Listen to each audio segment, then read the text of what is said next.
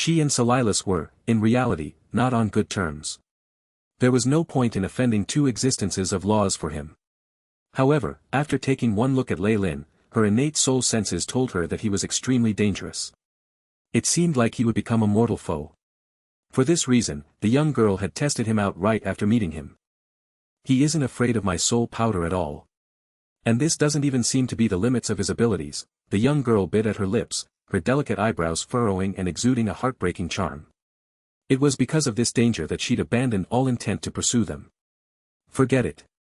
That stupid Silas will be right at the front lines if anything goes wrong. Let me see how many cards that Magus has up his sleeve. A sparkling moth's body trembled, producing a puff of dazzling powder, and the entire body disappeared as the dream demon secretly followed Silas. Damn it, Lei Lin. Are you crazy? Why did you attack our ally? Bodaka's huge body was tossed by Lei Lin onto the ground, causing dust to fly everywhere while he yelled and shook his head. You're the one who's gone crazy. Aren't you clear-headed yet? Lei Lin glanced at Bodak, suddenly punching his face using a fist covered in blood-red flames.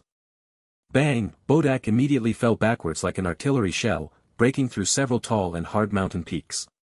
Damn it! You dare to hit my handsome face. I will fight you to the death. Ugh! Bodak shook his head, spitting blood out that stained his teeth. Of course, much more soul powder was spat out. He was first cursing everywhere and almost transformed back into his original body, but his expression soon changed. Fury turned into puzzlement, and then slight fear. Soul powder that could affect the true soul directly was better than any illusory spells. It was something that even existences of laws found difficult to resist. That darned moth actually tried to control me, one-eyed dragon Bodak, the prophet of the Ultron world and great scholar. I, who've traveled through numerous worlds and left behind numerous treasured legends, was almost controlled. Roar! Bodak yelled. The fear had been replaced by rage once more. For these existences of laws, small injuries were just losses of energy. With their limitless time, they could be healed, which was why this was no issue. However, the moment someone tried to interfere with their free will or even enslave them, what would be left was endless hatred. Dreamscape's Dream Demon Lord. I'll remember this. Bodak hatefully spat out some white air, but wasn't foolish enough to say that he'd immediately return. Evidently, he still retained some reason. He was a rank 7, while the other party was rank 8. On top of that, he still had a curse on him, and was now being pursued by another Lord of Calamity. Lei Lin, I'm sorry. At this point, Bodak obviously knew that Lei Lin was his true ally, and he could not offend him. This was especially when there were many things he needed to trouble Lei Lin with. Humph. Awake now. Lei Lin snorted, but found this situation strange. That dream demon is acting so strangely. She doesn't know us, but she suddenly attacked. And still, she didn't pursue us either. Did she notice something? Her strange behavior caused Lei Lin to think up all sorts of possibilities. However, he was interrupted by a prompt from the AI chip. Beep. Host's devouring talent has been used. Completely digested conscient of law. Host has obtained partial information regarding the law of charm. Host has obtained partial law of illusion. Host's illusion proficiency has been strengthened. Using his law of devouring, Lei Lin could absorb the powers of existences of laws, turning them into his own comprehension. Unfortunately, even a rank 7 who has evolved can't obtain more from those existences of laws. If I were to use the AI chip's terms, I haven't even obtained 1% of the law. That's even worse than the world of gods, Lei Lin sighed. There were obviously some things lost during the conversion of laws, but for Lei Lin, this was so low it was rage-inducing. Although that was just a portion of the dream demon's conscience, if this was a god in the world of gods he wouldn't have had trouble in forming a thread of divinity. The difference was more than tenfold. Even with my devouring law I'm in this situations. Things would be even worse for other existences of laws. Then again, if everyone can advance so rapidly, the Magus world doesn't need to send people over. It can just fight and devour as well as annihilate itself. Only the world of gods can be the true hunting grounds of Magi. Unlike how hard it was for Magi to comprehend laws, the divine laws in the world of gods were easy to acquire. They were learned quite quickly, so much so that devouring a god could allow one to obtain the complete comprehension of a law. That was the reason Magi were crazy over them. Meeting. With the attraction of the two world origin forces, and such immense benefits, it's no wonder the ancient final war was so intense. Lei Lin sighed inside.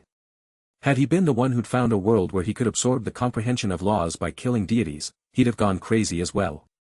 The fall of other magi and the suffering of the commoners was nothing in comparison. The reason why divine laws convert so easily. Is it because of the origin forces being compatible, or do they complete each other? At this point, Lei Lin was now beginning to believe the rumors more and more.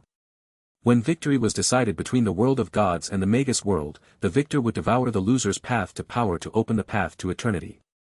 It's also possible that the Magus world and world of gods were a single body in ancient times, Lei Lin guessed. One had to consider why the rumors that gave rise to the ancient final war spread so widely. The ancient magi of laws and gods were no fools, and they would not do something without benefit. Unfortunately, the magi miscalculated how difficult the gods would be to deal with.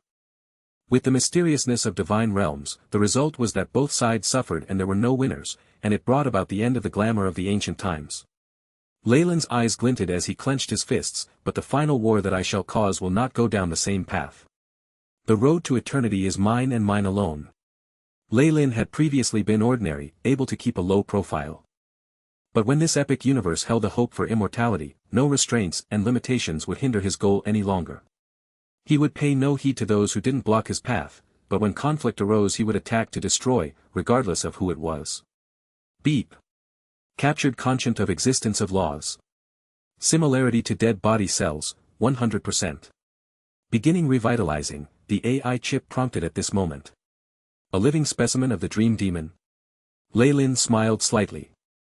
The dream demon's humongous body had merged with this land, so it was naturally possible to obtain her cells anywhere. However, research had shown that the shell left behind was but a pile of nutrition, devoid of laws. Only with the body and conscience together could a real living specimen be obtained. As he had been afraid of the dream demon, he had not laid a hand on the regular people with her parasites. However, after she had become hostile, Lei Lin no longer had any reservations. The AI chip quickly gave him good news. Revitalization successful. Host has obtained sample of dreamscape existence of law. Rate of analysis of world origin force quickened by 27%. There are differences between various existences of laws. Another sample will get here soon. Blood red light flashed in Lei Lin's eyes, and a red line opened up between his brows as a strange twisting force rippled in the air. Oh. Oh no, it's Silas. I sense that he's closing in. At the other side, Bodak began to cry out pitifully. The purple eyeballs on his body seemed to have sensed that their original owner was arriving, and they all began to wriggle about in a craze. They then exploded one after the other, causing Bodak to cry out. Humph, shut up. Lei Lin turned back, the red line between his brows opening slightly. Russell, something strange happened then. The purple eyes on Bodak seemed to be frightened by something, and abruptly shrank back. Bodak's cries quieted, and he watched Lei Lin with disbelief. This. Quiet. Don't you want to remove the curse? After activating the nightmare absorption bloodline, Lei Lin was akin to a king in Dreamscape. Dreamscape origin force was now hovering around him at all times, causing Bodak to unknowingly close his mouth. Return to where you came from. Lei Lin chanted in an ancient tone. Threads of Dreamscape origin force descended, forming blazing red runes that disappeared into Bodak's skin. The purple eyes quickly retreated due to these runes, eventually forming an exquisite purple eye sealed by a ring of fiery red on his back. That's it. Bodak waved his arms around, looking stunned. A curse formed of malicious intent from a lord of calamity who massacred hundreds of millions of living souls was sealed so easily. The whole process was simple, to the point that Bodak felt he was dreaming. Upon seeing this, Lei Lin nodded slightly, suddenly coming to an understanding. As expected. I guessed right. As long as it uses dream force as a base, anything can be suppressed by my nightmare-absorbing physique. Even if it was a lord of calamity with powerful laws of calamity, if he was still in essence a being of Dreamscape he would have to survive using Dreamscape origin force. That would mean that he could be suppressed by Lei Lin's bloodline ability. This suppression seems quite terrifying. Lei Lin looked at the world origin force hovering around him, and the slight attention from the world will. If this were a rank 8 existence from another world, even though I might be confident in defeating them in Dreamscape, chances are they'd escape. However, if it's a lord of calamity.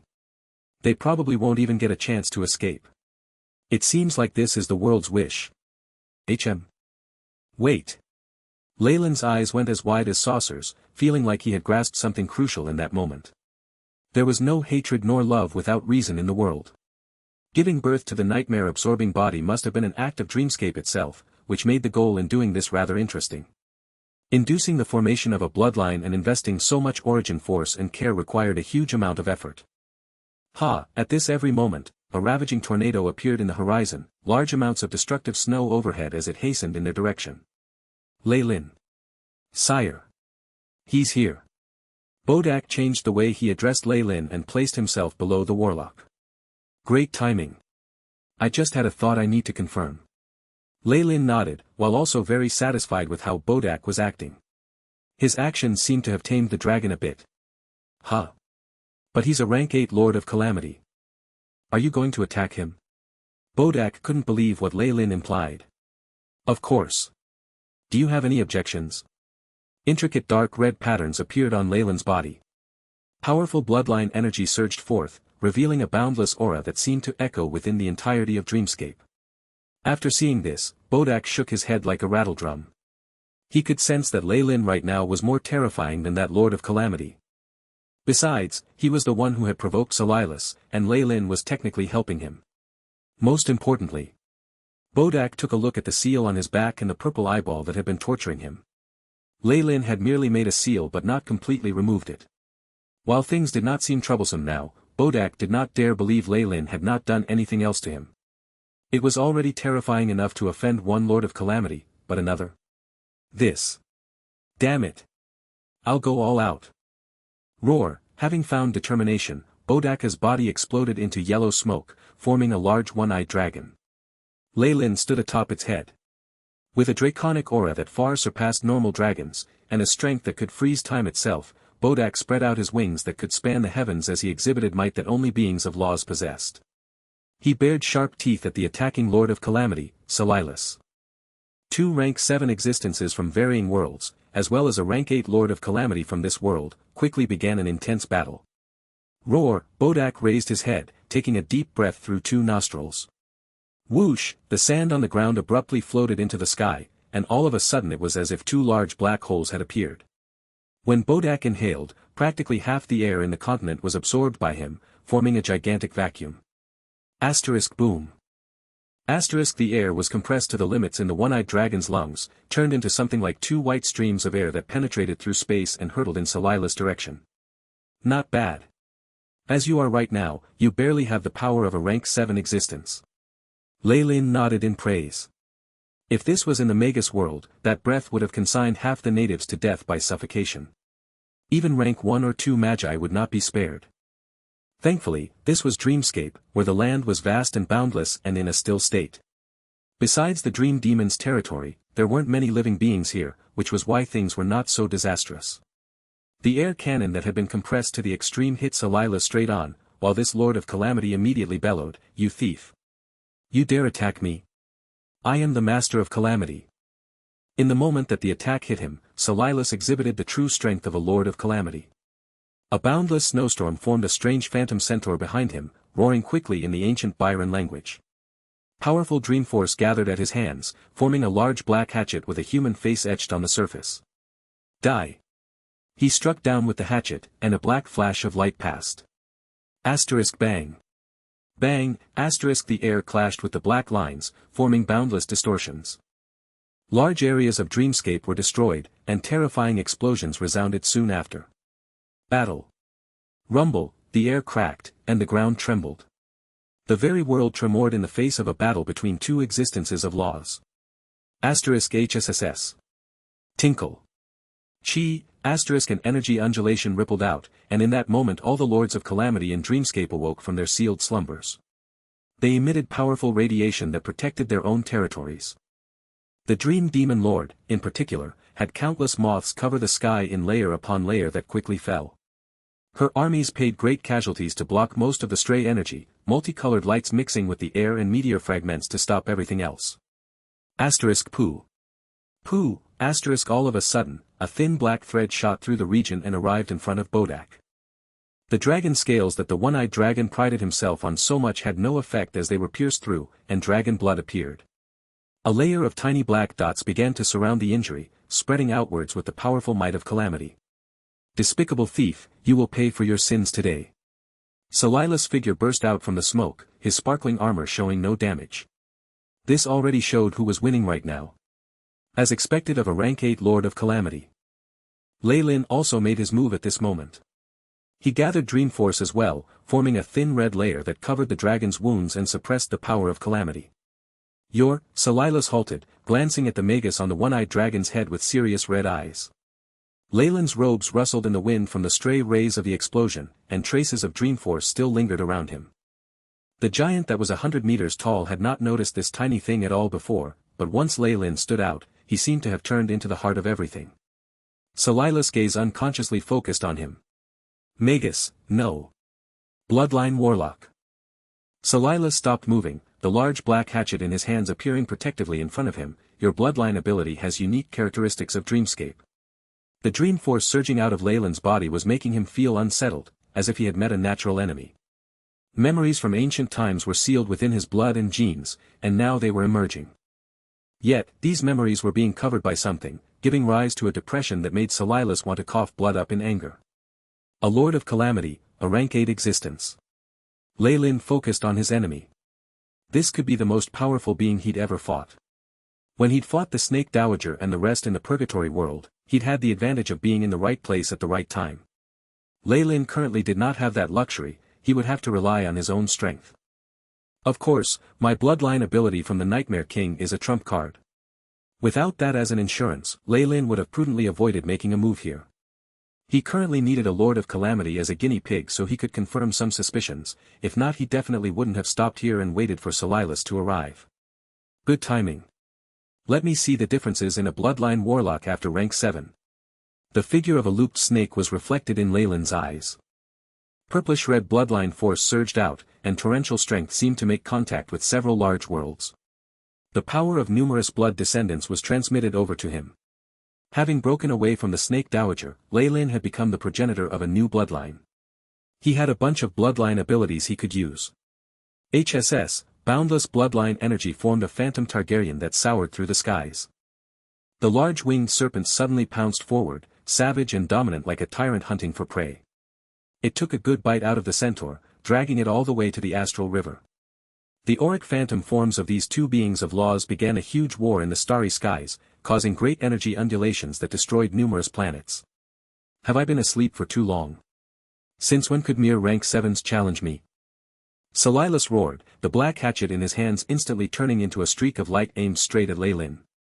I am a Lord of Calamity.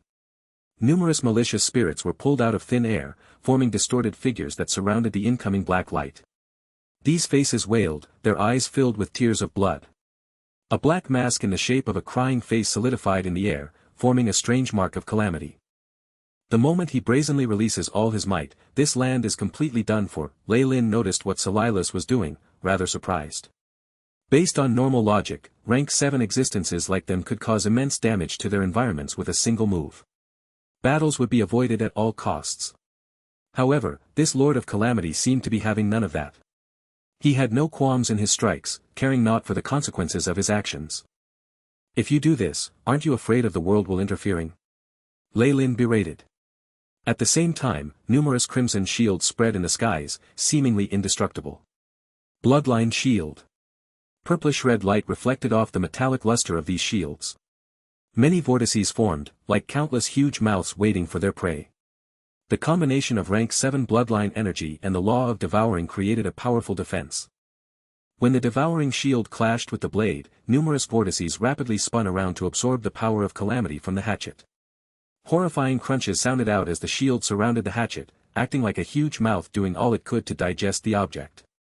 What's a world will to me? Salilas laughed maniacally. His views seemed to be different from those of the Magi, as red light gained in intensity on his helmet. Break! A great rumble resounded as the numerous crimson shields shattered. While the law of devouring was exceptional, it was currently put up against a rank 8 being. The burden being too great, it could hold on no longer. Once the bloodline shields were eliminated, the hatchet of calamity also seemed to have used up all its strength. It gradually disappeared. Warlock, I admit that your power is not bad amongst rank 7s. No. Of the worlds I have traveled to, your ability is at the top. But so what? Can your law of devouring overpower mine? Silas chuckled madly, a black knight's halberd appearing in his hands. The spear point blazed with terrifying flames, while the battle-axe glinted with light. The sharp teeth on its side seemed chilling, able to pierce through the void itself as great power of laws lingered around it. It'll be difficult to fight the accumulated strength of a rank 8 existence, especially if he doesn't just use the law of calamity. But then again, if he can even say something like, "What's the world will to me?" It seems like the path they walk goes against the world will. Leyland's eyes flashed with understanding. This was actually rather easy to comprehend. Which other world forced their beings of law to this point, causing them to seal themselves in and reduce their energy consumption, unable to escape? One would have to oppose the world will to warrant such treatment. It might also be due to the unique environment here, leaving them with no choice. Leyland now felt like he had a better understanding of Dreamscape now. Lulu, at this moment, a victor had been decided between the giant snake and the centaur. The tall centaur roared, ruthlessly kicking at the neck of the Targaryen. The winged serpent also opened its mouth, leaving behind an injury that allowed one to see bone at the centaur's chest. The Targaryen disappeared unwillingly amidst its last struggles, leaving behind a centaur with injuries all over it. It thundered out, "SKSKLGNLSDGNL," the words translating to, "I am the King of Calamity." You've seen it, haven't you? Your power loses completely to mine. Silas raised his head proudly, "Admit defeat, and I can consider letting you go. Unfortunately, you and I both know that's impossible." Leyland answered nonchalantly, caressing a cross blade that appeared in his hand. The weapon blazed with crimson light. If he'd planned on peace from the start, Leyland would at least have forced Bodak to hand over the Swallow gem, seeing if it was possible to calm the fury in the Lord of Calamity's heart. Instead he'd attacked at the very beginning, which meant he wasn't going to be benevolent. Don't forget me, the gem thief from the boundless world, one-eyed dragon Bodak. The one-eyed dragon Leyland had mounted flapped his wings, snorting out a terrifying dragon breath. In normal worlds this breath alone could render entire species extinct, but things were fine here. As the three beings of laws went all out in their attacks, the surroundings were completely destroyed. The space around them grew disordered, and the ground disappeared into grey fog of primal chaos. Large amounts of the power of laws spread everywhere in this region, the horrifying radiation destined to make this a dangerous land of Dreamscape. Once the dragon breath was launched, Bodak's mountainous body pounced agilely towards Silas, forming a straight white line in the vacuum. "Kiki, coward, you've finally gotten the courage to face me?" Silas chuckled madly, the blizzard above his body becoming more concentrated. "Unfortunately, that's all useless." He leant over and aimed at the one-eyed dragon charging over, boom. Unsealing. With Bodak himself having a terrifying body at rank 7, this explosion was massively powerful. Simply put, such a strike aimed at the Magus world would likely be a disaster on the level of an asteroid hitting the Earth. The entire surface would be decimated, and perhaps even the subterranean world would be affected. However, Bodak was surprised to see Silas grip his wings with both hands, the Lord of Calamity's large body as sturdy as a rock beneath a waterfall. It was like someone stopping a full-speed train with their bare hands. "Kiki, that wasn't all that powerful. It just hurt a little." Silas snickered, and it brought an ominous feeling. Bodak found himself sent flying, and a number of his bones cracked as he coughed out nearly an entire ocean's worth of dragon blood. "Is that so? Then how about this?" Making use of Bodak's charge, Leyland had arrived in front of Silas. He pierced the crimson sword in his hands into Silas' armor. Clang! With Leyland's body size, the sword in his hands wasn't even comparable to a toothpick in Silas' eyes. However, this very toothpick had left a red spot on his armor. Ka-cha. Ka-cha. It was like some chain reaction had been triggered. Black cracks spread in all directions from the initial point of contact, soon covering the entire armor. Blood-red flames crackled as they broke up even that blizzard. The dark red light caused the armor on Silas' body to explode inch by inch, revealing his original form. That armor is used to seal my boundless might." Silas thundered. Sensing immense danger, Leyland retreated without hesitation. Rumble. Asterisk an aura 10 times more horrifying and evil than before exploded forth, causing the world to freeze for an instant. The destructive snow roared, but it could do nothing against this immense figure. The huge tornado dispersed, putting out the blood flames and revealing Salilas' body. He had shriveled limbs, tanned skin, and a slender body. He smelt of decay, like this was the body of someone who'd starved to death. His bones were joined by a mere layer of skin, all that kept him moving. Yet, this body that seemed more withered than a mummy's was emitting an exceedingly terrifying aura, showing off the true power of a rank 8. It caused Lei Lin to turn serious. His main laws should be calamity and decay. I was wondering why he looked so strange. He seemed quite frail. So that was because of that seal. Lei Lin looked at his own palm. Although it had only made contact with Salilas through the bloodline sword, a layer of old and dead skin had already appeared on his hand, losing all luster of life. The power of decay within his palm was the most poisonous of curses, spreading unceasingly as it mixed with the strength of calamity. Most rank 7 existences would find great trouble just dealing with this contamination. Lei Lin clenched his fists, and purplish-red flames emerged to burn the dead skin to nothingness. New vibrant skin grew out from the flames. Hee hee. Salilas is truly angry now. That's good. Let me see what trump card you have then, Magus. A moth with colorful phosphorus powder on it appeared in the distance, carrying the conchant of the dream demon. The anger of a rank 8 Lord of Calamity is not so easily calmed. Soul powder filled the area, carrying a special power of laws that prevented the moth from being affected by the battle. However, at this moment, Salilas' withered soul red eye gazed in her direction, bringing with it immense hatred. Scram. Salilas, your improvement exceeded my expectations. The moth emitted faint undulations from the conchant before a trace of decay rotted it into ashes. Such was the true might of a rank 8 existence. The charming girl within the dream demon's land did not send out another scout. After all, the fury of someone on equal footing with her was troublesome, especially a berserk Lord of Calamity. A visit to her lands would leave her territory in complete shambles. And that was the situation with the rank 8 dream demon. Facing Salilas head-on, Lei Lin was under even more pressure. I've long since heard that evil gods of Dreamscape are extremely powerful beings, which is why they can sweep through numerous worlds and leave behind a resounding reputation for themselves. Lei Lin could sense the space around them being frozen, as darkness, calamity, and decay gathered to form the traces of a path to power. Lei Lin could not help but reveal a bitter smile. An evil god, a lord of calamity of Dreamscape, definitely surpasses the dignitaries from the purgatory world when unsealed. This was Lei Lin's newest estimation. Rank 7 existences of laws could contend with lords of calamity for a moment, but would fall eventually. Even their true souls would rot away. I am the master of disaster, holder of the power of decay. At the end, all beings will wither away in the river of space and time. Salilas chanted hoarsely with his dry throat, a terrifying bony hand grabbing forth in Lei Lin's direction. Decay. Disaster. Terror. Streaks of the power of several laws appeared to form malicious claws by Lei Lin's side. These claws seemed to sing praises of Salilas, chanting along. This was the power of faith Salilas had gathered from fear. Lei Lin didn't doubt in the least that, with these accumulations, Salilas could become an intermediate god in the world of gods in one go. Gur, in the face of the attack of a rank 8 existence, Bodaka's snarls seemed exceedingly weak.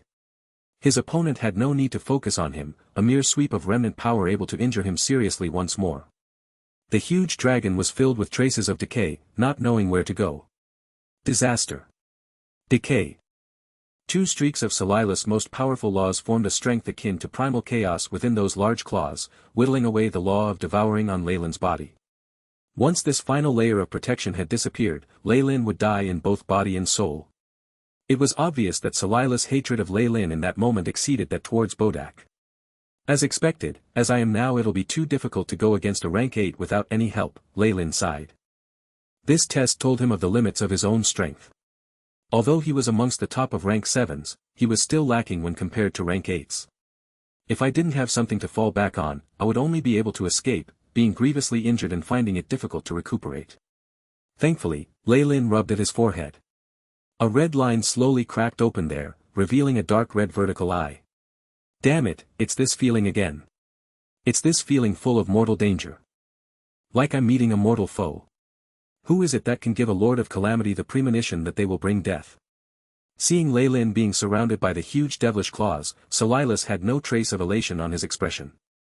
On the contrary, his dried-out and malicious face was filled with madness. The feeling of mortal malady that he'd felt today had caused him to enter the peak of his power without reservation. However, be it that wretched dragon or the rank 7 warlock, they were both ants in front him, one merely a little bigger than the other. Now, however, his keen true soul of laws was trembling, the feeling of danger intensifying tenfold. This hinted at the attack of something dangerous. Who exactly is it? A sharp cry immediately pierced through the skies. Rumble, bang, as if in answer to his snarls, the devilish claw formed of laws exploded, revealing Leyland's figure. Buzz, the surroundings that had been ravaged by the battle, but dense black clouds suddenly gathered in the skies. It covered the luster of the astral plane and the other worlds, the destructive snow intensifying in its power tenfold. The entire dreamscape seemed to awaken in this moment, placing its powerful focus on this area. The world will. Did you think I'd be afraid? Large amounts of dense black smoke rose from Salila's body, forming a strange screen that blocked the destructive snow. Dreamscape's world will did not react at all, like a supreme master watching silently from above for eternity. The dreamscape origin force that had been weak suddenly surged in strength, yet it didn't answer Salila's summons as it gushed in another direction. The warlock from before. It's you. Salila's withered eyes suddenly opened, seeing the figure walking out of the ocean of origin force. He would never have imagined that the world origin force would favor this warlock more than it did a lord of calamity. Asterisk boom. Boom. Boom, asterisk tremendous footsteps sounded as a large figure walked over slowly. He was only half a head shorter than the over 100 meters tall Salilas. He had a perfect body, with each shimmering muscle incomparably faultless. Intricate dark red patterns filled his body, like an exquisite armor. A blood-red vertical eye opened up on the faces of both the handsome being and the warlock, bringing with it a ruthless cold will. Most importantly, the dreamscape origin force that was like a sea lingered at Leyland's side, rolling on in waves. After being controlled by Leyland, it was extremely tame. Divine punishment. A sea of world origin force surrounded Leyland, carrying dreamscape's will. The world seemed to abandon Salilas, instead suppressing him with ill intent. This, Salilas was stumped. Very soon, remnant ancient memories and his fear of dreamscape brought him back to his senses. It wasn't long before the veil of mystery was removed, this unique power. It comes from the Nightmare King. You've inherited his powers, the nightmare-absorbing physique that even lords of calamity dread. Power that all sovereigns dread, Leyland understood this vaguely, as he accepted the faint excitement of the world will along with the endless origin force. Yes. The bloodline that all lords despise. You're dead. Black smoke arose from Salila's nostrils, many contorted faces writhing within as they wailed and cried.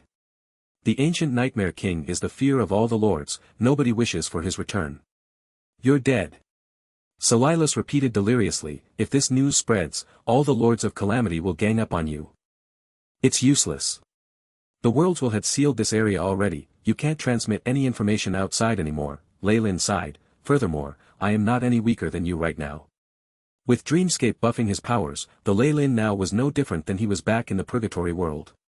No, he was even stronger than before. He was already a rank 7 warlock. The nightmare-absorbing physique was extremely demonic on its own, and with the support of Dreamscape origin force his pure strength alone put him at rank 8. He surpassed the Lords of Calamity. Leyland sighed, striking out suddenly. The destructive snow formed a sword in Leyland's hand, and he slashed at Salilas. Destructive snow was a weapon Dreamscape used to weaken and punish the Lords of Calamity. Now, Leyland was merely using it to exact punishment on behalf of the heavens. You vile gods have willfully seized the world origin force. I represent the heavens themselves in your annihilation. The snow had converged into a broadsword, the intent of annihilation gathered upon it. Leyland braced himself as he swung the sword downwards, speaking a forbidden chant by instinct. The powerful sword had repelled the black mist, allowing Leyland to see a face riddled with fear and surprise. That same instant, Leyland saw the truth of the past. The nightmare-absorbing physique is the adored child of Dreamscape. However, a world would never do something so senseless. Why did Dreamscape create this? That was a question Leyland had always sought the answer for, and now he'd finally got one. What would happen if beings of laws were brazenly taking the world origin force without regard? The Lords of Calamity were a good example, they would be suppressed by the world's will and have their dream force weakened. Destructive snow would form a natural disaster around them, proving that the world will wanted them dead. Even a magnanimous world would be infuriated by a bunch of greedy rodents. However, beings of laws were far too powerful. Even with the suppression of the world will through the destructive snow, as well as the disconnect from world origin force, the Lords of Calamity managed to seal themselves into safety. However, the world's will could not do the same. It couldn't bear weakening itself for extended periods of time, and had to stop and revive its origin force. It gained nourishment from other worlds. To Dreamscape's world will, the Lords of Calamity and evil sovereigns were like blood-sucking parasites. Unable to bear it any longer, it gave birth to the nightmare-absorbing physique. In this gamble, Dreamscape did not withhold any authority or power, giving birth to an executioner to get rid of these parasites. Hence, every Nightmare King bore the burden of purging unwanted parasites on Dreamscape, in order to protect the peace and balance. Greed without restriction will only bring about chaos and destruction. After he understood this point, killing intent welled within Lei Lin. His bloodline itself was an embodiment of these lords' nemesis. It was do or die, there would be no negotiations between both parties. Lei Lin, who wanted to use Dream Force to absorb laws, would definitely benefit after slaying a Lord of Calamity. His comprehension of laws would be boosted, and the world will itself would give him greater authority. You must fall here today. After clearly understanding his own killing intent and paving the path for his future, the power that surrounded Lei Lin had suddenly reached a new height. Rumble, bolts of black lightning tore the void apart, isolating everything within a cage. This lightning wanted to kill the ferocious prey within, a powerful existence that was rank 8. No. I am a Lord of Calamity, one who holds the power of decay. I'm near peak rank 8, how would I just perish here? Silas roared as he raised his bony hand and attempted to deflect the black lightning. Asterisk boom. Bang. Flash, asterisk the world origin force roared, and turned into waves of destructive lightning that crashed down under Lei Lin's control. Every bolt could severely injure a rank 7, but it had taken 5 to 6 strikes to merely shatter Silas' left arm. A strange black current of evil gas wrapped itself around the wound, not dissipating. Many droplets of thick yellow blood fell to the ground suddenly, giving rise to black smoke. It seemed to form a strange embodiment rather like rotten mud, and wails and screams sounded as they tried to escape. Lei Lin's brows furrowed, and the black lightning streaked past him and destroyed these abominations. One droplet of a rank 6 Magus could already carry independent thought and even spiritual force, not to mention rank 7 and above. Having suffered grievously with his left arm shattered, Silas was weakened by layers of destructive snow, his dream force growing feebler and feebler. Damn it! Damn it! Out! Come out! Silas waved his stump of an arm against the lightning and snow. Fight me openly and aboveboard. How can I, Silas, die to such a wretched thing? Stop being a fool. Lei Lin's voice rumbled throughout the sky. A victor will always be victorious. My style of engaging enemies is to scheme and not fight with bronze. By using the smallest price in exchange for the largest benefit and outcome. Your value is meaningless against it. Meaningless. Meaningless. Meaning, the thunderous voice reverberated across the sky amidst the black lightning and destructive snow. Silas' eyes had now held an even more frenzied look. Meaningless. Silas calmed down immediately, and the atmosphere turned even more sinister. Even so, I will demonstrate the final power that a Lord of Calamity holds. Asterisk rumble. Rumble, asterisk warts began to appear and float on the surface of Silas' skin, causing his bony body to become extremely swollen. Over time he turned ball-like, his skin stretched to its limits as it showed signs of ripping apart at any moment. The aura in the air was extremely unstable, yet it converged around Silas' body. This shape, does it want to? Lei Lin's expression changed. 9 chains of laws were like razor-sharp blades as they pierced into Silas' body. This corrosive attack was actually prepared for my enemy, the Lord of Despair, but now, a low growl appeared from Silas' body and it began to rumble louder. Asterisk crack. Crack, asterisk a grey ripple began to appear on Silas' body before his body exploded. The iron chains which came into contact with the grey ripples began to corrode, sizzling before they turned to fine dust with the explosion. The frightening explosion did not stop, touching the destructive snow along with the prison of black lightning. What happened? Why did the worlds will seal that area? The many lords and sovereigns sent their conscience or even their avatars, but before they could exchange a few lines, a radiant flash from an explosion was leaked from the sealed area. The conscience and avatars of these existences were wiped completely due to the destruction. The final decay. Has Silas gone mad? Not good. Leave, quickly. Even those who were quick to dart away and escape were eventually caught up to by the flash of radiant light, and they could only perish after leaving behind their furious bellows. Lords! Save us! The Dream Demon's land was the closest to the explosion, and received the greatest collateral damage. 60% of the natives there had died in an instant. We have to move. The girl that the Dream Demon had possessed clenched her teeth.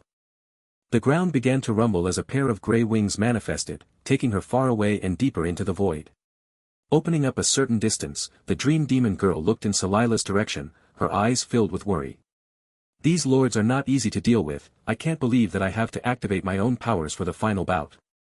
In the heart of the explosion, the radiant rays were repelled by dark crimson runes on Leyland's body. It cost a lot of origin force, but since he was linked with the world he spent it without feeling the pinch. Once the explosion rippled away, blue light flashed in Leyland's eyes. A giant figure stepped forward as the surrounding scene changed, like he was teleported to a different dimension. In it was a gigantic black skeleton. Annihilation. Leyland looked at the blackened skeleton in front of him, focusing on the abyssal red flames within its eye sockets. I told you you'd definitely perish here today, he said slowly, as if stating a fact. Ha ha ha. Nightmare Warlock, I curse you in the name of calamity. Black teeth clattered, sending spiritual vibrations from the depths of Silas' true soul. You showed your final corrosive attack, but after that all you have is this feeble curse. What a disappointment. Leyland brought his hand down against this surging curse power. Asterisk crash. Asterisk all the world origin force in Dreamscape surged violently, becoming endless destructive thunder. Powerful arcs of lightning swept across the area, exterminating all traces of the curse's power. Asterisk swish. Swish, asterisk the moment the curse was broken, Leyland and Silas both executed their moves. The two transformed into endless glows that crossed the speed of light in their intent to kill. The entire space seemed to distort in a single moment. In a fraction of a second, they'd exchanged hundreds of blows. Silas' laws of calamity and decay constructed a black skeletal structure whose rigidity far surpassed all the metals in the world. It was enough to calmly bear the indiscriminate bombing of destructive thunder as if nothing was happening. Red runes appeared intensely around Leyland's body, blooming with bright light. They formed an indistinct crimson armor as the entirety of Dreamscape's world origin force roared. Before Dreamscape itself was consumed, the defense of his armor would not be broken. Even if it sustained damage, it would repair itself rapidly. Asterisk ring. Ring. Ring, asterisk the two reached the limits of speed in a flash, disappearing from Dreamscape to arrive at a strange place. Time and space were slightly distorted in this region, a vast glowing river of space and time flowing beneath them. Is this a region close to the spacetime river? Only a place such as this can withstand our wrath. It is more than suitable to serve as your burial ground. Asterisk crack. Crack, asterisk Leyland's chest was scratched by a black skeletal finger. The crimson armor fell apart at once, but was immediately restored to its original unblemished form. Tens of strikes upon the Dreamforce armor dimmed the red radiance within Silas' skull, and the black skeleton began to crack. Fights between beings of law come down to a contest of inside information and origin force in the end, It looks like I need to put making origin force weapons on my schedule, Leyland gravely faced his opponent. Even though he had traded blow for blow, his consumption of origin force had reached a terrifying level. If it wasn't for Dreamscape footing the bill, perhaps he would have exhausted all his resources already, and even his soul would have been sucked dry. Now however, backed by the support of Dreamscape, Leyland had forced the Lord of Calamity Silas to an impasse. Beep. Origin force imitation weapon has been constructed. Correcting orbit. After trading blows hundreds of times, the AI chip had captured the orbit of Silas' movements. Dreamscape roared, and a misty green sword directly appeared within Leyland's grasp. Using concentrated origin force as a weapon was not something that Leyland had envisioned, this could only be considered to be a prototype. Ashes to ashes, dust to dust. Your glory came from Dreamscape, and unto Dreamscape you shall return. Leyland chanted in a low voice, thrusting his long sword in a strange arc. Clang, in an infinitesimal moment, the green origin force longsword momentarily weaved through Silas' defenses and pierced into the center of his skull. This was the main focus of Leyland's attack. Faint cracks had long begun to appear on the skeleton, but now it exploded even more violently. The clanging sound seemed to start a chain reaction, and finally the black skeleton was blown apart. Pieces of the skeleton continuously crumbled without end, becoming fine powder that was melted away by the destructive snow. No, how could I fall here? I, Silas, am a lord of calamity, the monarch of decay. After his body was finally destroyed, the red spark of a true soul of laws emerged from the endless explosion. It was filled with the power of laws of calamity and decay. Breaking away from its mortal shell, the true soul of laws now became even more powerful. It suddenly burned up, its form momentarily expanding to become a star that burned with white heat. The massive star was in upheaval, and it suddenly rushed towards the river of space and time. The vast and mighty river itself was a little attracted, emitting a strange inwards force. You're already dead, your time has ended. Stay, Ley-Lin naturally would not allow Silas to slip away from his grasp. In his current form, he had taken the initiative to throw himself into the space-time river. He could perhaps accumulate energy over a few thousand years, allowing himself to revive. A phantom Targaryen roared from behind Leyland's back.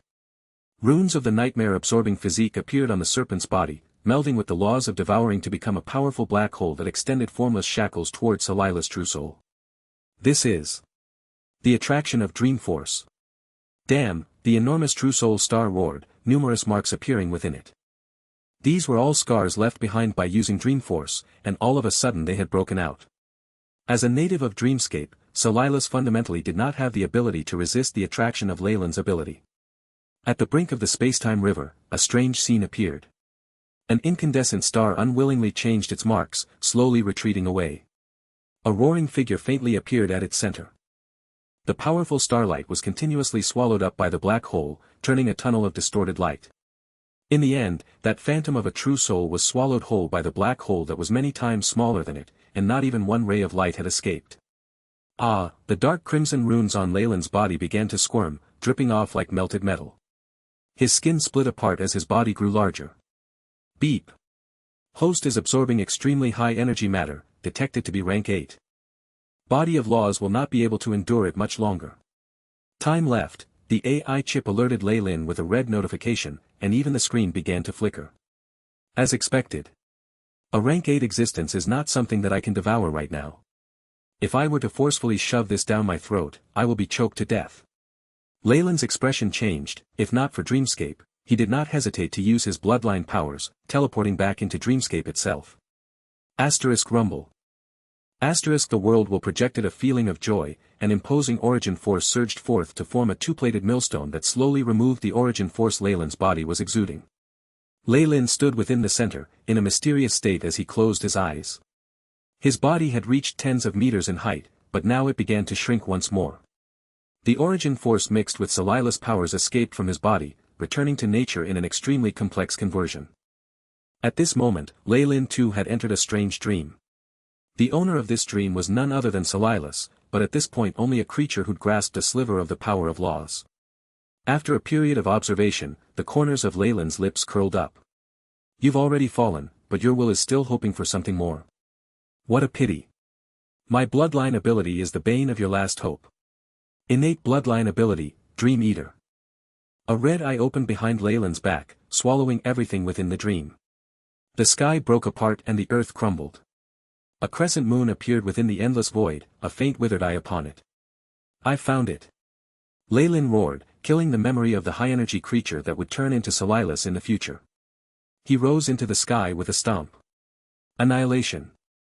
A punch that carried massive destructive power struck the crescent moon, attacking with origin force. Under a howl of utter despair and anguish, the blood-red moon exploded, and the withered eye within shattered as well. The dream now shattered, Ley-Lin absorbed it 10 times as fast. By the time Leyland's consciousness returned to his body, he looked like a normal human being once more. Beep.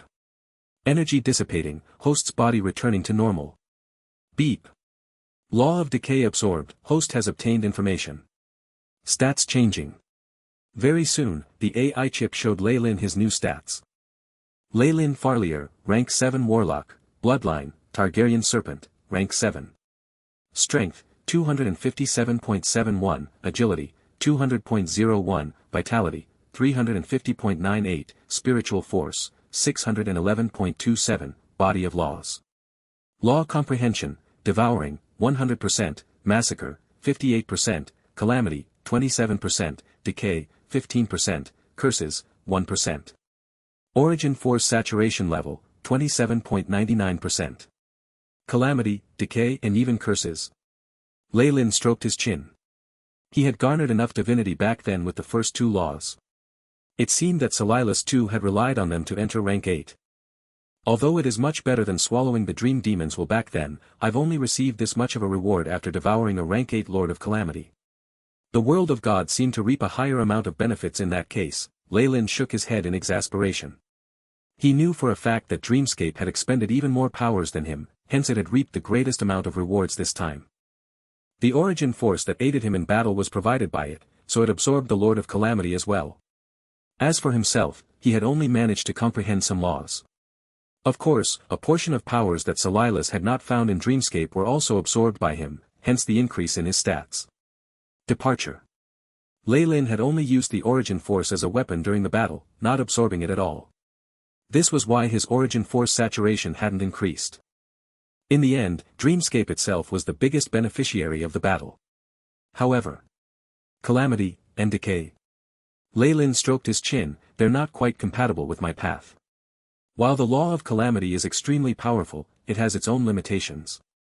Decay has more potential, after all there are aspects of time within it. However, my comprehension and analysis of this law isn't too much. Now that he'd set his own path, Lei Lin wouldn't change it easily. These laws weren't very compatible with him anyway. Something high, more, even more, Dreamscape projected an intent to Lei Lin, sending information to the bottom of his mind intermittently. At the same time, Lei Lin felt that his connection with the world had become even more closely knit than before. The origin force that he could control had also increased. Even more. He raised his hand, and a small thread of weakened dream force emanated from his finger. Suddenly, the dream force shuddered and the color turned denser, before a stronger wave of energy radiated from his finger. I gain increased authority from Dreamscape, as well as the ability to control its crests and troughs. It should only be limited to my own powers, if not the power would be too inconceivable. Lei Lin sighed. After slaying and sacrificing a Lord of Calamity, he had indeed obtained many benefits from Dreamscape. At the very least, the dream force which was a part of his power had increased. Furthermore, if this power could still be increased, and he could also control the extent of dream force that the lords could muster, it was akin to having another killing move against them in the future. Powering his own dream force to the peak and weakening his opponents. It would be a sight to behold. Not only that, the world seems to be starting to recover. Lei Lin acutely felt that Dreamscape was now different than before. Originally, Dreamscape was like a large withering tree.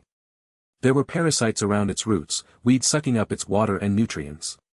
But now that Lei Lin had slain a Lord of Calamity, the tree had finally gotten a break. It felt like Dreamscape had regained some of its vitality. A pity. It's only a little better. I need to kill at least 5 or 6 more to completely revitalize it. Lei Lin inhaled a deep breath after arriving at his own estimation. The harm that these lords had done to Dreamscape was beyond terrifying. Dreamscape survives on absorbing the dreams of intelligent beings of the astral plane. The Lords of Calamity pilfered its origin force on the same basis, stealing the foundation of its strength. A world would not be able to bear even a rank 8 existence for so long, leave alone an entire bunch of them. Only now did Lei Lin begin to understand Dreamscape slowly. If he was a monk at his own home, having unwanted guests who constantly took his belongings would make him want to kill them. How are you, Bodak? Lei Lin came to the chaotic borders to find the one-eyed dragon sprawled on the ground. Bodak's body had been shattered, revealing his heart and internal organs. However, his consciousness was still rather clear, and critical areas had already started to mend themselves. If not for the surrounding powers of decay and calamity, he would have recovered even more by now. From this one could see the terrifying vitality that Laws possessed. I'm alright, Your Excellency Lei Lin. Bodak looked up at Lei Lin in a reverent gaze, but Lei Lin's brows furrowed. A slit appeared between his brows to reveal a red vertical eye that devoured the laws of calamity and decay from Bodak's body. Rumble, with Lei Lin's help, Bodak soon returned to being a middle-aged one-eyed man. He looked at Lei Lin, his Adam's apple trembling as he stuttered out, "Look, Lei Lin, Your Excellence. Does you coming here mean that you beat Silas into retreat?" Even if he'd witnessed Lei Lin's prowess earlier, Bodak would not dare to dream otherwise. Bodaka's understanding told him being able to beat the Lord of Calamity into retreat was already a good end. Lei Lin smiled as he chose to speak the truth. No, he's dead. He won't be troubling you anymore. He's dead. Bodak racked his brains, the great arcane.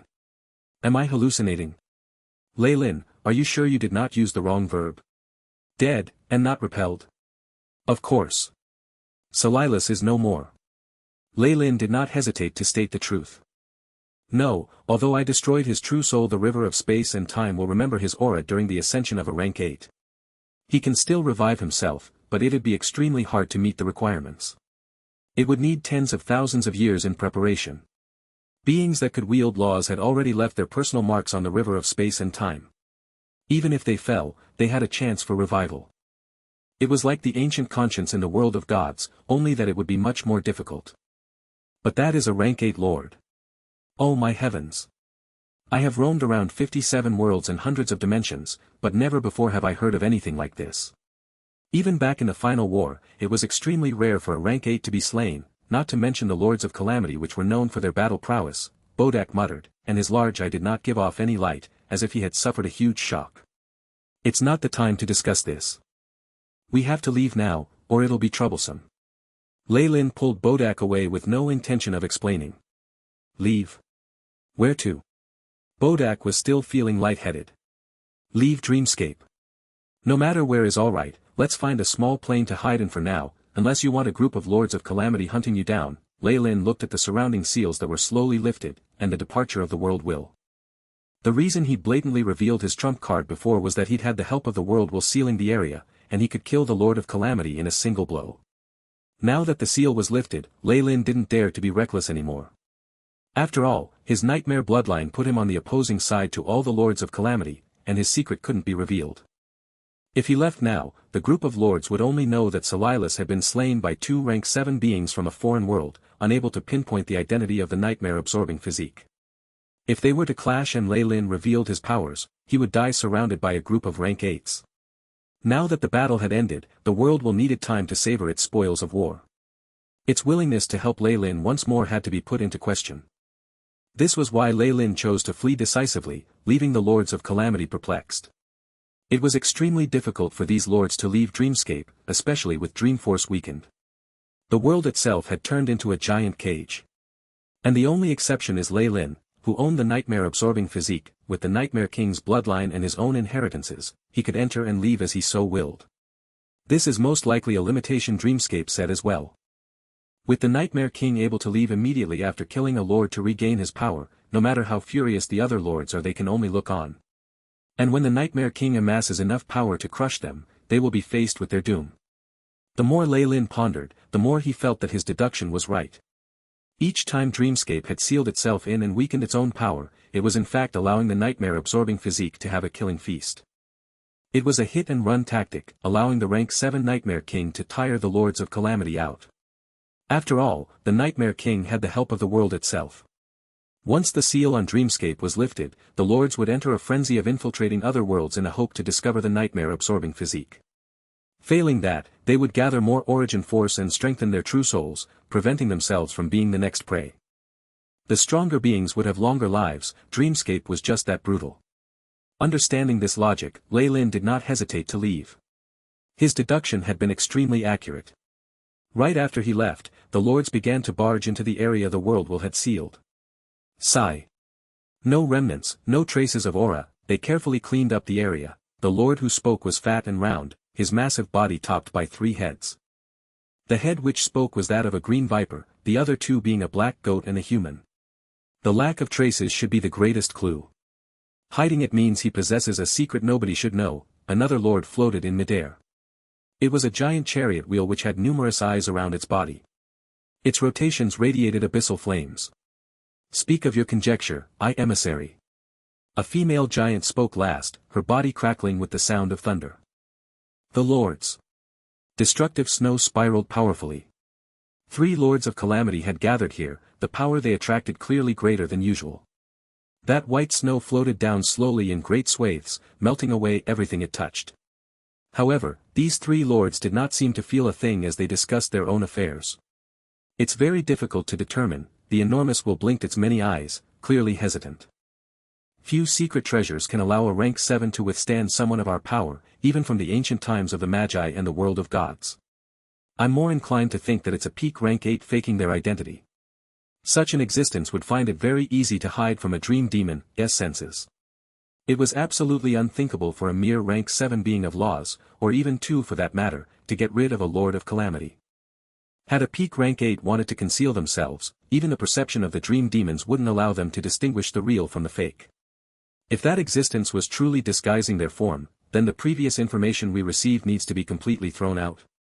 The human head of the three-headed monster asked. This is actually the best-case scenario, the emissary said coldly. Silas falling due to his vengeance and hatred would actually be the best-case scenario. Then, what is the worst-case scenario? The female thunder giant asked. Don't you feel like the situation is very familiar? Especially the interference from Dreamscape itself. As the emissary spoke, destructive black lightning streaked past the horizon. You're saying? The one whose bloodline we collectively cursed. The three-headed monster hesitated in its words. That's impossible. The female thundergiant's eyes grew intensely agitated, the sparks undulating along her body revealing her anxious heart. You don't know the price we paid for it. We sacrificed the souls of 7 great worlds, and only motivated the last Nightmare King into depression due to the sacrifice of the Monarch of Despair. It was after all that he thought of ending his own life. If it wasn't for the fatal flaw in the Nightmare King's psyche and true soul, our plan would never have succeeded. The Nightmare King finally chose to use the world of God's protective sphere and ended its life there. The inheritance of the nightmare-absorbing physique ended there. The female thunder giant roared, yet now you're telling me that the Nightmare King has returned. Did he crawl back out from the world of gods? The giant grew more and more emotional as she spoke, her voice trembling faintly. It was clear that her fear for the previous Nightmare King was limitless. After all, he'd killed over a dozen Lords of Calamity, a powerful existence at the peak of rank 8. It's only speculation, the enormous figure of the emissary trembled as well. It was clear that he'd remembered those bitter times unwillingly. However, there are other ways to sway Dreamscape's conscience. A peak rank 8 existence can easily conceal itself against it, he added finally, it's still only a possibility. In brief, the Nightmare King has already left Dreamscape. We must wait until the World Origin Force lifts the seal and Dreamforce recovers before we can venture out of Dreamscape to investigate. The three-headed monster's black goat head said, before that happens, to avoid discovery, shall we combine our seals together? Endless power of dissolution, the black goat's egg of rippling decay. Your suggestion is very good, but it's a shame that I can't trust you. The female thunder giant shot a glance at the three-headed creature. I have other allies. Even if I wanted an alliance, I would never think of joining with you. You had better give up on this. No, Molina. I'm so crazy about you, the three-headed monster howled in anguish, the human face in the center seemingly on the verge of tears. This proposal is very good, let's transmit it to all the other Lords of Calamity. Let them cast their votes. Give up. Even without Silas, I would never love you. The female thunder giant suddenly turned into lightning and streaked off to the end of the horizon. Only the three-headed monster was left behind, incessantly bellowing in rage, Aya. Damn you Silas, I'll kill you. Even if you revive, I'll kill you once again. Time passed. Ley-Lin had returned to the Magus world once again, currently at his laboratory. The experiment table had not changed in the slightest. The flame at its side still continued to give off light and heat, as if Ley-Lin had only left for a brief moment. In that brief moment, however, a Lord of Calamity had died at his hands. If news of this got out, it would surely shake countless worlds. However, that would be accompanied by the spread of Ley-Lin's name. The Magus world would face the retaliation of the other Lords of Calamity. Although the subterranean Magi of Laws had the ability to resist the attack, the surface world did not.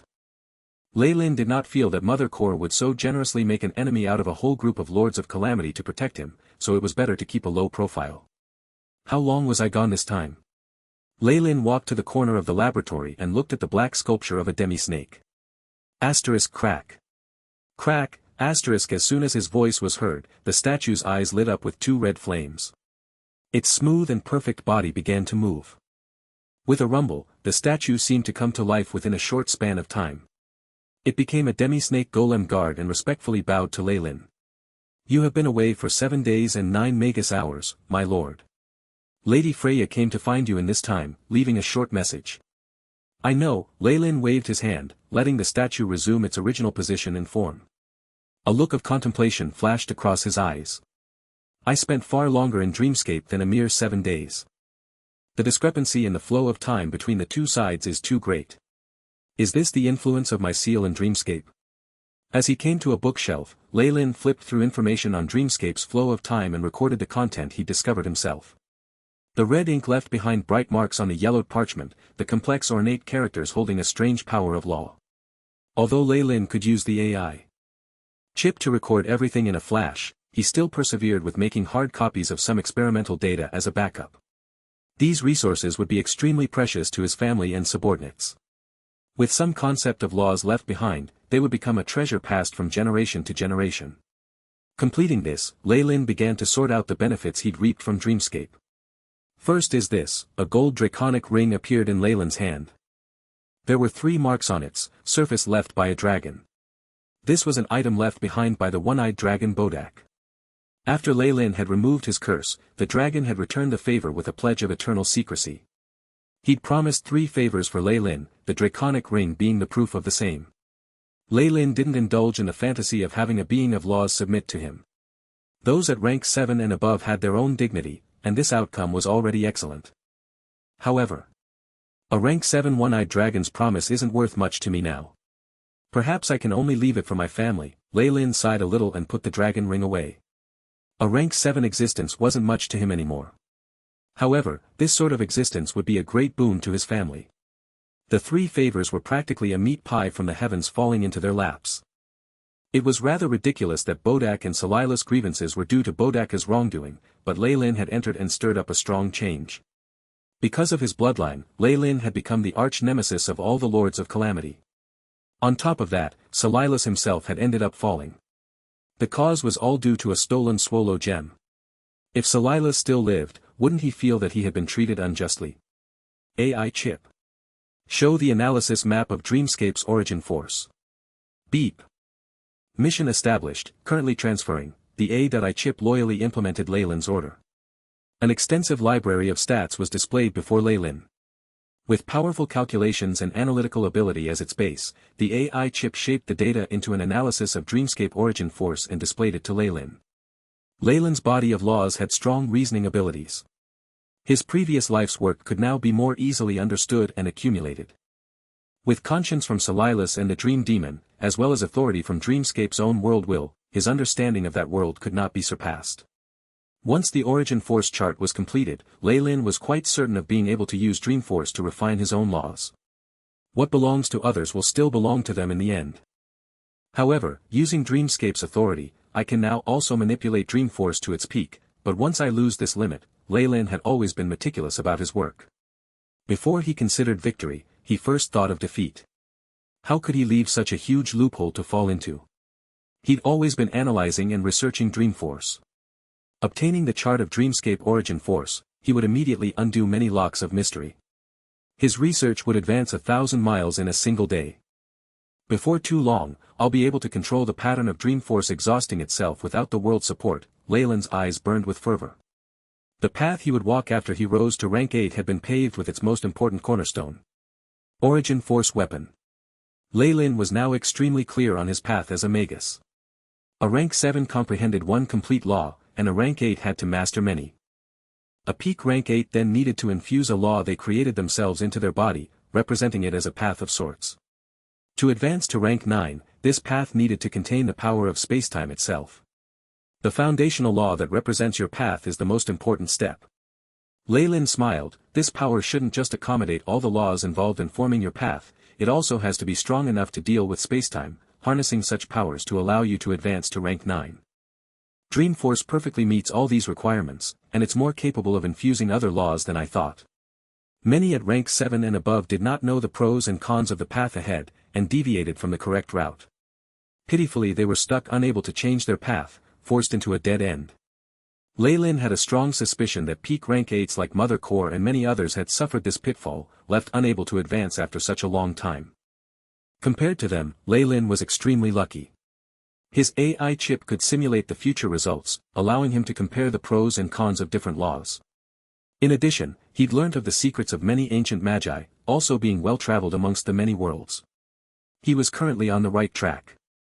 Lei Lin deeply understood that hard work alone was futile. Only by finding the correct path and putting in relentless hard work would he be able to see success, and even that would need a sliver of luck. My path has already been chosen. I can only tune it now, not make great changes. Unneeded laws need to be removed. Lei Lin ordered, AI chip, display my stats. Lei Lin Farlier, rank 7 Warlock, Bloodline, Targaryen Serpent, rank 7. Strength, 257.71, Agility, 200.01, Vitality, 350.98, Spiritual Force, 611.27, Body of Laws.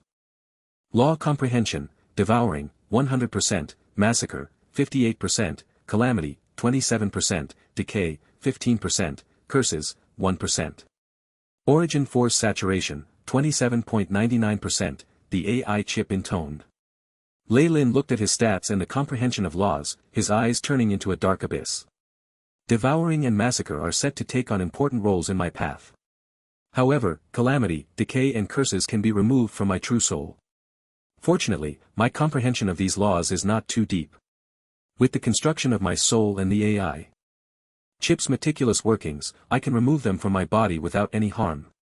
For rank 7 existences and beyond, if one did not need the laws residing in their bodies, it was best to extract them out. Other rank 7 and 8 magi would definitely pay a sky-high price for them. However, Lei Lin had a better plan than that. AI chip. Activate the Manderhawk plate's power to travel worlds, and connect to my secondary clone in the world of gods. The Manderhawk plate floated from Lei Lin's palms, strange runes filling it as it opened a black tunnel. In the world of gods, Lei Lin's demigod clone opened its eyes and a golden light flashed through them. Black animal skin appeared, carrying intricate runes and radiating an ancient yet mysterious aura. This was something Lei Lin acquired in the Western Desert. Back then, he'd only thought of the seal as rather unique and guessed that it had contained much information. Asterisk beep. Asterisk 2 rays of golden lightning struck the animal skin from Lei Lin's eyes, the patch of skin immediately floating into the sky as a lot of information was transmitted. AI chip, begin to synchronize the transmission, the demigod Lei Lin ordered before closing his eyes again. At this moment, Lei Lin completed his transmission from the Magus world, using the tunnel created by the Manderhawk plate to send information to the auxiliary AI chip. Beep. Receipt sent from auxiliary chip, transmission 100% completed. Decompression ongoing, the AI chip projected a lot of information to Lei Lin in the Magus world, on a large flickering screen. A trove of data was sealed within that obscure piece of animal skin, containing the accumulation of information from an ancient civilization. The demigod had done most of the decrypting, so Lei Lin only had to peruse the information sent over to the AI chip. The theory of over-god weapons. Origin Force Sensing and Construction. The foundation of over-god weapons, 4D planes. The folder was extremely large, containing a sea of information. Most of it pertained to the construction of over-god weapons. They were a short-lived civilization that appeared after the dusk of the gods, in the period known as the Dark Ages. Inspired by Arcanist theory, the civilization specialized in weaponsmithing. This over-god weapon is their ultimate design, but even the might of their entire civilization couldn't help them finish it. Lei Lin's eyes blazed as he looked at the information. This was an over-god weapon, a concept from the world of gods. The engineers of that civilization had wished to construct a weapon stronger than the divine, an overwhelming tool that could slay even gods. Lei Lin believed it likely held another name. It was an origin force weapon, a tool that was fueled by the world origin force designed to harm beings of laws. Now that Lei Lin himself was a rank 7 warlock, he realized the difference of this realm from the rest. Most rank 7s had already stopped spell fights, instead using their own laws combined with the world origin force. Few innate bloodlines could be activated at this realm. Because of this, Lei Lin had to devise new measures for battle. A weapon made of origin force would definitely increase his power tremendously. During the process of constructing a divine weapon, the gods will often put in their own flesh, blood and soul into it. That is why a divine weapon achieves such godly powers. Origin force weapons work on the foundation of origin force, bringing greater difficulty into their construction. Of course, the weapons might increases as well. Lei Lin nodded his head at the information. The engineers of this civilization had a very strong comprehension of laws and origin force. I wonder if their death was attributed to the fact that they tried to obtain origin force. After all, this was a taboo to the gods. Lei Lin thought about it a little longer before putting it off. There weren't enough clues, but according to his guesses, if the gods realized that low-born humans tried to utilize origin force to construct a weapon, they would definitely want these human beings destroyed. Ants had to know their place. The gods would wreak destruction on anything in their paths, and their wills could never be disobeyed. No wonder they were unable to construct the over-god weapon in the end. Lei Lin used his soul force to skim through 10 lines at a time. Finished with the manual to construct this weapon known as the Black Sacrifice, he shook his head. How much origin force can a regular mortal absorb? They're severely lacking if they want to construct a weapon made of origin force.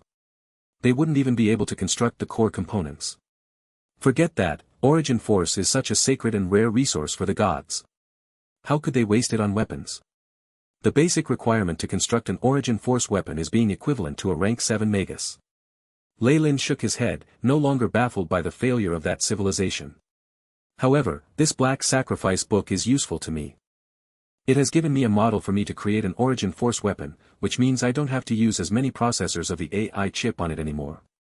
To Lei Lin, the construction of a weapon using origin force was not a problem. His authority in Dreamscape would allow him to do so. After all, he wouldn't dare absorb too much of Dreamscape's origin force himself, so it was viable for him to use it on his weapon. With origin force as a foundation, an over-god weapon was not something as simple as purely wielding origin force to attack. It was two different concepts. Deep down in Lei Lin's heart, he devised an even grander plan. He wanted to inscribe the laws that were useless to him onto the origin force weapon, and create an even more terrifying tool of destruction. With the laws of devouring, he'd definitely consume even greater existences in the future, in order to pry apart the laws that they had comprehended. As for the laws which were not useful for his path, Lei Lin would then transfer it to this weapon and increase its power. With that many laws infused in it, Lei Lin could only guess at what a monstrosity it would become in the future. One day the name of this weapon would reverberate around the entire cosmos, making the many existences of law shudder in fear. Behind the construction of this origin force weapon was the quintessence of an entire civilization. Even with Lei Lin's processing ability together with the help of the AI chip, he needed some time to fully digest the information and wield it for his own. Not only that, he had to simulate new models, optimizing and perfecting it. Time passed by quietly as Lei Lin began his experiments on manipulating Dreamscape's origin force to the construction of the over-god weapon. During this period of time, he had not recklessly attempted to challenge any Lords of Calamity, but only accompanied his family members in living a rather tranquil yet comfortable lifestyle. Until one day. All snake. Lei Lin's laboratory had been transformed into an enormous maze of infinite space. A few furnaces within burned with the unquenchable fire of origin force. The powerful energy was restricted by many shackles formed of laws, poured into the enormous spell formation at the center. At the heart of this spell formation was an enormous pool, liquid origin force from Dreamscape present within. Just a drop of this could drive other beings of law crazy. A faint black shadow could be seen at the center of the pool, greedily absorbing the surrounding energy and origin force to radiate a vaguely sharp and deadly aura. It seemed like some cruel giant creature of prehistoric times lay there, dormant. It took several hundred years, but the embryo of the weapon is ready. Next is the sculpting. Lei Lin stood by the pool dressed in black robes, his eyes filled with satisfaction. Lei Lin. Lei Lin, just at this moment, his expression changed. A summons was transmitted from his bloodline, full of intoxicating power. It's the Snake Dowager. Has the time of our 1,000-year contract come already? Lei Lin sighed lightly as he stepped away. He watched as the surroundings changed greatly. As spacetime began to change, Lei Lin had already arrived outside the world boundary of the Magus world. His true body now emerged in the endless astral plane. A woman dressed in black was waiting for him in the limitless starry skies. We meet again. Snake Dowager. Lei Lin said softly. He now had a clear estimate of the Snake Dowager's strength. She was a rank 8 Magus. Even if she hadn't formed her own path by refining her laws yet, and her combat power was a little inferior to the Lords of Calamity, she was a creature who'd lived countless years and most likely had several trump cards hidden. Your Excellency Lei Lin. Every time we meet, I seem to be ever more surprised. The Snake Dowager's face was veiled with a black muslin cloth. Only her glittering eyes, as bright as stars, were revealed to the outside world. They rippled with endless charm, filled with sweet-tempered emotion. One could see a fondness for life and beauty from her eyes, and anyone could see their most perfect image of a woman at its center. It had to be said that when it came to laws of charm, the Snake Dowager's comprehension had reached a terrifying level. With your current power, you're at the forefront of rank 7 existences across all worlds. If it's like this, then I can feel at ease. The Snake Dowager stood shoulder to shoulder with Lei Lin. Her thousand-snake form did not have the sphere of serpents below her, but Lei Lin felt that this was a true form, not her avatar. He smelt the fragrance of a maiden as well as the rippling of silky hair, and the most important thing was the intimate connection of bloodline. It gave all her bloodline descendants the feeling of being favored by the gods. Still, no matter how beautiful she was still just a cooperative partner to Lei Lin. I have not forgotten our 1,000-year contract about the shadow world. So, why have you come to find me? Lei Lin wrinkled his brow. It was not easy to fight over a large world, especially the shadow world, which was equivalent in rank to the purgatory world. There would be many beings of law in that place, and what's more, they'd managed to expel her in the past. Snake Dowager was originally an existence of laws from the shadow world, and had been a rank 8 Magus for a while. It was a pity that while fighting over the control of the world, her refinement of the power of shadows into her own path had failed. She had been forced to bring her bloodline descendants to the purgatory world. Since then, parts of her bloodline had circulated outside. They were tinged by the chaotic nature of purgatory, whatever world they spread to. Strictly speaking, Lei Lin's Kamoyan warlock inheritance had been part of her legacy. Because of that, there was no way that the path of bloodlines and its conflict would be so easily resolved. Since it stemmed from this reason, and he also intended to quell his quarrels with her, Lei Lin finally decided to help her out once. As for the other conditions and treasures, in truth it wasn't enough of a motivation for an existence of laws to act. Is this fate?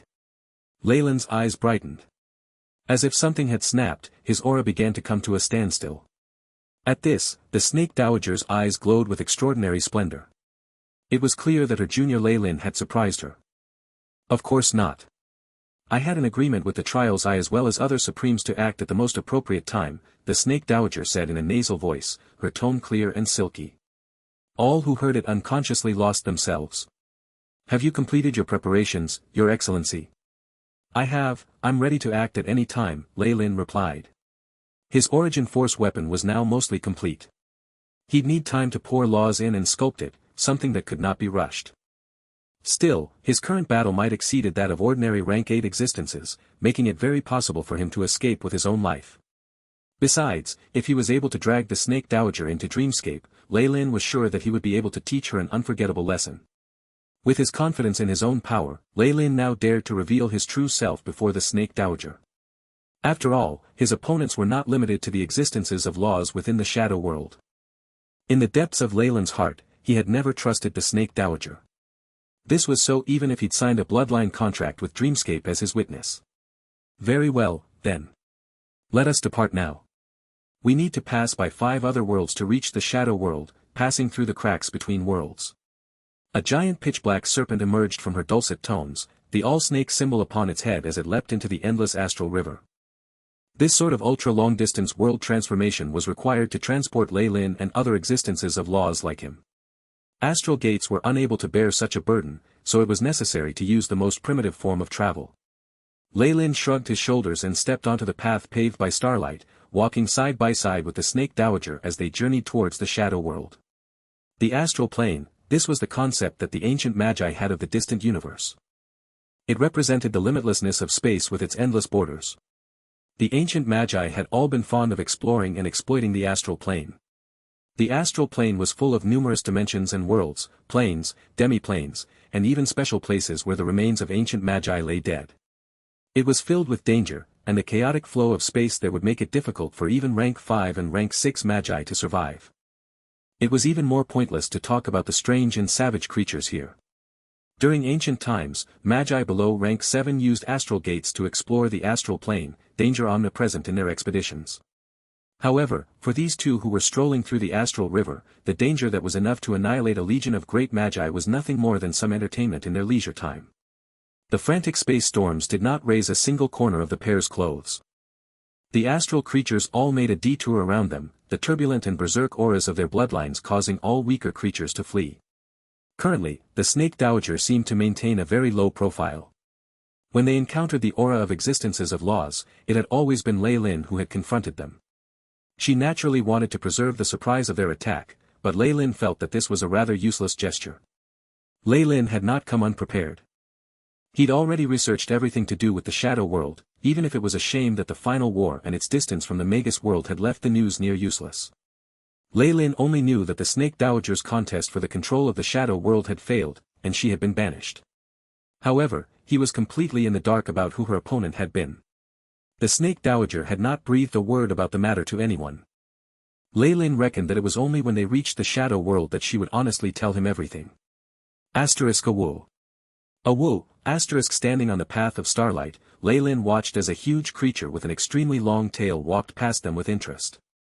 The creature's physique could not be described with just stats. It was roughly the same size as the Snake Dowager's astral body, with dark brown leather on its skin imprinted with scales. It had thousands of gigantic feet beneath its fat body, their shapes strange and twisted. 6 pairs of broken fleshly wings were on its back, and it saw them through a pair of amber eyeballs that had only just appeared. Its light green pupils greedily scanned across its surroundings.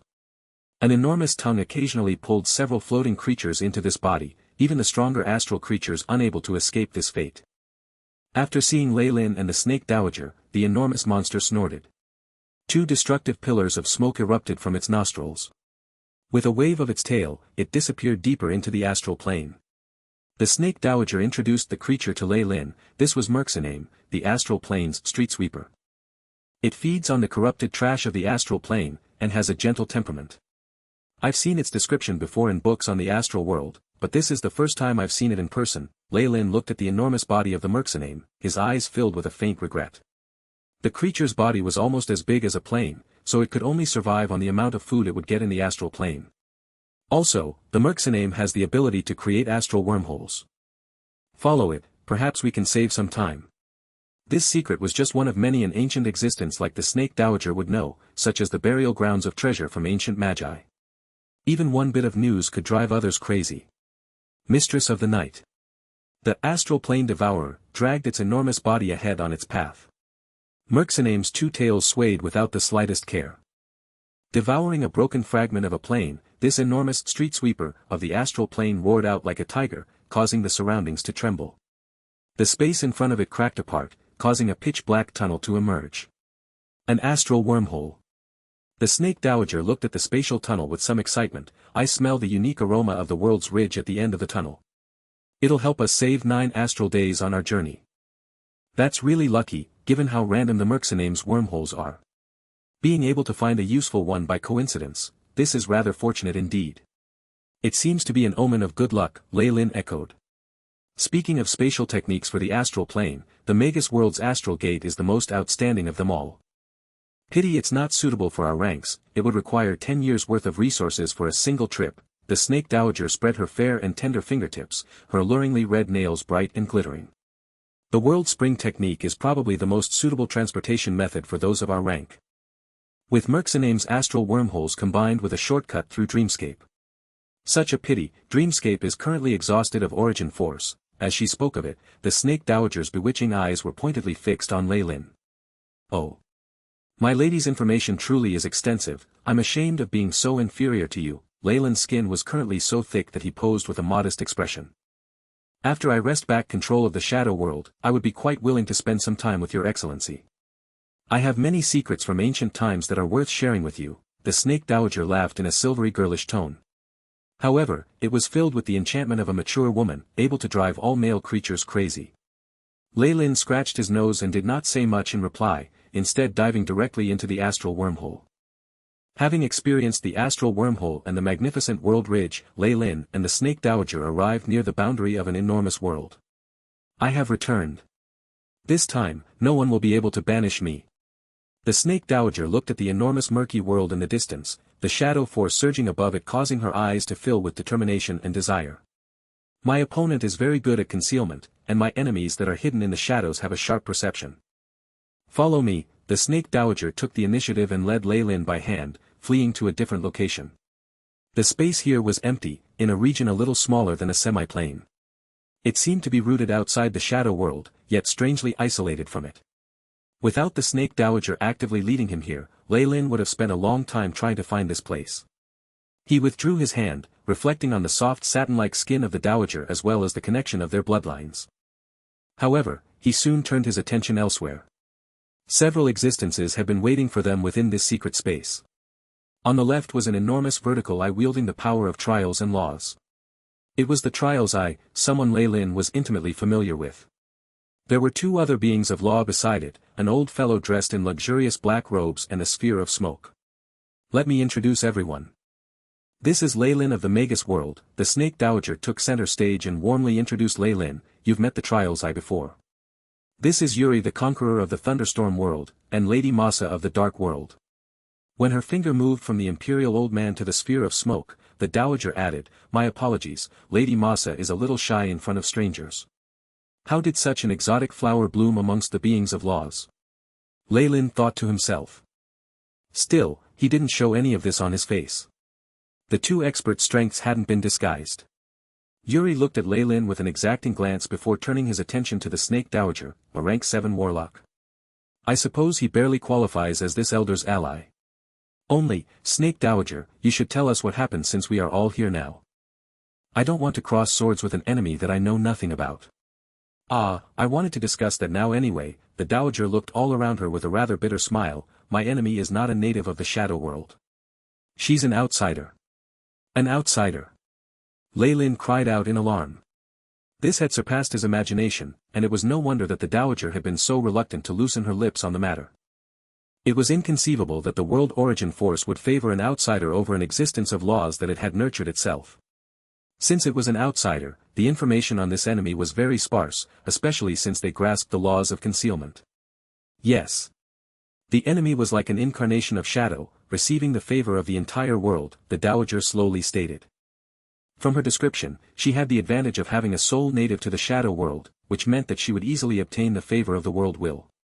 Once she reached rank 8, she waited until she had grasped her own path and refined shadow force to advance to the peak of rank 8. At that time, perhaps she would have chosen to fuse with the entire world will and become the avatar of the shadow world. From then on, she would be eternal with the world. It was a shame that it had all changed after the outsider had arrived. When I discovered the outsider at first, I felt that their aura was very strange. Although it had been concealed by concentrated shadow, it still felt a little weak. The snake dowager's beautiful eyes were a little distant, as if she had sunk into her memories.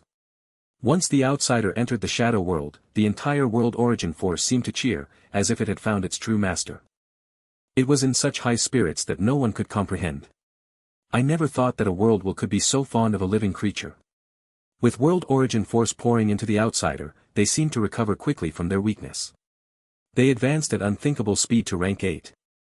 I began to grow impatient, and chose to fight over the authority of the shadow world, and all of you know the outcome already. Although he couldn't see her face, Lei Lin felt the dowager's soul aura begin to fluctuate, filled with resistance and resentment. According to the dowager, the outsider had received the great favor of the shadow world. Perhaps they surpassed the Nightmare King with his nightmare absorption physique already. Then, that is to say that the world will approves of the outsider and feels that their path is the most suitable for the shadow world. Lei Lin thought to himself and involuntarily sighed. He felt that things had gotten a lot more complicated. Even though the outsider did not have other existences of laws to help them, once a world will got involved, they could become very powerful. Fighting at close quarters in a world brimming over with hostility, with the child of that very world. Lei Lin would not do something this stupid. The unfortunate Lord of Calamity Silas had been the best example of the problems with that. Lei Lin saw that Silas could perhaps flee in another world, but in Dreamscape Lei Lin used the world will as an unstoppable weapon to slay him. Winning against his enemy in such a way was awfully entertaining, but being challenged himself like that was quite frightening instead. Dowager. According to what you said, when we fight the outsider, won't the entire shadow world support them against us? Since it's like this, are you still choosing to fight the enemy from the shadows? Even if we are allies who have signed a contract, we still have the authority to retreat when faced with such danger. It was clear that the world will of a great world had the trials I feeling fearful. None of the beings of law here dreaded the world will of planes, they themselves could easily steamroll it. A small world's world will would call for a little more power, while a medium-sized world will would surpass the power of an existence of law. 2 or 3, however, would be sufficient to win. But the shadow world was a large world. One would need peak rank 8 strength to contend with it. Sadly, none of those gathered here possessed that power.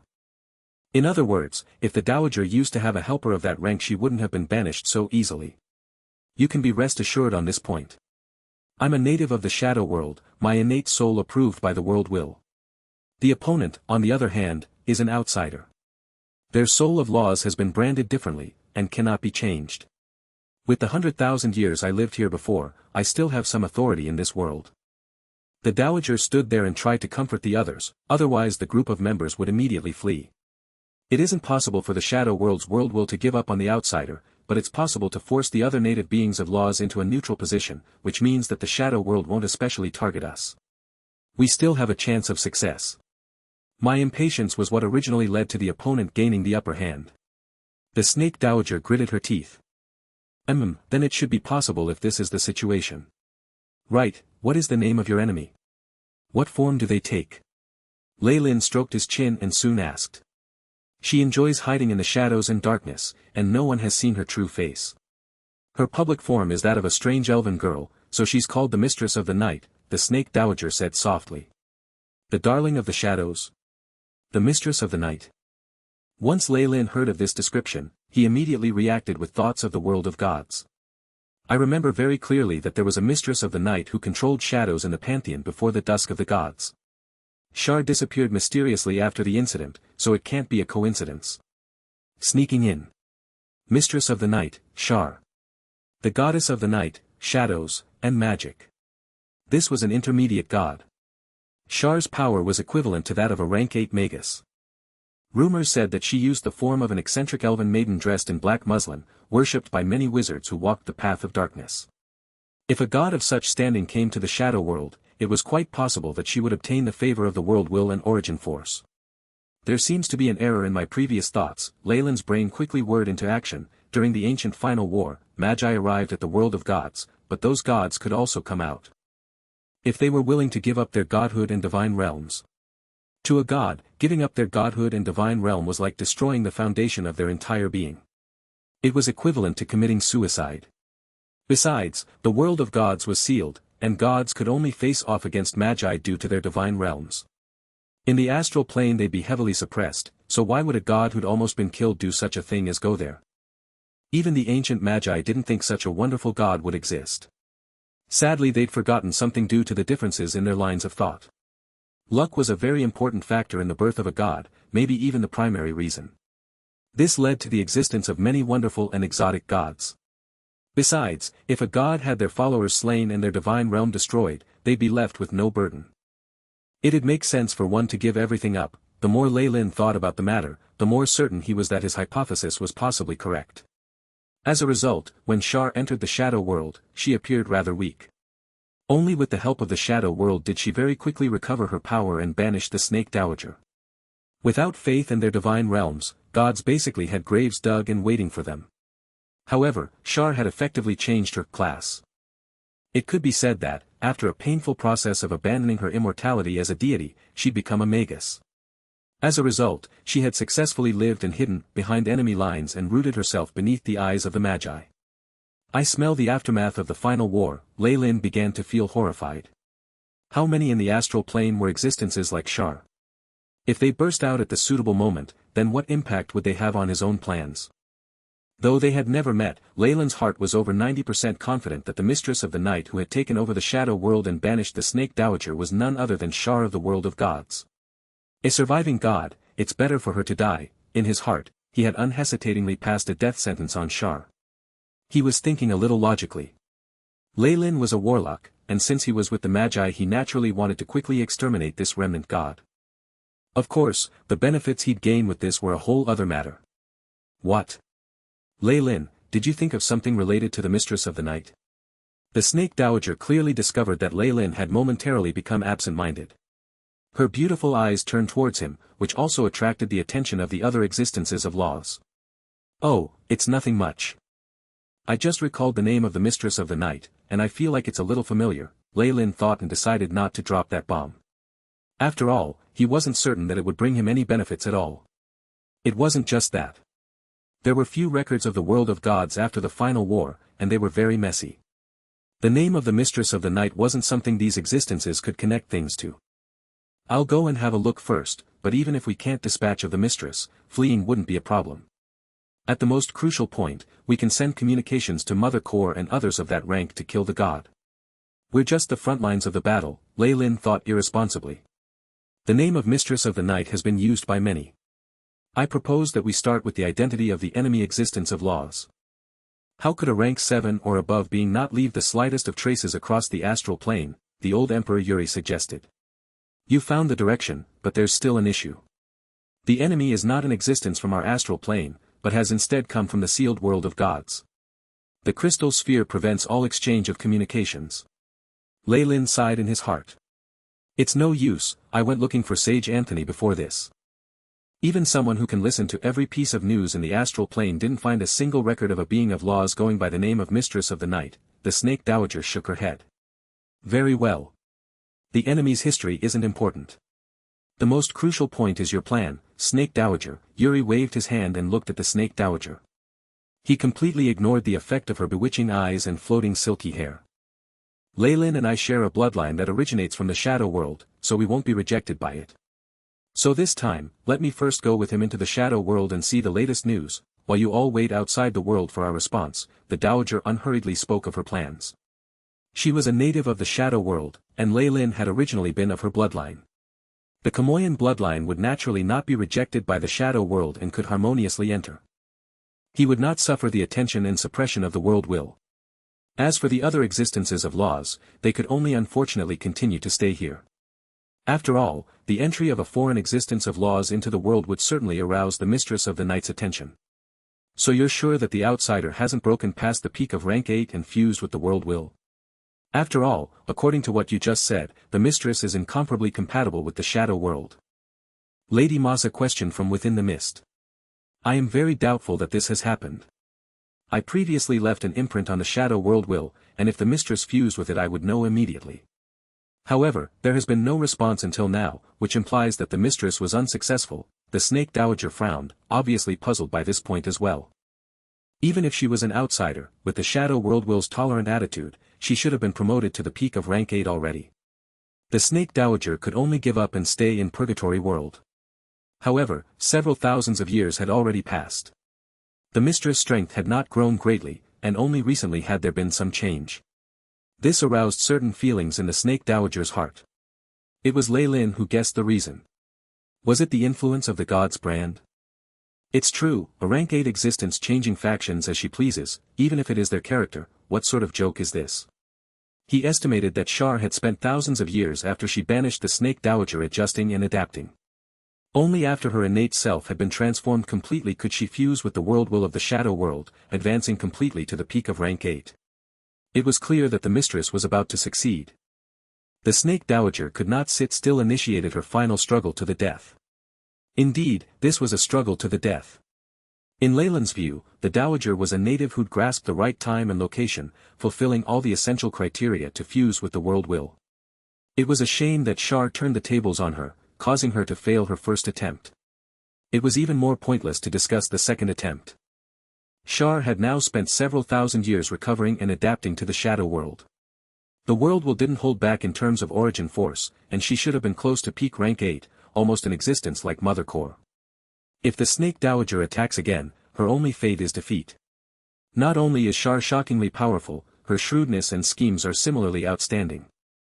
This is a powerful evil god we're talking about, her name enough to make all the gods of good tremble. However, since she has me, this has all changed, Lei Lin thought shamelessly. This time, the Dowager must pay the price for my satisfaction. Otherwise. So, Your Excellency Lei Lin, do you have any objections towards my arrangement? I have none, but just to be cautious, we had better move separately, Lei Lin added. After everything had been decided, several existences of laws began to act swiftly and decisively. The trials Yuri, and Lady Masa hid in different places, awaiting the Dowager's summons. Lei Lin and the Snake Dowager concealed their auras, directly arriving outside the world boundary of the shadow world. This abundant world origin force, as well as this sort of radiance, Lei Lin looked attentively at the enormous shadow world with a trace of regret lingering in his eyes. I see the light of civilization above the sea of origin force, glittering and splendid. It seems as if the mistress of the night did very well after I left. The snake dowager's eyes seemed to grow a little despondent as she stood there in her maiden form. She was even more dismayed by her fall. It was clear that in terms of helping the world to evolve, the mistress of the night had far surpassed her. Under her faction, the feeling that the shadow world now gave Lei Lin surpassed the aura of large worlds like Purgatory and Icy World. Only the Magus world, the world of gods and Dreamscape were a little superior. So, would you still like to continue? Lei Lin politely asked, looking at the despondent form of the maiden who stood beside him. Of course. After I return, I'll do much better than the mistress. The snake dowager's expression seemed to change. Her regret and jealousy completely transformed into the flames of revenge. Besides, this time I won't leave again. Black datura petals bloomed beneath her feet, enveloping her entirely into a black flower bud. In this form, she touched the membrane of the world boundary. The shadow world did not react and allowed the black flower bud to merge through the membrane. This was the method that the dowager used to pass illegitimately through the boundary. Shadow. Female jealousy. Lei Lin shrugged his shoulders, sighing helplessly before he followed the snake dowager. His current abilities allowed him to pass silently through the crystal sphere of the world of gods, so the shadow world wasn't a challenge. The force of his Chamoyan bloodline surrounded him, and the shadow world emitted a comforting aura. It immediately admitted Lei Lin inside. At the core of the shadow world, within the limitless sea of origin force. There was a magnificent and refined palace here, built out of black stone. Shadow force pervaded the surroundings, and at the very center was a large black crystal. A beautiful girl could faintly be seen within the crystal, lying in slumber. Hee, the weave has responded, the prey has taken the bait. Is it the dowager? A laugh like the tinkle of a bell sounded, as a maiden dressed in black muslin emerged from the shadows. She looked just like the maiden sleeping within the black crystal. Let's see, where are you? The maiden stretched out her fair and delicate fingers. She seemed to connect with the authority of the world, and a bright and beautiful screen appeared before her. The screen showed a black datura flower bud and a blood-red cocoon transform into streaks of light, advancing like lightning through the world's boundary. They streaked across the skies. Ah! However, just as the maiden was about to zoom in and follow their trails, the screen suddenly flickered with static. A mechanical voice sounded out, unknown interference has occurred, tracking terminated. Huh, what an interesting opponent. They want to play hide and seek with me. Well, I just happen to want to go out for a walk. The maiden stretched lazily, exposing the graceful curves of her body before disappearing into the palace. Multiple shadows formed to conceal everything within. Damn, what was that just now? The snake dowager's flustered and exasperated voice could be heard ahead of him. Lei Lin's lips curved into a faint smile in response. A magic network, or should I call it a shadow weave? If it wasn't for my previous experience with the world of God's weave, as well as my research into Karsa's avatar, it wouldn't have been this easy to disrupt it. Dowager, I've already blocked the mistress surveillance. The situation has changed now, but we had better split up at once. The blood-red cocoon turned beautifully in midair, changing its trajectory. Before they parted, Lei Lin kind-heartedly reminded the dowager, be careful, perhaps the current shadow world is completely different from the one that you remember. After officially entering the shadow world, Lei Lin knew why the dowager wanted to drag him in. The shadow world tolerated Lei Lin in the same way as the Magus world did. He did not feel the slightest sense of rejection, as if he was a native here. Is this complete lack of rejection and suppression due to the original all-snake bloodline? So only the dowager and I can minimize the surveillance of the world will, and avoid discovery by the mistress of the night. The dowager was originally a shadow world native, and had been the person closest to controlling the entire world. She had been greatly favored by the world will. Since he was once a descendant of hers, Lei Lin carried the brand of the shadow world in his body. The world would not reject him innately, which would allow him to conceal his presence as much as possible. The Trials I and their other allies were different. They would be discovered the moment they touched the world's edge, and the mistress of the night would act against them immediately. My interference will put Shar off our trail for a short period of time. Still, it might not be enough to secure our safety. Lei Lin took out a few bizarre dolls with painted faces. I never would have thought that I would use up the voodoo dolls that I made earlier in this place. A blood-red glow appeared on the dolls' bodies. Enveloped by light, the strange dolls seemed to inflate and giggle cheerfully. Hee hee. Ha. Having grown to the size of normal humans, the paint on the dolls' faces changed. They grew more and more animated, and their auras slowly changed to resemble Leyland's own. Asterisk bang. Asterisk the three voodoo dolls separated, the original blood-red cocoon dividing into three and falling in different areas. This shadow world has been radically changed by the Mistress of the Night. The most startling change is the warning system surrounding the world boundary. In his former location, Leyland had already concealed his own figure and begun descending slowly. He felt like Shar had transformed the shadow world into an extremely secure fortress in all these years, which meant their own operations could meet great difficulty. Beep. Unidentified flying object detected, transmitting information to ground station. Once Leyland had divided himself into several avatars, a number of satellites that had been orbiting the shadow world paused their normal tasks to send a warning to ground control. Inside a large hall with receptors for the signals from the satellites, those within working tirelessly. A soldier stood up and marched over to her superior, handing him an image. On the image was one of Leyland's avatars in the shape of a blood-red meteor. Sir. An unidentified flying object has been spotted. This is the video capture from drone number 3. What does the warning officer advise? The commander was a middle-aged man with faint white streaks in his hair. He had eyes like an eagle's, his gaze sharp and chilling. The images from the satellite show that the target's volume does not exceed 2 shadow cubits. It's not a giant meteorite, so it might be some astral debris or natural star fragments.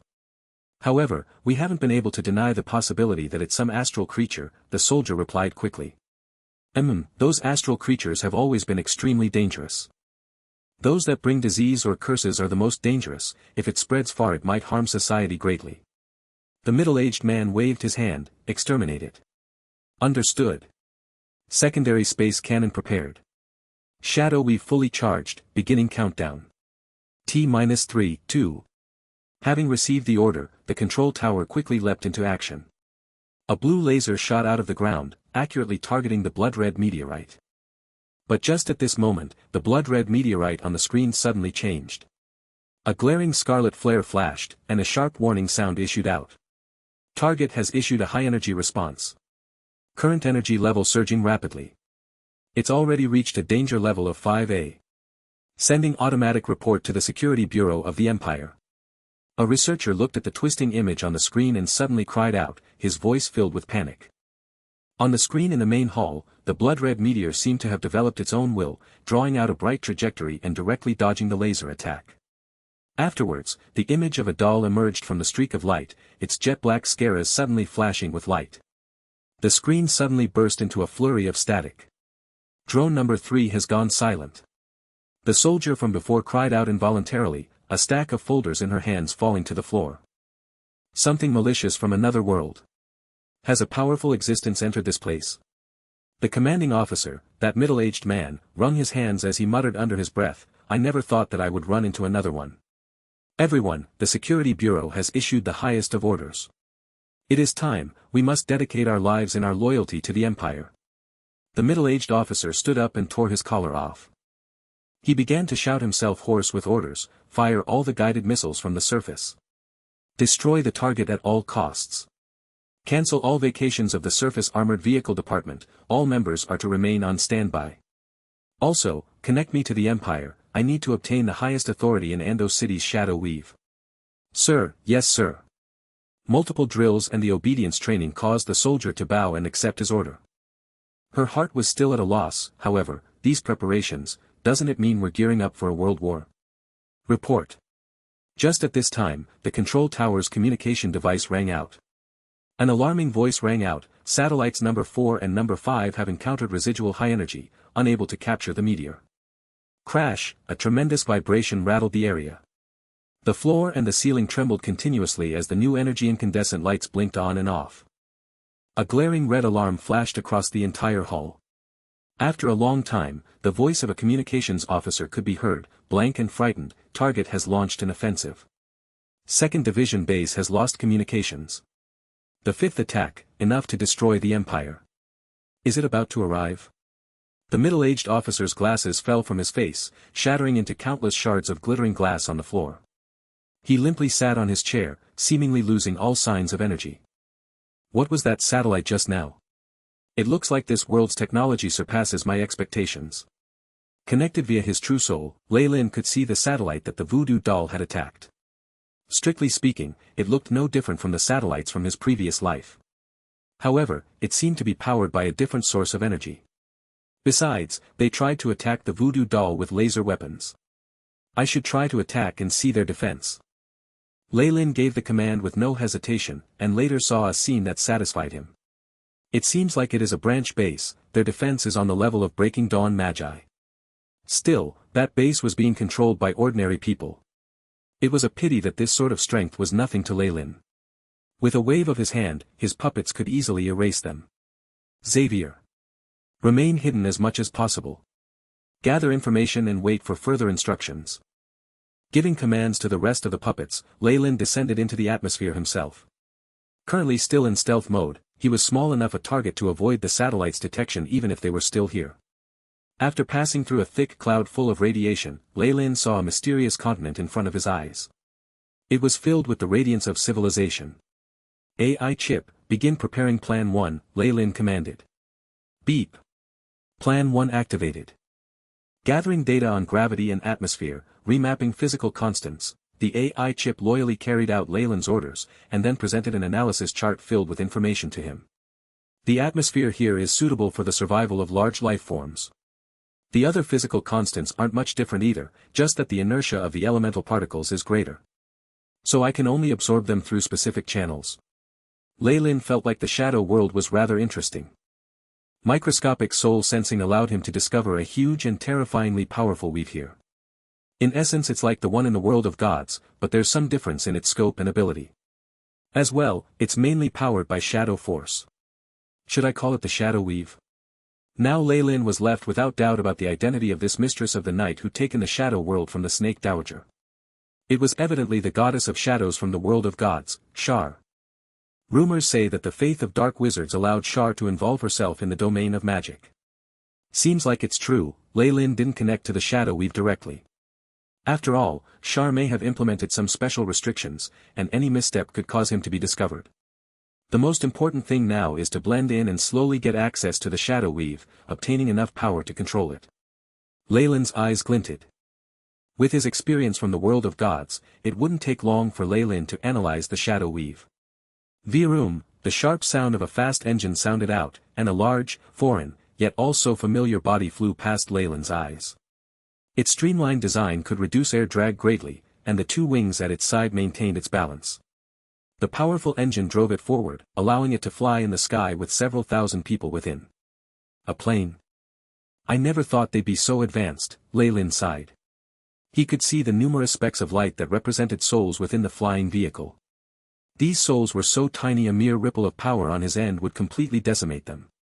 Still, the knowledge of these puny things had allowed them to successfully conquer the skies. A similar inclination towards technology and development, Lei Lin had a look of nostalgia in his eyes as he stood atop the upper cabin of the plane. He slowly sat down, memories from his previous life appearing in his mind. What's going on? Within the cabin, a young girl with a ponytail gazed at a brown-haired young man anxiously. Are you feeling sick, brother? Should I get an attendant? No, I'm fine, Jill. I just felt uncomfortable all of a sudden. This terror, only that time with the school bus can compare. The brown-haired youth smiled with a pale face, but his hands were still trembling unconsciously. That accident? Jill's eyes darkened. She knew fully well that her brother Xavier was exceedingly talented, and his natural sense of danger was quite powerful. Once in primary school, it had allowed them to avoid a serious traffic accident. Recalling how terrible the news had reported it to be, as well as the scene where none of her classmates had survived, the girl's eyes reddened. She couldn't control the tears that fell. It's all my fault. If I didn't force brother to go as well. Didn't I say it already? Don't worry about it, and act as if we're going to crash in the next second. The young Xavier glanced at the surrounding passengers sheepishly and quickly hugged Jill, smiling apologetically at everyone else. What he hadn't mentioned was that he hadn't had such a premonition before getting on the plane. It was just that he suddenly quivered in that instant, feeling helpless and despair at a sure death. This feeling buried itself into his heart, causing great trauma. However, this feeling disappeared just as quickly, leaving not a trace. It made him feel like he'd gone crazy. It's nothing. Stop crying, Jill. Xavier could only do his best to console his little sister, but he could not help recalling what had just happened. That feeling of assured death that suddenly disappeared. What was that about? At this thought, the young man could not help but pull out a pendant at his neck, the bright red string having a black snake rune on it. Is there a force here that can destroy this plane in an instant? Or is a war about to break out soon? Ha! A crash? You're hilarious. A middle-aged man who was reading a magazine at the side put the book in his hands down, adjusting his glasses. Crashes were indeed common 20 years ago. You could be unlucky enough to have failing components or meet a bird. However, Shadow Force has come quite far since then, and all aircraft are integrated into the Shadow Weave. All vehicles have powerful shadow armor protecting them, so even if you bump into a prehistoric dragon you won't face any problems. Exactly. I've gotten on so many flights, and I've yet to hear about any dangers. A curly-haired woman beside them began to chatter away. Is that so? Jill was still very childlike in her thoughts. Having heard this, she immediately stopped crying. Beads of sparkling tears hung on her rosy face, making her look even more pitiful. Yes. After seeing the state Jill was in, the man who had been speaking suddenly sensed his Lulacon's soul come ablaze, suddenly exploding. Don't worry. Look at this. He raised his arm, pulling at a portion of his sleeve to reveal a digital wristwatch with a unique design on his wrist. On the silvery gray exterior was the symbol of a black crown. This, gasps could be heard everywhere. The newest model of the Rapid Shadow series. TSK. Rapid Shadow V, providing the most convenient and quick connection to the Shadow Weave. It was developed by the Empire's chief scientist Lurlian using the latest 2D point technique. It now supports the storage and download of spells at rank 3 and above, even if casting mid-ranked spells needs the caster to control things very well. Only university students of the Empire and mechanics above grade 5 can work this. I never thought Uncle was such a big shot. The young man could not conceal the envy and fervor in his eyes after seeing the man's watch, and he blurted out all the information about it. So. Are you at ease yet? Even if anything happens to components of the plane, with the shadow armor and flight that I bought and stored before, it will be enough to protect you, the man spoke, immensely pleased with himself. He then stowed the watch away, amidst cheers and sounds of admiration. Thank you, Uncle. Jill yelled sweetly, and the man sat back down, pleased. Right. Maybe I'm too uptight. How could there be supernatural happenings in this day and age? The records at home are like legends. They're all fake. The youth, Xavier, heaved a long sigh, beginning to doubt himself for the first time. Dear brother.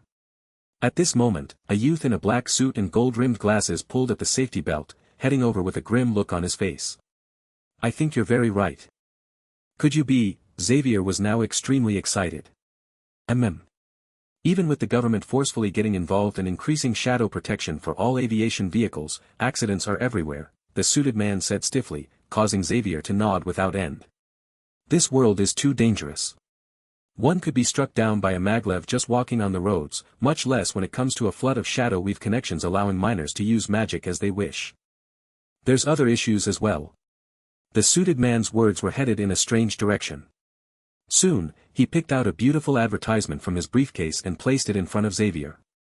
Hence, for the sake of you and your family, insurance is necessary.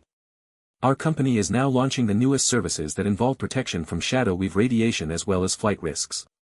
Take a look, and ask me any questions you have. Here's my business card. So it's to sell insurance. Xavier's face was now crinkled in a frown, and Jill finally smiled after all the crying. Well. I'll think about it. But the attendant is coming over. Xavier pulled back, pointing to the long-legged stewardess with a smile on her face. You must choose our imperial love. By picking imperial love, you're choosing a better future, the youth said sternly with a nod before returning to his seat. Sigh, young people these days, an old granny seated behind him sighed, causing Xavier to wish he could bury his head in his chest. Ancient book. The passengers in Xavier's cabin heaved a sigh of relief after the plane landed safely on the runway. Following that, they stared at him in blame. My apologies. Xavier held his sister's hand and left the cabin, as if running away to the airport terminal. Hey, wait up. Wait. The man with the watch caught up to them. You left your purse behind. Oh, thank you, mister. Jill thanked the man courteously, taking a pink purse with a cartoon bear on it. I'm just 25. Don't call me mister, just Crowley is fine. This man who looked like an uncle with long sideburns smiled wryly. And your names are? Xavier gripped his sister's hand, and spoke politely. I'm Xavier, and this is my sister Jill, we're here to study. Crowley noticed the wariness in Xavier's eyes, but he smiled without caring. Oh, I see. This is my number. I have some connections here in Thousand Bears City, so remember to look for me if something's up. Having said that, he handed a long string of numbers to Xavier and disappeared into the crowd. Jill, don't just casually speak to strangers in the future. Xavier reprimanded his sister after seeing Crowley off. But I felt like Mr. Crowley was nice. Jill bit her lips. Don't rely on your instincts anymore. Live like a normal person. Xavier sighed, seemingly relieved of all his burden. He hailed a floating vehicle and boarded it alongside Jill, the wheelless machine converging into the roads that were like a network of arteries. Neither Xavier nor Jill realized that a strand of black hair had attached itself to them. It was a power that lay between material and secondary energy, so even with extraordinary powers the siblings didn't detect it. I never thought I'd find the blood of the Snake Dowager while just looking around. Lei Lin could sense the bloodline of the Snake Dowager in the siblings, even if it was extremely thin.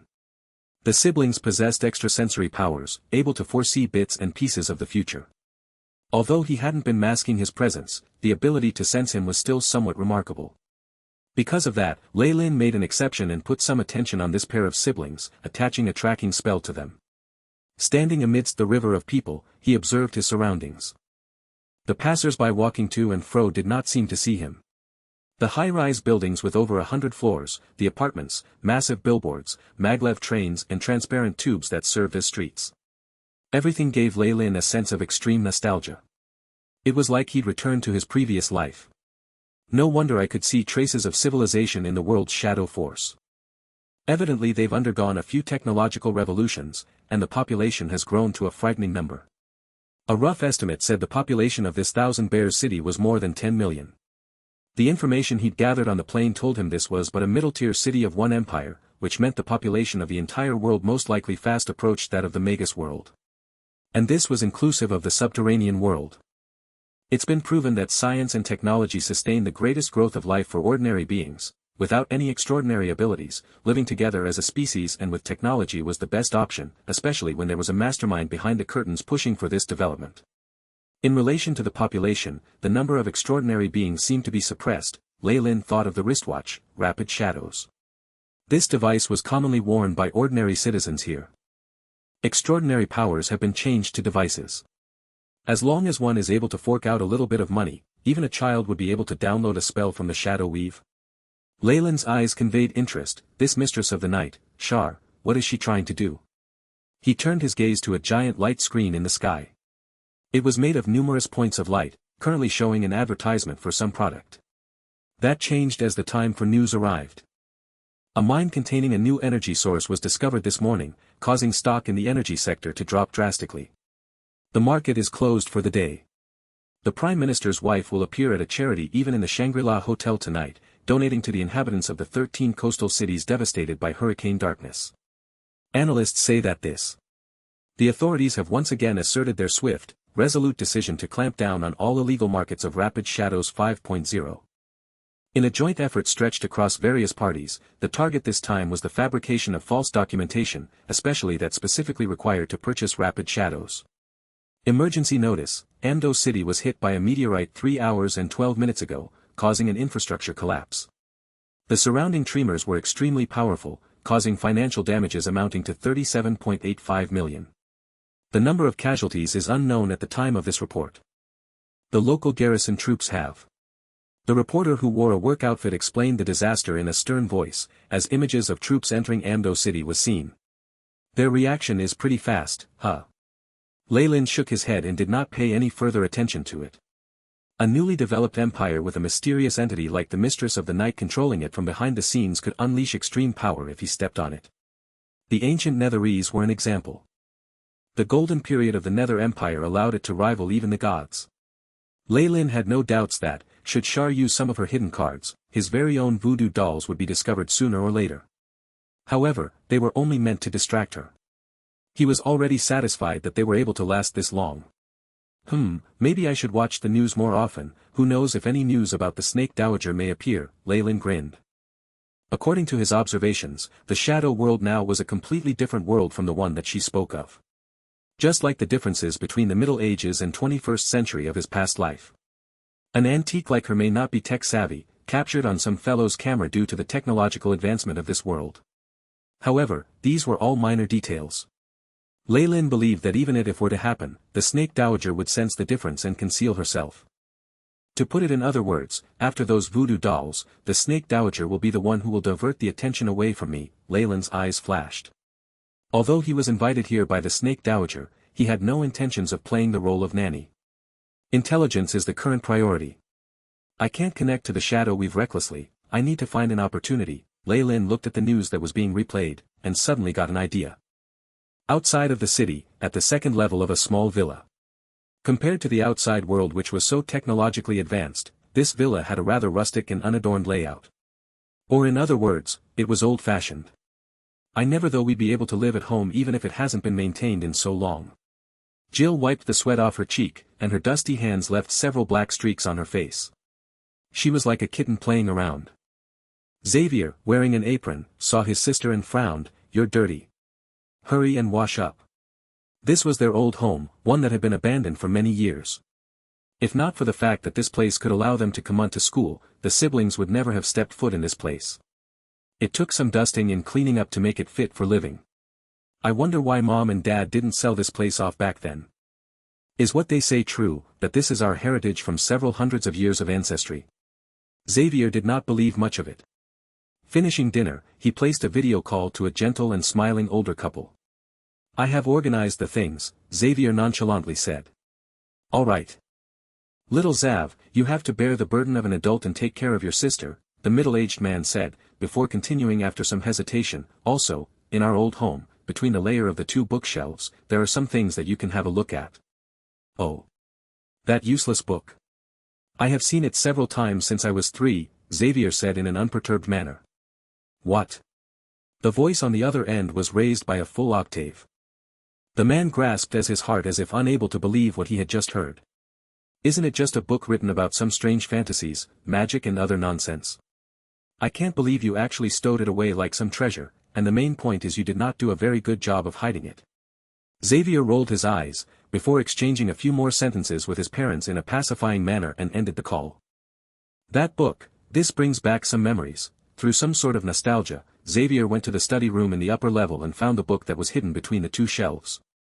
Due to the accumulation of time, the cover of the book was now extremely faded and obscure, with a thick layer of dust gather on it. This caused Xavier to become annoyed before he cleaned up the place another time. It's so ancient. I'd believe it even if someone said it was 1,000 years old. History. Time had eroded the light yellow parchment. Not only were many of the handwritten words within blurred with age, the pages themselves stuck to each other as well. Several footnotes were stained with the trace of decay. The book was written in form of ancient script, the words looping and distorted. It seemed like a 3-year-old child could have written it better. Xavier had hated reading and writing ever since kindergarten. With the good fortune of a father with a doctorate in history, he'd had to understand various ancient writing styles since his youth. This specific script was a specialty of his, having been taught it seriously by his father. Xavier managed to read the parts that were still legible. This is clearly a mythological story. When he thought of his youth and how this storybook had accompanied him in his childhood, a faint smile arose on Xavier's face. The Snake Dowager ruled the entire shadow world, and her descendants could later be found throughout the vicinity of Sanal. They possessed great power and defeated the Homo sapiens, the Elias and other ancient creatures. Finally, they occupied the entire star continent. The all-snakes' heirs were called blood descendants and grasped the shadows, able to talk to all species of snakes. The blood descendants divided the continent into 15 kingdoms, crowning the most pure-blooded of them as their monarch. They wrote this like it actually happened. Young Xavier continued to flip the pages. Most of the book's latter pages were spent describing the beauty of the Snake Dowager and her power. There was also rich descriptions of the shadow world under her rule. Just as he had arrived at the latter half of the book, information appeared that made Xavier's eyes light up. When the giant serpent's final glorious empire fell, their ancestors' bloodline mixed with other tribes. Theoretically, all creatures who possess the bloodline of the giant serpent can go through a period of cultivation and trigger their unique bloodline power. Xavier's finger traced a datura flower bud, his fingertips stroking the uneven surface. This complicated craftsmanship definitely required skill, and was not something that was made for fun. If one looked at it carefully, they could see many complex black runes on the flower. Still, about half had been worn away by time. After the symbol was a bunch of meandering descriptions of training techniques. They suggested things like mixing together the blood of bats and lizards, smearing it under the nose to increase one's chances of entering a meditative state. This is what caused me to make such a huge fool of myself in kindergarten. Xavier's face twitched a little. In his view, this book's techniques were extremely childish. It seemed to have come from the primitive tribes who liked to prank people. Even if it's fake, they should have made it a little more realistic. Everybody knows that there is nothing like soul force or a weave. It's impossible to harness these abilities to use magic. Xavier speechlessly turned over the pages until he reached the very end. The handwriting here was rather new and was clearly added later. It was written in a modern language and didn't seem to be difficult at all. This first part of this new content seemed to be a self-introduction of someone known as Chanel. The main idea was that he was from the same tribe as the original author, but his ancestors' records were far too absurd.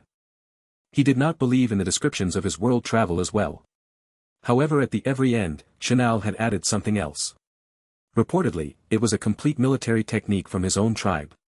It was originally meant to be used by cultivators. This looks a little more sincere, so it's called Snakebite Fist. Xavier flipped over the pictures at the very end and discovered several unusually realistic figures of a human body. It was rather genuine in its complexity, and its content looked very similar to other high-level biology diagrams. From his recent martial arts experiences, this physical training didn't look as if it was just some crazy nonsense. Soul energy and this we've had caused the humans of the shadow world to acknowledge several extraordinarily powerful existence. It had aroused a popular craze in martial arts and extrasensory perception. Sadly, this fad was soon found to be full of liars. Apart from soul energy and the weave, extrasensory perception seemed to have disappeared from this world entirely. After some half-baked consideration, Xavier had wasted a considerable sum of money to enter and train in a high-ranked martial arts school. Unfortunately, the only benefit it gave him was the strengthening of his muscles. After all, those true inheritances had been tenaciously hidden away by the military instructors. Those without enough power and money would not receive proper instruction and become true brothers in training. It was unfortunate that although Xavier's family was a little wealthier than others, they were not infinitely more opulent. Primarily based on his intellect and good relationship with his martial instructors and apprentice brothers, Xavier had learned several genuine things. According to the teachings of the red-nosed military instructor, rank 0 to rank 2 spells are completely unable to harm experts with truly powerful cultivation techniques. Perhaps, before the command is given, they could completely break off the wrist of Swift that you prepared. Xavier looked at the resources on the Snakebite Fist and discovered that the written account was very detailed and reliable. From the most basic breathing techniques to the attacks and defensive techniques, there were also records of the necessary drug ingredients that were required for the cultivation. It could clearly be seen that Chanel was a very meticulous person at heart. I fulfill all the basic requirements, so next is to buy these ingredients and make some training equipment. Xavier's eyes seemed to burn with fervor. Seems like I found something good when I was young. Shall I give it a go? Wait, didn't I plan to remain an ordinary man? What's the point of these fighting techniques? Xavier suddenly thought of his old military instructor's advice: those with real power these days are the strong mechanics who grasp several high-ranked spells. Researchers in psi energy who've graduated from famous universities are also strong, especially those with doctorates. Fighters have no chance of resisting their high-ranked spells. Xavier clearly recalled the desolate look in his instructor's eyes. Yes, as long as one has enough money, they can easily download and use low-ranked spells. It's not impossible to obtain mid-ranked spells either. Those martial artists who train their bodies and use martial arts to cultivate themselves are all fools. So why am I still considering it? I should hurry up and pass the entrance exam for the high-ranked mechanic permit and obtain the authority to use mid-ranked spells. Then, even the world's top 500 companies will fight for me. Xavier sighed and shoved the voluminous book back into its original location. There was a trace of regret in his heart that, try as he might, he was unable to completely suppress. Once the youth left and the door clicked shut behind him, the room was plunged into darkness. Leyland's figure appeared suddenly, stepping across limitless space to arrive directly inside. The bookshelf was opened up, and the large book was wrapped in a faint light that delivered it to Leyland's hands. Page after page turned rapidly, until Leyland stopped at the symbol of the black datura flower bud. The all-snake descendants' inheritance. It seems like history's heard it allure, given Leyland's knowledge and experience. A single touch told him this book was written 1,257 years ago. The author was an extraordinary expert, about equal in power to a rank 2 or rank 3 Magus. It was only that the expert had received an incomplete form of the inheritance. With the passage of time, it had been reduced to this dilapidated state. According to the book's meditation techniques, it's still possible to cultivate extraordinary power. However, the chance of becoming a monster is even greater. The martial techniques at the end, however, abandon meditation techniques and spiritual energy. They're rather suitable to this world's laws. Perhaps it's possible to cultivate something using it.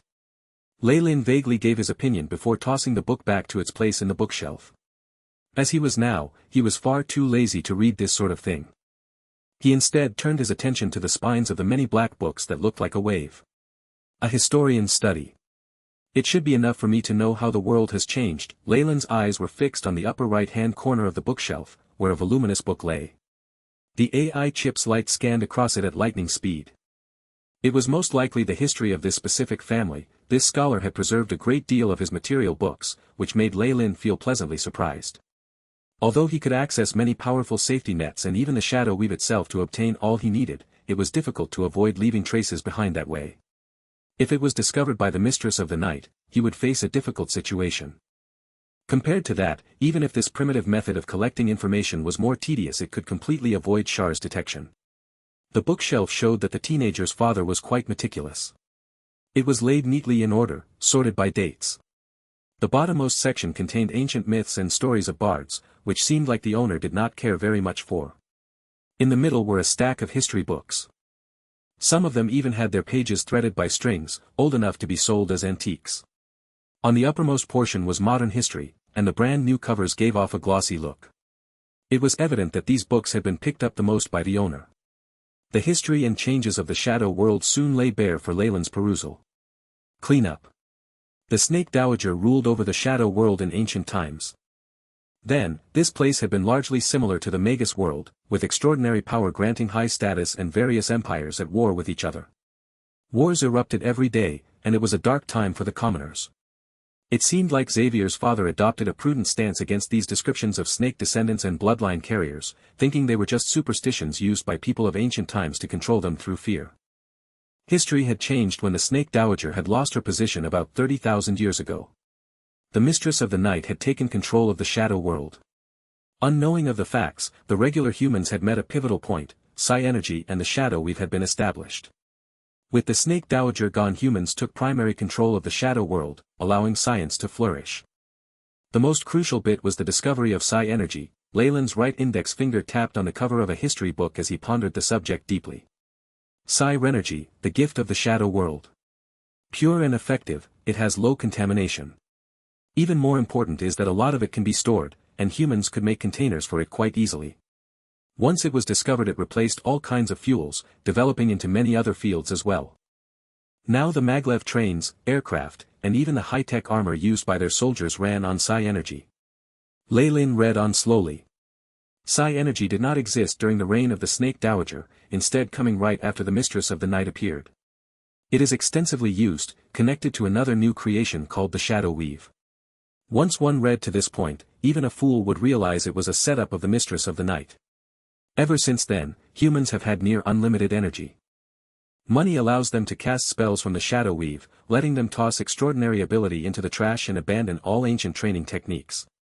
Is this now the era of science? This was all within the books from Xavier's family.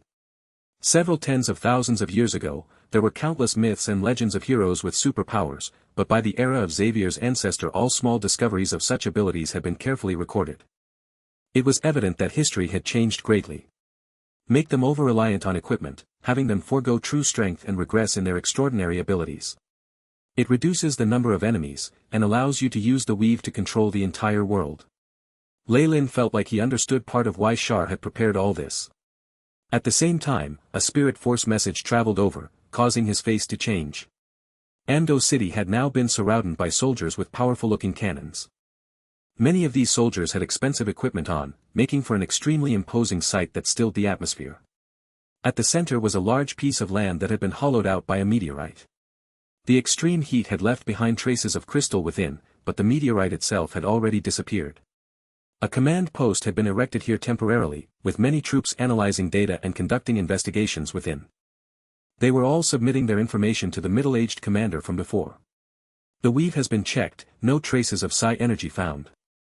Meteorite sample collected, sending a copy to the royal family for further analysis. All troops on standby, prepared to move at any time. All this information did nothing to improve the commander's mood.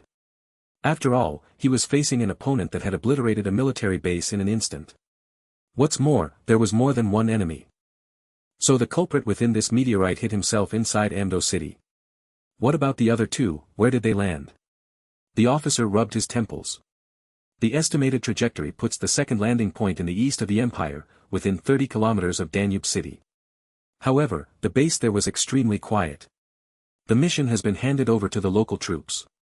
The report came from a well-trained intelligence officer with a pair of long, beautiful spectacles. She adjusted her spectacles as she spoke calmly. The third landing point is at Coral Coastal City. We've already sent a request to the Navy to find and annihilate the opponent. 3 apostles at a time. The middle-aged officer seemed unable to bear this heavy burden, and one's already infiltrated Amdo City. How is the city's shutdown going? Our troops have already surrounded the place, forbidding any citizens from leaving the city. A couple of small fights broke out, but the situation is under control. All right then. We can only impose these heavy laws for the sake of the empire, the officer said with an expressionless face. Creatures from the stars were extremely dangerous.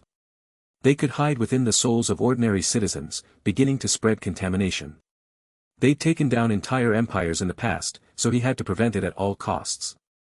Even if these specific apostles couldn't contaminate the soul, any foreign pathogens or viruses they carried could cause serious damage to the affected citizens. Thinking about it some more, the officer passed down further orders, relay the new safety measures once more. Deny all citizens who wants to leave, including the local officials inside too.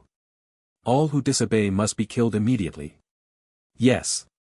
Listening to the merciless order, the soldier was taken aback. Still, she ended up obeying his orders. Hee. It looks like the Empire Hawks aren't all that capable. They actually have a headache from such a small event. Just as the soldier was about to leave, a mocking voice sounded from outside the strength. The green flaps were pushed open to reveal a group of soldiers in black uniform. The one who laughed earlier was a member of the group with yellow crew-cut hair. Solders. Soldiers. The soldier pulled out a minigun, aiming at the group that had barged in. She was extremely furious at the lack of security outside the tent. Raise your hands slowly. You are now intruding in a restricted area of the army. I have the rights to kill you immediately. The other officers pulled out their guns as well, pointing them at the group. Hee. Kill us? How interesting. Foolish humans, the group of black uniformed personnel did not show any expression. As for the yellow crew-cut man, he pointed his finger at the woman and twirled it. Suddenly, the woman felt like her hands did not belong to her anymore, and the gun fell to the ground as she was lifted and floated in midair, her head facing towards the ground. How can this be? The weave is sealed in here, mid-grade spells can't be cast at all. The other administrators were shocked. The yellow-haired man looked at the female soldier's thighs, his sleazy eyes revealing his lust. He then asked his leader for permission. Not a bad pair of thighs. This stocking. You're rather wanton on the inside. Boss, can I play with her? Enough. All of you, stop now. Put down your guns. The middle-aged officer ordered. Very soon, he looked at the leader of the black uniforms, his eyes revealing a complex gaze. Are you here to mock me, Jarvis? I don't have time like that to waste, elder brother. The huge bloke called Jarvis looked at the yellow-haired man, who immediately released the female soldier. He then took out documents sealed by the Imperial Seal. I'm here to clean up your mess. It's a fact that the Special Forces are the true trump card of the Empire, used to deal with things like this. All the military personnel within the tent gasped after hearing the words, Special Forces. This was a covert team put together by the Empire. They consisted of people with extraordinary abilities, and were supported by many resources and the newest technology, tasked with dealing with special occurrences like this. More importantly, the members of this team were extremely lawless. Nasty news and rumors floated around the army about them, labeling every team member a crazed criminal. The Empire has sent out the special forces. Do those up the hierarchy believe that things have reached such a bad stage? The female soldier collapsed to the ground, breaking out in cold sweat. She didn't dare to look at the yellow-haired man anymore. Since it's the orders of the Empire, I have no objections. The commander looked through the documents and even saw the seals from his direct superior. He saluted in a military pose, before handing over a silver key over to Jarvis. I hope you don't let the superiors down. Relax, I'm not you. Jarvis smirked, the silver key melting as it entered his body through his skin. Suddenly, a mechanical voice sounded in the tent. Authority passed on. Shadow Weave control of Amdo City has changed. Welcome General Jarvis. Very good. Contact Mole and Wolf Fong for me. Jarvis barked out his orders. Very soon, 2 soldiers wearing black uniforms appeared on the screen. Boss. Team 1 is in position. Team 2 ready. Our target this time has the ability to enter souls. The feedback from the weave and the estimation of the central neural net say that the possibility of the enemy hiding in a citizen's body is extremely high. This is a list compiled by the city's surveillance system. I want you to dispose of every member there. Jarvis raised his hand, and an extremely detailed, long list of names appeared. This was the list of suspects put together by the central neural net, where the weave had sensed the greatest number of questionable energy spikes. Have you gone mad? Jarvis' brother looked at the list of names. There were over 10,000 names written in there. He howled once more, these are all citizens of the Empire. There may just be one culprit while the rest of them are innocent. Annihilation. You've always been so soft, brother. It's your greatest weakness. Jarvis looked at his brother. They had similar faces, but their hairs were already turning white. I'm the person in charge right now. If not for the citizens, I would long since have applied for the Shadow Weave team to destroy the entire city. Jarvis dug his ears. Where are the soldiers? Remove unauthorized personnel from this tent at once. Suddenly, a group of armored troops entered and chased the middle-aged officer and his subordinates away. People who get in the way should leave. Now. Let us play our game of hide and seek. Jarvis looked at the screen, his extreme insanity spilling over into calmness. Enable city surveillance. Lock down all spells using the Shadow Weave, and disable teleportation. Scan for any strange sightings and energy movements. Begin the purge. Go. Action. Mole and Wolf Fong waved their hands in a forward motion, and the armored troops behind them began their operation to kill the people on the list. Hey, what are you trying to do? Armored troops entered a civilian's home, and began shooting at the family of 3 who were having a meal at the dining table. Asterisk bang. Bang, asterisk very soon, the head of the man exploded, and his body lay in a pool full of blood, followed by his wife and his daughter. Although middle-grade spells in the Empire had seals that needed unlocking and high-grade spells were reserved for soldiers and royals, commoners still had the right to use low-level spells. However, Jarvis had already locked down on magic in Amdo City, so all Rapid Shadows watches had turned to trash. Without those tools, these commoners were weak and small in front of the armored troops. Wave after wave of flying drone encircled the air around Amdo City, releasing messages of warning. Troops of the Empire are currently in the midst of capturing spies. All civilians are requested to stay in their homes, and not to leave. We will not hurt the innocents. I repeat, we are troops of the Empire. Gunshots sounded from time to time, and there seemed to be a flurry of activity within the city. However, the soldiers had still managed to suppress the situation and keep it in control. After all, 10,000 was still only a small fraction of the 10 million plus population here. As long as their own names weren't on the list, these citizens wouldn't be brash enough to resist the executions. As for Jarvis, he sat in the command post and watched the screen in admiration, enjoying the wine in his hand. Bang, yet another man was killed in his own home, and blood spilled everywhere. No. Don't. This was the plea of a young lady before her death, but the soldier did not even spare her another glance. To obey commands was the basic duty of a soldier, and one who didn't think for themselves was basically the ultimate weapon. Only resolution and strength would carry them through all situations and missions. The mass killing was executed quickly, but there were still some hiccups from time to time. Damn it! The Empire still has a hostile outlook on us extraordinary humans. A bespectacled young man howled at the gun pointing towards him. Suddenly, He was covered in flames as he turned into a malevolent creature that was filled with scales. Shoot! The psi energy-filled bullets only left white scars on the scales. It's a mutant. Extraordinary person. Hurry and call for backup. A squad leader howled at the communicator, but it was already too late. Zoom. Whoosh, the monstrosity leaped forward, turning into a black line on the screen.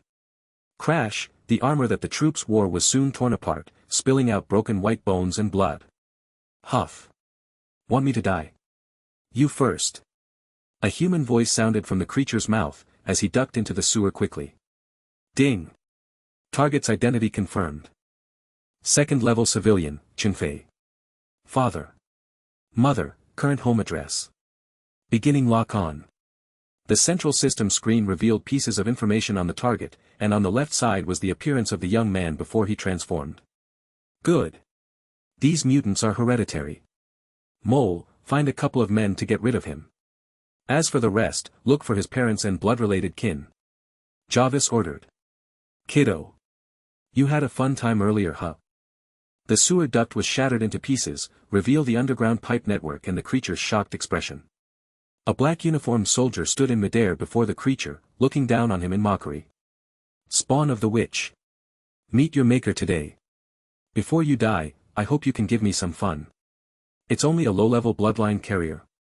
Jarvis nodded his head indifferently as he watched the young man-turned-creature being brutally killed on the screen. The expansion of technology and the constant purges from the Empire had dropped the numbers of these mutants.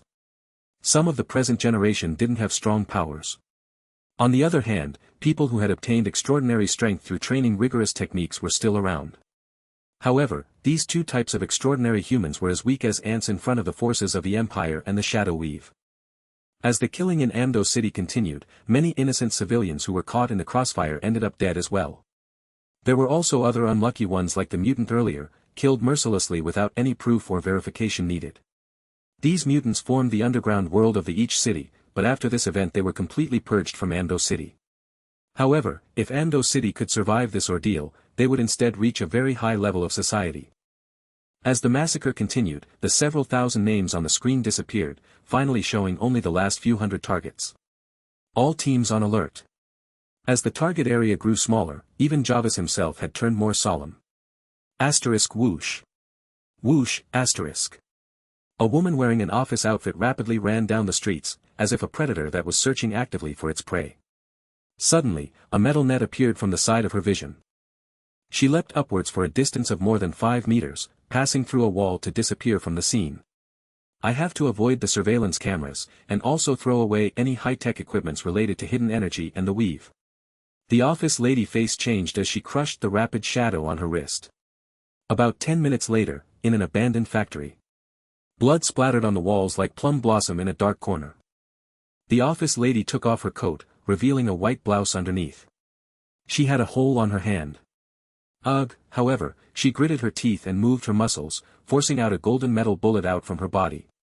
After expelling the bullet, she heaved a sigh of relief. She then tore part of her blouse to wrap the wound, and her face turned extremely pale. The Empire is quite resolved this time. Was our organization discovered? No. Even if we were exposed, they would not need to take such drastic actions. Moreover, the whole of Amdo City is filled with gunshots.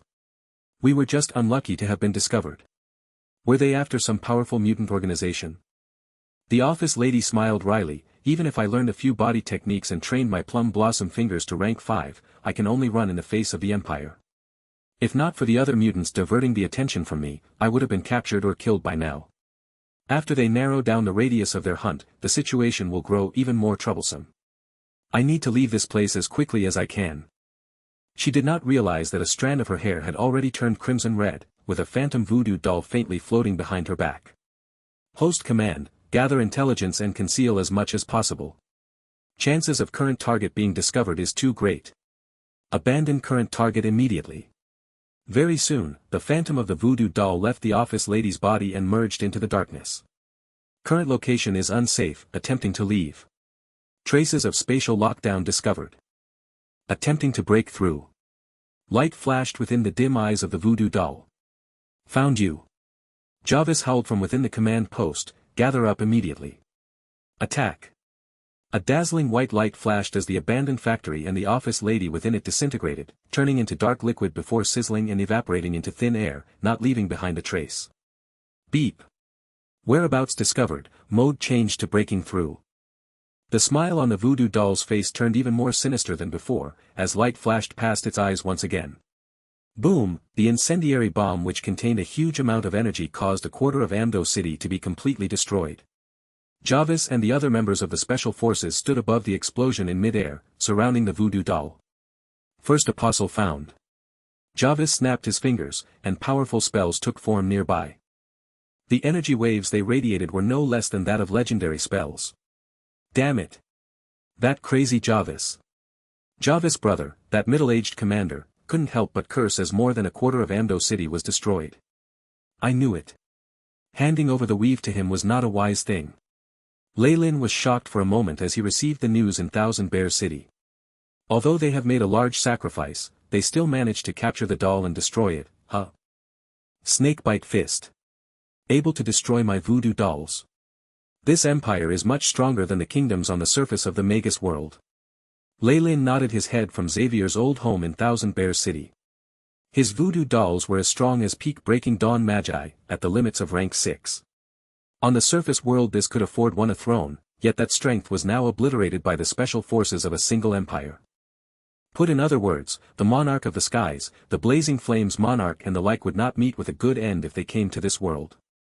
I haven't discovered the mistress of the night yet either. She could track my dolls down using the central neural net and the weave, forcing one out into the open. Such swift and decisive action, Leylin evaluated indifferently, at the same time not harboring much more hopes for the other two dolls. With the powers of this empire, discovering the other two was just a matter of time. However, the goals of acquiring intelligence, data, and even stalling for time had been achieved, so it was already enough. Leylin stayed in Thousand Bears City for some time, watching Xavier train recklessly in the Snakebite Fist. Curiosity had gotten the better of him, and he'd bought a large quantity of medicinal herbs and training dummies for practice. Another of the dolls was discovered during this time. However, several important cities had suffered collateral damage to destroy it, and the destruction and viruses spread by the doll reached millions. The government had started a donation drive for the victims of this tragedy, and Xavier's sister Jill herself donated part of her pocket money. As for the last surviving voodoo doll, it was currently hiding in the vast ocean. However, it was only a matter of time before it was discovered. Leylin didn't mind that, having it gather as much data as it could before being tracked down. Past that he didn't bother with it. In any case, he was confident in infiltrating this world even without the help of the voodoo dolls, and could avoid the surveillance of the Shadow Weave himself. Within an underground basement. Xavier had already moved most things out of this place, making an empty space the size of half a basketball court. The area was littered with sandbags and dummies. Xavier did not have his shirt on, and he'd wrapped his fists with cloth as he began practicing the technique written in the Snakebite Fist manual. Sigh, every punch of his seemed to soften his bones, letting them twist and contort in different ways. A hiss sounded with each fist thrown, as if it was a venomous snake that was striking. Huff. Snakebite Fist. Ruthless, insidious, and the trick lies in it being unexpected, striking at an angle that the opponent will not anticipate. Hence, I have to soak both my arms inside a special concoction broth in the beginning stages, to soften the bones, Xavier muttered. After practicing one stage of the technique, he went to the nearby water tank and picked up a white towel and dabbed into it. He then applied the black substance on the towel onto his hands, not missing a single pore. The blackish liquid seemed to burn his skin upon contact, and bored its way through the pores into the bones, as if wanting to melt the entire arm. Arg. Damn. It hurt so fucking bad, this pain caused Xavier to curse. He stuffed another towel he had prepared into his mouth as his expression turned malevolent, and faintly let out the hissing roar of a beast. This pain lasted for over half an hour before it subsided, leaving Xavier with cold sweat. Pooh, he spat out the towel in his mouth and looked at his own hand. Once the residue of the concoction was washed off, it revealed fair, whitish skin with a glossy sheen. He touched his own hand, and felt that the skin had gotten thicker. No. It's totally adding on another layer of outer skin. Xavier looked at it for a while longer before he took out a needle and pierced his own skin. Resilient and smooth, just like hide. He needed about half his strength to finally pierce through the skin, and even that only made him feel a pinch. Both of my arms have an increased piercing effect, and even my bones have turned softer, arriving at the minimum requirement of the snakebite fist. Xavier nodded his head, and suddenly felt his heart ache a little. The ingredients for the concoction is too expensive, and this pain. His heartbeat grew fast as he looked at the manual. Just the elementary stage cost me all my savings. I even need to put my hands in poison in the later stages, giving my strikes a toxic effect. No matter what, it doesn't look like an orthodox skill, more demonic. In fact, Xavier's guess was rather accurate. Back in the past, the snakebite fist was a manual used by the servants, so it was not anything great. However, it granted great power in a short period of time. However, with the thinning of these bloodlines and the suppression from various kingdoms and empires, bloodlines had regressed over time. Manuals like the snakebite fist instead became treasures to be passed down. If he continues to train like this, he'll most likely deviate and go crazy. Even if he's lucky enough to succeed, it'll at most be some skill around the mid-grade rapid shadows. Lei Lin stood by the side and casually watched Xavier train. Forget it. I've been a guest this long, it's about time I pay some rent. Lei Lin smiled as he reached out with his hand, and a black light entered the manual of the snakebite fist. As this light was too weak, Xavier, who had been practicing diligently, did not notice it. However, the ancient manual trembled, before it resumed a stationary position. In a certain page within the book that recorded the runes of the black datura flower, the lines of the runes continuing to extend and fill out as the flower bloomed. Very soon, these lines lost their powers and did not move any longer. However, the black datura flower, which was originally only quarter full, was now halfway done, and energy waves seemed to be spreading from the runes. Naturally, Xavier did not notice these changes. However, as he punched, the hissing of a giant serpent sounded once again, causing the rune of the black datura flower to flash. An energy radiation that the original owner, a Magus, had placed into the book was now drawn out, as it began to move towards the only bloodline descendant around the manual. Hiss, hiss. The snakebite fist's hissing sound grew louder and louder, as the vibration of the sound waves grew stronger. It was like a giant serpent had coiled itself around Xavier's body. The teenager had entered a miraculous state. His eyes grew dull as he unleashed punch after punch. The teenager now had entered a miraculous state. Black gas formed a phantom of a black snake behind him, its crimson eyes and tongue giving off a dangerous aura. With the appearance of the phantom, the skin on Xavier's arms began to molt. Once the old skin fell off, it revealed scales underneath. This energy is only to pay rent. However, it's like a key that unsealed the radiation locked inside the manual. Lei Lin smiled as he watched the black gas engulfing Xavier whole. With his current powers, he could easily grant Xavier the strength of a breaking dawn. However, this did not stand in line with the principles of Magi, that trades demanded equal measures. Moreover, such a spike of foreign power would definitely alert the weave. Why would he do such a thing? Hence, Lei Lin chose to pay his rent in equal measure. This had unsealed the energy radiation within the book, allowing Xavier's ancestors' intentions to be fulfilled. Although your ancestor was a low-ranked Magus, this is a start to having extraordinary abilities. Moving forward, it's all up to you. Lei Lin smiled, his eyes filled with anticipation. He did not do this because he was bored, but because wanted to confirm a few things through this boy. For instance, he wanted to know whether mutant organizations existed, as well as other bloodline carriers. After Xavier demonstrated his abilities, he would immediately turn into a magnet and attract many people who intend to use his powers. This would put the boy in a bit of a perilous situation, but that only served to give Lei Lin some excitement as he watched. Don't let me down, young man. Lei Lin looked at the figure that was still training in the basement. The phantom of the snake now grew larger, and Lei Lin's smile grew wider. Xavier only woke up from this unconscious state the next morning. He scratched his head and muttered, What's happened to me? Suddenly, a piece of wood from the table that he used to prop himself up had been ripped off, causing him to fall onto the ground again. What? This wooden table is really unsturdy. The teenager exerted more force, and his eyes grew bigger as he saw that the wooden block were grinded into fine wooden chips which fell to the ground. This situation. It's not that the table is weak, but I've gotten stronger. Xavier stood up and looked at both his hands. Suddenly, he punched out, piercing strike. Swish, a sharp whistle and roar filled the room, carrying the bellows of a giant serpent. A small hole was punched into the walls, causing dust and wood to fall. It seems like my body has completely adapted to the movement of the snakebite fist, and this. Xavier looked at his hands, at the scales that had already grown on his skin. Complete mastery of the snakebite fist. Rapid shadow. Xavier remained confounded over the next few days. His family inheritance, the snakebite fist that was extremely difficult to train in, had been mastered just like that. It was too good to be true, leaving the teenager so distracted he didn't even notice the change to the manual.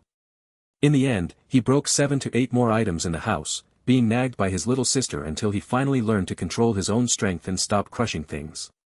However, Xavier soon put these issues to the back of his mind. There were more important things to consider.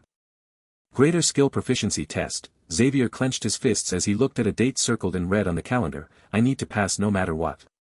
The access to the shadow weave will give me stronger and more powerful spells, letting me find a good job and take care of my family. Martial techniques only enable one to serve as a fighter or security guard even if you master them. Talents who can use high-level techniques are instead sought by many organizations. Hence, Xavier did not care much about the strange phenomenon that occurred to him, and immediately delved into a questionnaire and database to study for the test. Lei Lin too did not idle around. He casually browsed through the books that Xavier had bought, and saw a small advertisement on one of them. Advanced sale of answers, a 100% pass rate. Lei Lin smiled as he called the number that was left on the note, and got an address. Lad, it's you who wants that copy of answers for the high-level skills test. Lei Lin met 2 muscled hoodlums at a certain corner of Thousand Bears City. Their bodies were littered with piercings and tattoos, the kind of people one would avoid on the street. They were the type to get into trouble with the police often. Yes. Is it true, the 100% pass rate? Lei Lin left his concealed state, looking like a youth who wore a jacket and jeans. He was also carrying the ad pamphlet. Hee hee. Of course it's true. A hoodlum exchanged gazes with his partner. We sell everything here, do you know Rapid Shadow 5.0? We can even get one of those, so the answer sheet is definitely not a problem. This expression on the hoodlum, as if he was looking at a fat juicy sheep, caused Lei Lin to sigh inwardly.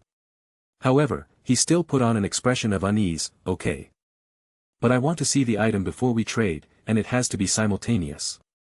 Of course, what do you take me, Azure Dragon, as? The hoodlum grinned and turned around. Follow me. A group of thugs were littered across a messy underground basement. Asterisk bash. Bam, asterisk many items fell to the ground, and a few pitiful wails resounded as well.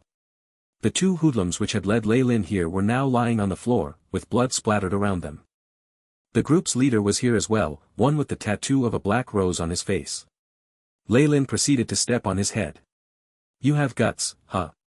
Not only did you use fake answers to try and fool me, you even wanted to rob me? Lei Lin threw a crumpled piece of paper on his face. How many fingers do you think I should chop off? It was a rare chance for Lei Lin to be this rampant. He didn't need to fear security cameras, since the underground wanted nothing to do with the country. Even their accounts book was by manual entry and not digitized. As for any authorities colluding with them, Lei Lin looked at the boss in disdain and gave him another kick to his stomach, causing the boss to curl up like a prawn. It was not that Lei Lin did not think highly of them, but collusion occurred at a far greater level than that of this unorganized rabble. Do you want to live, or die? Lei Lin looked at the boss toyingly, and the answer was immediate. So then, take out all the money you have on you. I only want cash. Also, tell me which underworld organization is the strongest here. And who is their head? No matter how good a society was, it always had its dark side. Several rounds of questioning gave Lei Lin the information he needed, and he left unworried that this group would seek revenge. They wouldn't be able to find someone with the same looks Lei Lin had displayed here, and even if somehow they managed it, that would be their bad luck, not his. This encounter gave Lei Lin an understanding of how organized falsifying documents was here. Special providers had established good reputations in manufacturing identities, able to give him true blue documents that could withstand scrutiny. As for the source, it was the extra income of a government official working in the Safety Bureau. Exploitation by selling real yet falsified identities. Why does it give me a feeling like I'm being tracked? Although Lei Lin complained in his heart, he still paid the money. After a round of genetic inspection, an identity card was now attached to his body. From this day forth he became a third-class citizen of the Empire, not afraid of investigations. The identity card allowed Lei Lin to rent a house, and buy a low-grade Rapid Shadow and even surf the net. Of course Lei Lin could have just stolen someone else's identity by transforming into them, but he wanted to witness the authentication process himself. As expected, All this genetic inspection mumbo-jumbo is a lie to trick the people. The true goal is to let the shadow weave scan a person's spiritual see, huh? The surprise had caused Leyland's eyes to turn darker, and even harder to read. His experiences with the weave in the world of gods was why he had revealed no traces just now. Even if he'd forcefully assumed someone else's identity, it wouldn't have ended up well. However, through the help of that corrupt official, he was now an ordinary citizen living amongst 10 billion others. Even Shar would not be able to find him. Hello, Mr. Lei. This is your communication device, and the first-generation Rapid Shadow. Since you don't have any degrees or a greater skill certificate, you can't use Rapid Shadow 3.0 or above. The service staff smiled apologetically to Lei Lin and took the cash that he handed over. This cash and the money used to buy his identity was funded by those unlucky hoodlums from earlier. They are all portable retina displays, just a little worse off from my previous world. Lei Lin looked at the internet that was similar to his past life, and the various tools and advertisements within. Nostalgia filled him, but it was quickly suppressed again. I also need to rent a place. Do you know anywhere that would suit me? I want a house that is close to the outer circle. Lei Lin mentioned the area that Xavier and Jill were living in. This place? The staffer was a woman in her 20s, with some slight makeup on. This question exceeded her authority, so she was rather stunned as she looked up at Lei Lin. I'm offering adequate compensation, Lei Lin added immediately. No problem. The lady very quickly replied, but it was unclear whether it was the promised money that coaxed her or Lei Lin's looks. My house is near that area, so it's quite convenient for me as well. However, you have to wait for me to end work. After busying himself for a while, Lei Lin immediately moved into a house close to Xavier's. Not knowing of their new neighbor, the siblings carried on with their own tasks. A first-generation Rapid Shadow. Everyone in the Empire has one now. Lei Lin looked at the watch that had a black crown labeled on it, and activated the thing. Ding! Zesk 988273221 activated, beginning automatic identity scan. Identity confirmed and locked. This Rapid Shadow is for your personal use. If it is damaged, please call. Once the startup screen faded, Lei Lin immediately moved to the most important feature of the watch. Ding! Identity locked, account confirmed. Current balance, 3000 series. A notification appeared on the Rapid Shadow, followed by a list of spells and their prices. Rank 0 spell, Illumination. 200 series per use. Rank 0 spell, Increase resistance.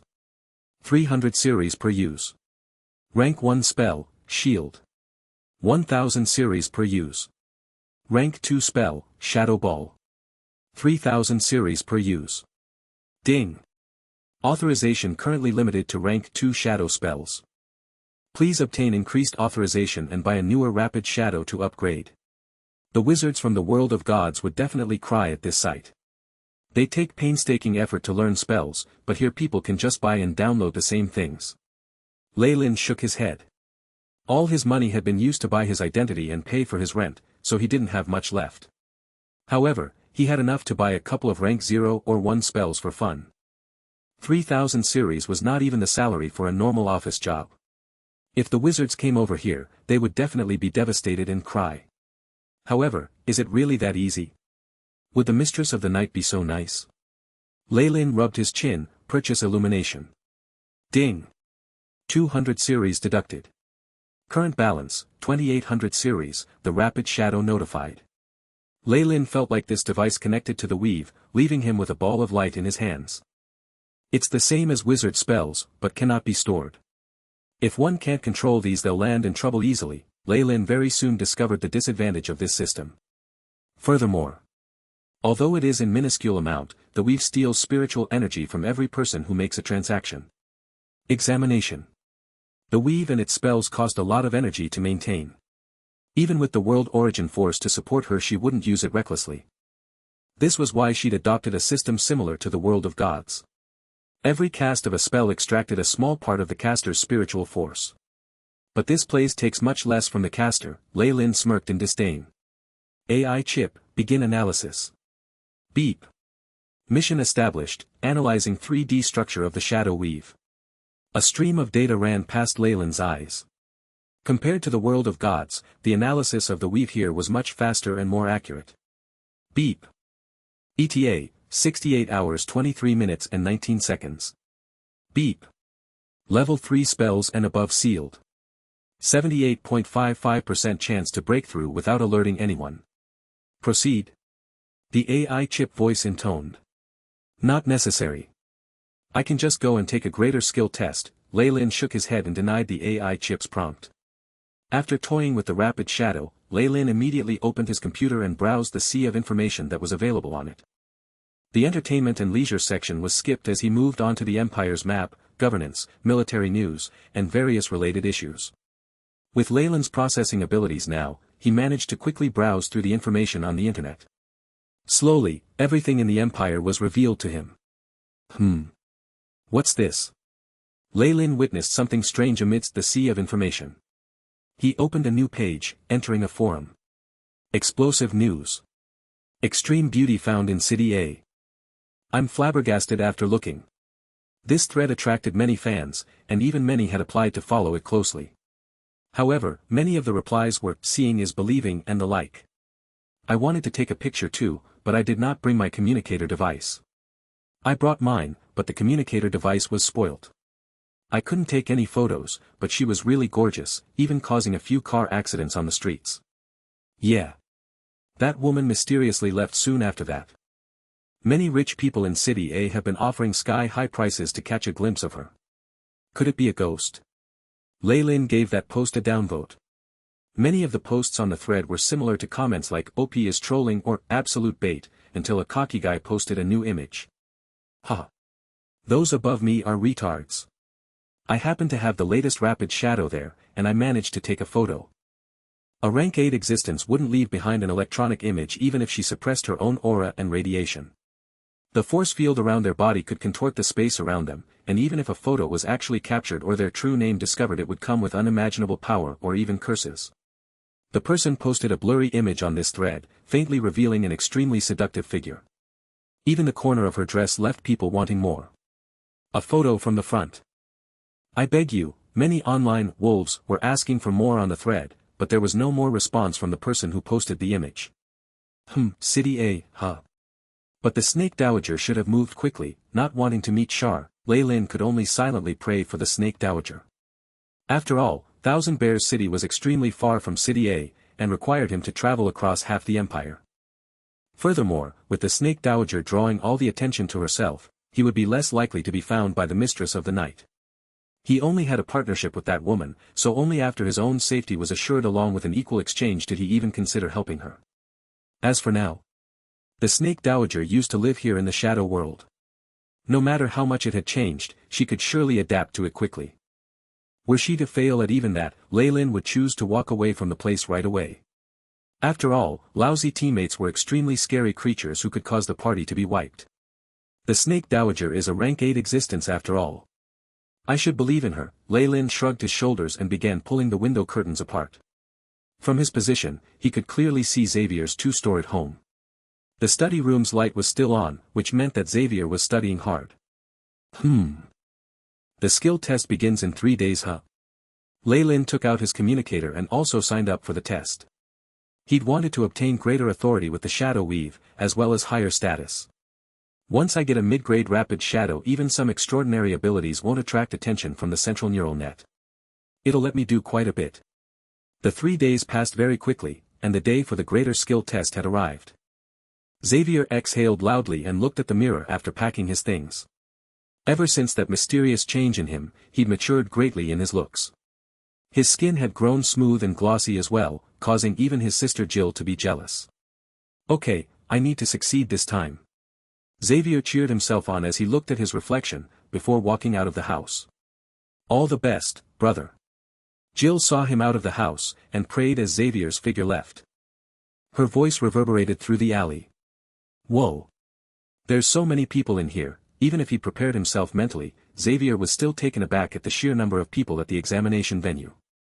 The greater skill test is one of the most difficult tests in the Empire. Once one qualifies, they can use middle-rank spells, equivalent to holding gun rights. Apart from that, many organizations will clamor to hire you. It's pretty normal to have so many people apply. A familiar voice sounded from behind Xavier, and he turned around. He saw a young man standing there, his long sideburns causing him to look middle-aged. Why? You don't recognize me anymore. The young uncle patted Xavier's shoulders and laughed. What? Uncle Crowley. Xavier immediately recognized the man from the aircraft. I told you not to call me uncle. Crowley touched his own face. My beard and sideburns are a little thick, but in fact I'm still very young. I'm only 25. 25. But isn't 25 already considered an uncle? Xavier disagreed inwardly, but he still changed his form of address. I remember Big Brother Crowley already has his license. Don't you already have the latest version of the Rapid Shadow? Xavier asked. Indeed.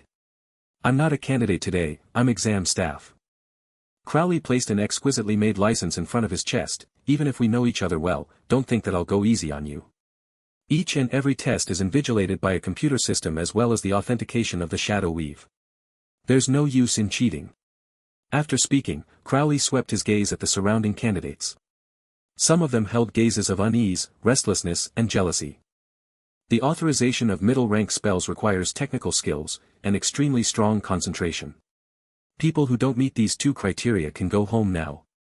If you turn into an idiot in any case, we don't need to take any actions because you have signed the indemnity form. However, this advice did not bring about any effects.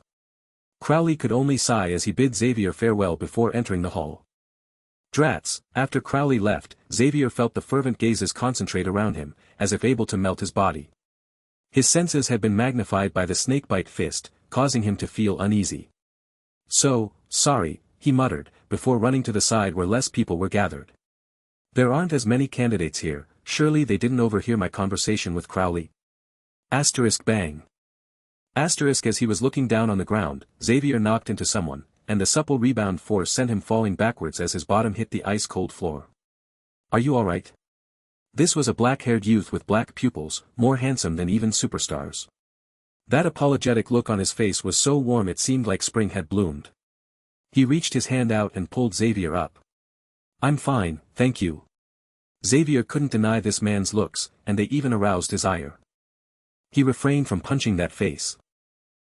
You have great strength, Xavier responded quickly and saw the physical appearance of the youth before he praised him. Xavier had already mastered the snakebite fist. Even if he suppressed his own strength, and the technique itself didn't excel in raw power, he had a good idea of his current physical prowess. He'd be fine even if a car crashed into him, but now he'd been knocked down easily. Yup, I like to train my body regularly. The youth smiled and revealed a tidy row of white teeth. This person was naturally Lei Lin. His appearance had not changed much from before, and was the exact same one on his identification card. He'd now worn jeans, and had a jacket on. After seeing Xavier, he had decided to greet him, by accident. I'm called Lei, and what's your name? Lei Lin asked rhetorically. Xavier. I'm Xavier. Xavier answered only after he patted the dirt off his body and inspected his belongings. Written examination. The two quickly began to strike up conversation. With Lei Lin's experience and knowledge, duping a youth was an extremely simple matter. Xavier had soon lost all traces of jealousy in his heart, feeling like this Lei was a talkative and humorous person. So you have a little sister. Thousand Bear City's Little Bear biscuits are favored by many girls. I should bring some with me when I come to visit, Lei Lin said with a smile. You coming over to visit is already enough. You don't have to be so courteous, Xavier replied. But just as he was about to continue, a sharp bell sounded out. Drawn in by the urgent sound of the bell, the crowd streamed towards the main gate in waves, like a limitless sea of people. Mr. Lei, the examination is about to begin. Let us continue our chat later. With Xavier's physique, he was involuntarily swept away by the surging sea of people, leaving Lei Lin behind. Of course. Lei Lin smiled. This sort of scene seemed to bring back a rather nostalgic feeling, and he also entered the examination hall. The examination has been split into two sections, a written examination and an on-site test. Candidates AS1 to SD100 please proceed to examination hall 3, a mechanical voice echoed in the hall. Lei Lin followed its prompts, arriving at an exam hall. At the destination were several silver-gray nutrition cabins. The metallic surface shone brilliantly, looking like something out of science fiction. Your written examination will be conducted in the nutrition cabins, so please find your seats. A staff member with a blue exam badge entered the hall, scanning the crowd with a piercing eagle-like gaze. The exam will take a long time, but don't worry about your constitution. We will prepare enough nutrient liquids for you. The blue-badged staff member monitored them all and Lei Lin found his own nutrition cabin. Beep. Scan has been completed. Welcome, candidate GF87. Ice cold and solid. This was Lei Lin's first impression of the nutrition cabin. Even he felt nauseous with the influx of nutrient liquid, so it would definitely be a form of torture for normal people. A light flashed before his eyes suddenly, and a virtual exam room appeared. The room itself was limitlessly vast, but it only had a single hardwood desk with paper and pen on it. A virtual environment? This can eliminate cheating, and allows the examinees to be given different questions each. Unless one can break through their cabin's lock, they can't possibly cheat. Lei Lin sat down, sweeping his eyes across the questions on the table. His ability to gather information was shockingly quick. He's crammed hard last night, so none of these questions could trouble him one bit. It's a written examination, but many things can be tested in a virtual environment. It absolutely won't be limited to just these unlimited questions. Lei Lin smiled to himself before answering the questions at rapid speed. In this environment, ordinary candidates were completely unable to perceive the passing of time. Lei Lin was of course the exception. After completing over 10 examination papers, the surrounding environment began to change. He was taken to an operating workshop. Question 35, use the given materials to repair this rapid shadow wristwatch. Lei Lin looked at the lathe here, and saw a broken wristwatch upon it, with several electric pens and other items scattered around it. Its screen had been smashed to pieces. This must be the on-site test. Lei Lin stroked his chin, unless the on-site tests directly open the limits of authority, and evaluate the use of mid-ranked spells. The current empire did not have sufficiently advanced virtual reality technology to simulate magic. Only Lei Lin's AI chip was able to do something on that level. After all, the flesh and soul were the same as spiritual force and matter. It was an extremely difficult matter to fuse the two together and analyze all their mysteries. It was only with the space-time travel that his AI chip had abandoned physical form. It had fused with his soul, and even then it took multiple advancements to reach its current level. Crowley had changed into a well-ironed uniform, walking into the control theater of the examination hall. His eyes sparkled as he saw a fair-haired beauty and greeted her. "Oh, Miss Bobby. Did you discover any useful seedlings? Your job is to patrol the examination hall, Proctor Crowley." The beauty rejected him without hesitation. It caused all the other proctors to smile. All right. I'm impatient too.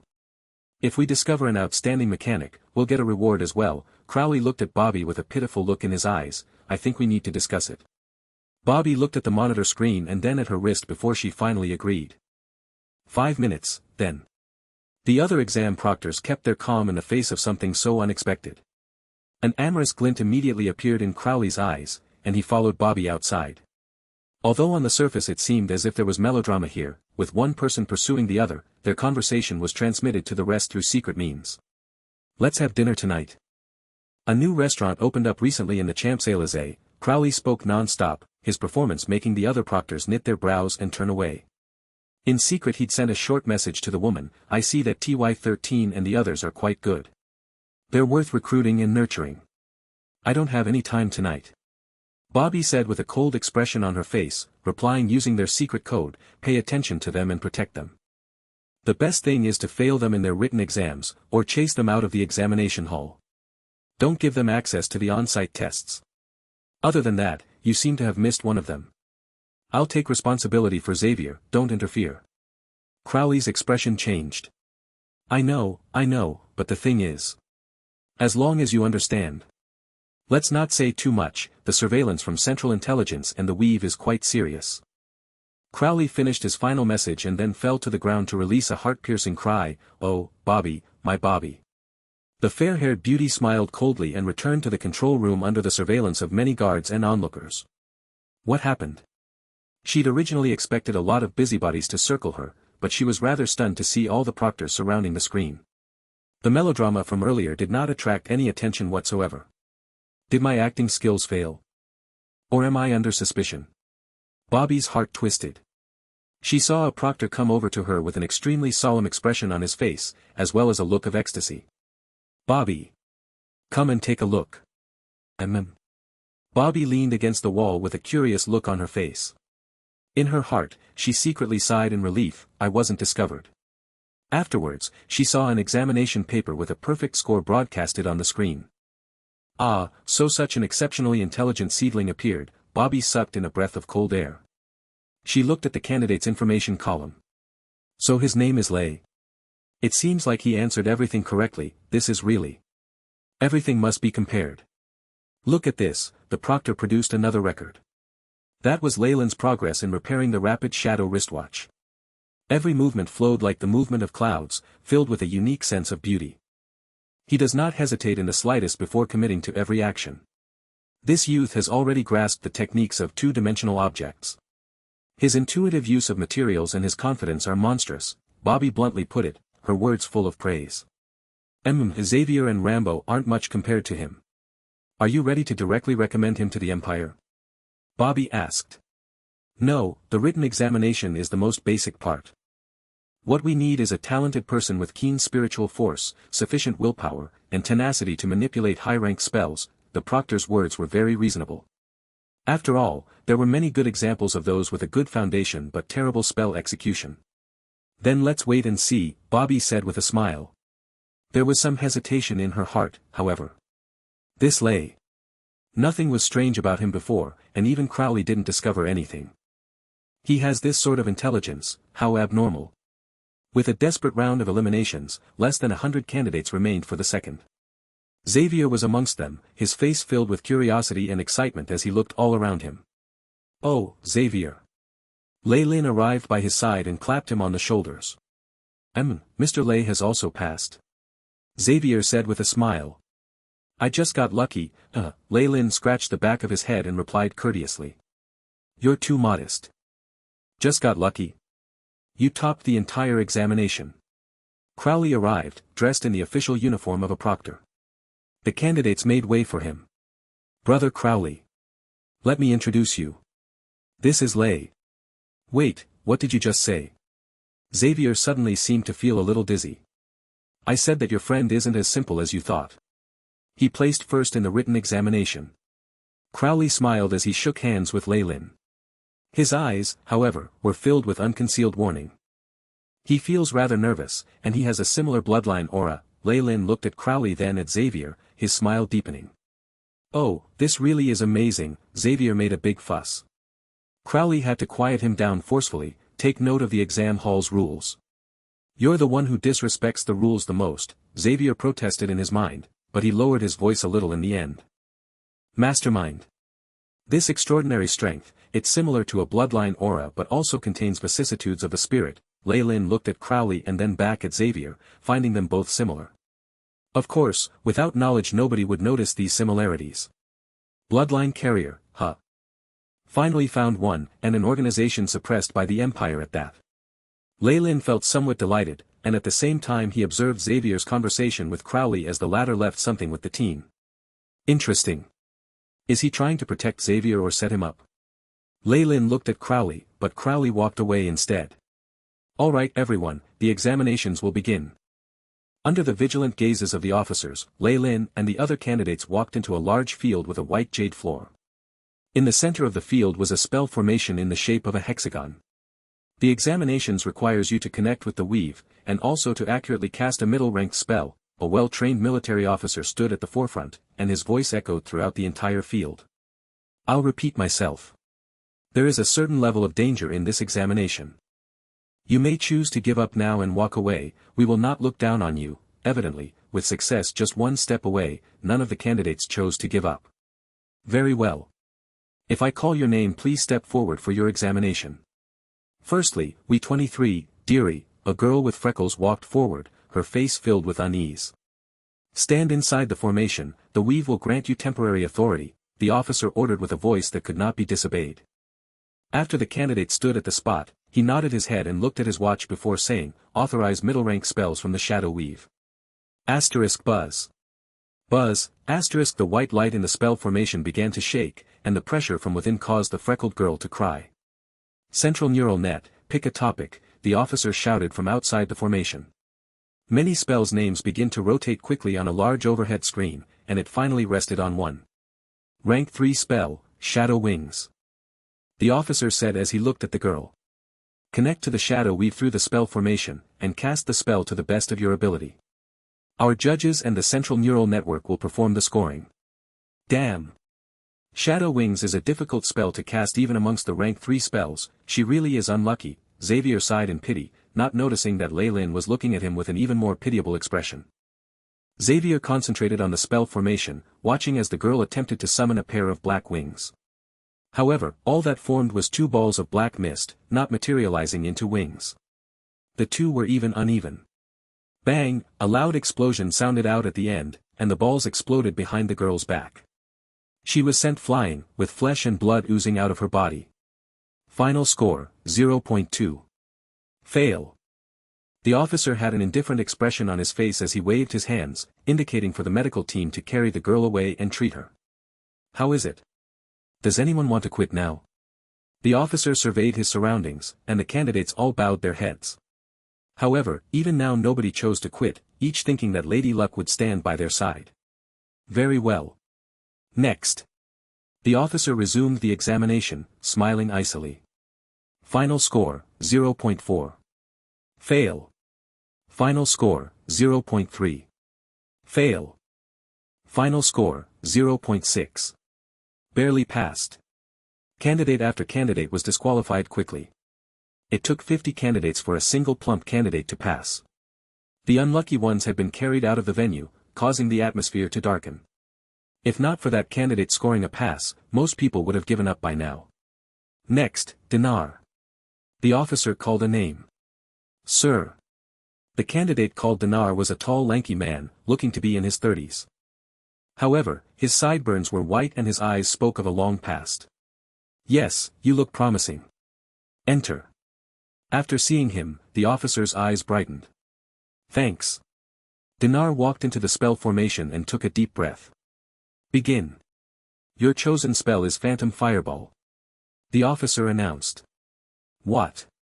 It's one of the easiest spell to control. He's so lucky, the candidates below clamored. The man seemed extremely pleased with his own luck too. He closed his eyes as a formless spiritual force spread and connected to the weave. Very soon, a dark red fireball appeared before him, as gentle as a tamed beast. Very well. Finally, another candidate passed. Xavier clenched his fist, and his confidence was rebuilt. However, just as he thought Dinar would pass, a strange event occurred. The dark red fireball began to shudder, and seemed to crack at its sides, causing Dinar's expression to turn bad. Asterisk boom. Asterisk the dark red fireball exploded, charring Dinar into ashes. Absolute silence reigned, death permeating the field. The silence was finally broken by a scream, and immediately a cacophony was stirred up. Silence, or you'll be disqualified. The threat was extremely effective, and the field became quiet once again. Sad. This Dinar's spiritual force was cracked, causing a backlash with the spell.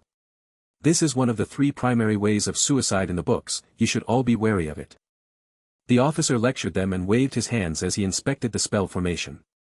Several members from the medical team came forth and carried the burnt corpse away. Oh, so that's what happened. Lei Lin looked at Xavier, who seemed to be scared silly. Crowley smirked in secret as well, nodding his head.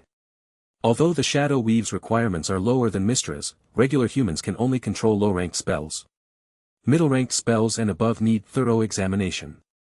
This is not something peculiar, just the death, it's abnormal.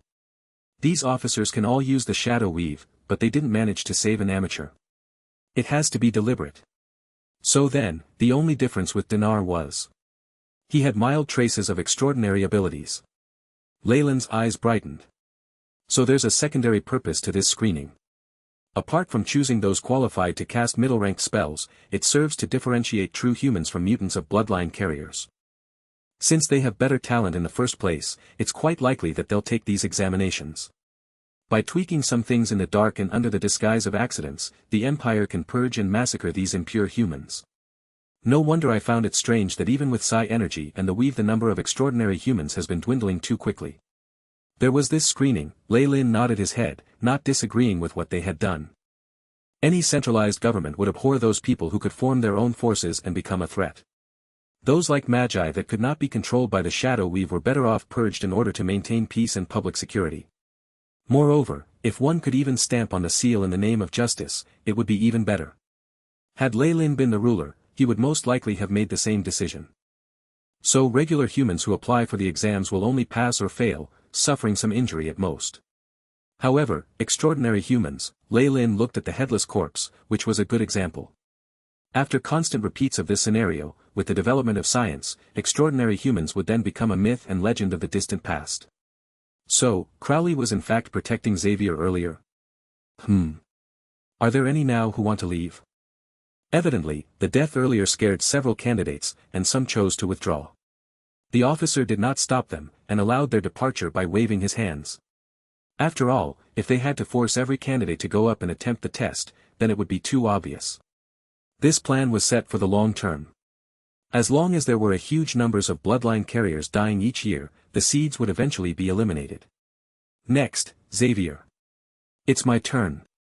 Xavier felt pumped. Go up. All the best. Lei Lin encouraged him at the side, and saw the worry in Crowley's eyes. After all this time, the rebels should have thought up a way to counter this by now, huh? However, Xavier did not know anything regarding these issues, and he walked to the spell formation in trepidation. Okay. The spirit scan is not a problem, he's not a bloodline carrier. The officer looked at a secret report before he announced the choice loudly, chosen spell, Phantom Fireball. I've already casted this countless times in my head. I'll surely succeed. Although Dinar had died earlier, Xavier did not allow his death to affect his spiritual force from reaching into the spell formation. However, he suddenly realized something. The spiritual force which he could use to cast low-rank spells was now like a dead puddle, not moving one bit. Damn it! Move! Come on! Xavier turned beet red, only feeling that his spiritual force would not budge no matter what. Asterisk puff. Asterisk. Finally, a small wisp of flame was formed before him. But it very soon turned into a black pillar of smoke. Pass. That flame, don't tell me it's actually a shadow fireball. The candidates below were completely stunned. The whole room erupted into laughter. Xavier wanted to dig a hole and throw himself into it. The embarrassed blush on his face extended all the way to his neck. Such a shame. You scored so well in the written examination, but it turns out you're a squib. The proctor regretfully shook his head. A squib was a normal person who was innately weak in terms of spiritual force. Although it wasn't difficult for them to cast low-rank spells, they were idiots at the practice of higher-ranked spells. With their spiritual force unable to support them, they were like machine guns with no bullets. Pity. Final score, 0.1 fail. The military instructor announced loudly. Everyone around Xavier sighed. Just as Xavier began to walk away despondently, he saw Crowley walking towards him. Don't be upset, everything will get better soon, he said, and Lei Lin keenly noticed a look of relief in the man's eyes. He shook his head involuntarily. Normally, the juniors take advantage of their elders. Seeing a senior do that to a younger man is quite rare. Lei Lin watched rather speechlessly as Crowley used his acting skills to score points with Xavier. Next, Lei. The proctor raised his voice as Lei Lin calmly stepped forward and walked into the pentagram spell formation. It seems like my performance in the written exam scared them. Did I arouse some suspicion? Lei Lin saw the bewilderment in the proctor's eyes, and laughed coldly to himself. This Lei, Crowley fixed his eyes on Lei Lin's back, it's very strange that our organization never discovered someone like him. It's very suspicious. I hope he's a natural genius, otherwise. Very quickly, Lei Lin felt a gentle scan from the pentagram spell formation. Beep. Soul aura sweep detected, creating a fake profile. His true soul of laws suddenly shrank back a little, hiding itself in a crack between the spiritual and material planes. All his power left with it, making him seem like an ordinary person. With the AI chip as well as his own self-concealment methods, nothing was discovered. Everything is normal. It looks like he really is a genius. I hope he can pass and contribute to humankind in the future. The proctor glanced at the screen out of the corner of his eye and announced it in a loud voice, the central neural net has selected the spell, Shadow Servant. What? Isn't that the hardest exam question? Shadow servants need a fixed amount of intelligence. He's finished. People say even high-ranked engineers with mechanic permits can't cast it properly. The candidates who were watching below rejoiced in Leyland's misfortune. Shadow Servant. Lei's luck is really too bad. Xavier seemed to recover a little from his knockback, and began to worry for Leylin, who stood at the center of the pentagram.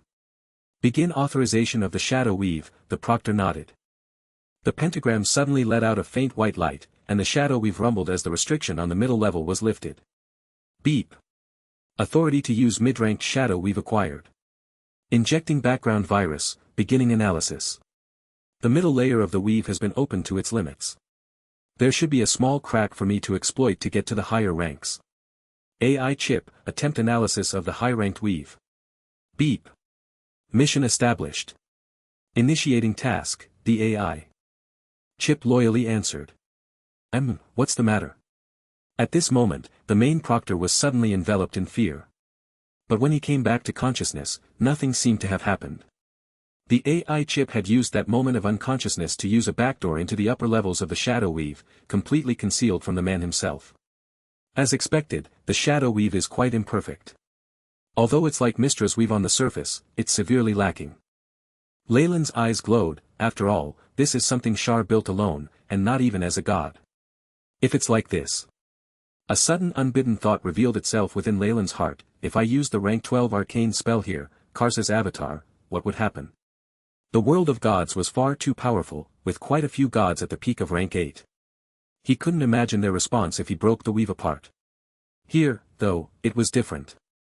The shadow weave was incomparable to the real weave, and Shar herself was only an intermediate god when she left. Leylin had quite looked forward to using the exam to test the shadow weave's response to arcane spells and the like. A conscient that had already died but could still pass the crystal wall structure and make it to the shadow world was rather curious. Well, they're both the weave in the end. Karsa's avatar has quite a high chance of succeeding, and I only need to overwrite the shadow weave's research program. It's best to act only after I've analyzed the 10th level of the weave. Leyland's mood vastly improved after he thought about this point. Shar wasn't a full incarnation of the shadow weave, but their existences were tied inseparably. If the shadow weave was destroyed, the damage done to her would be terrifying. It seemed like Leylin had a trump card in his hands, one which he could use to threaten Shar at any time.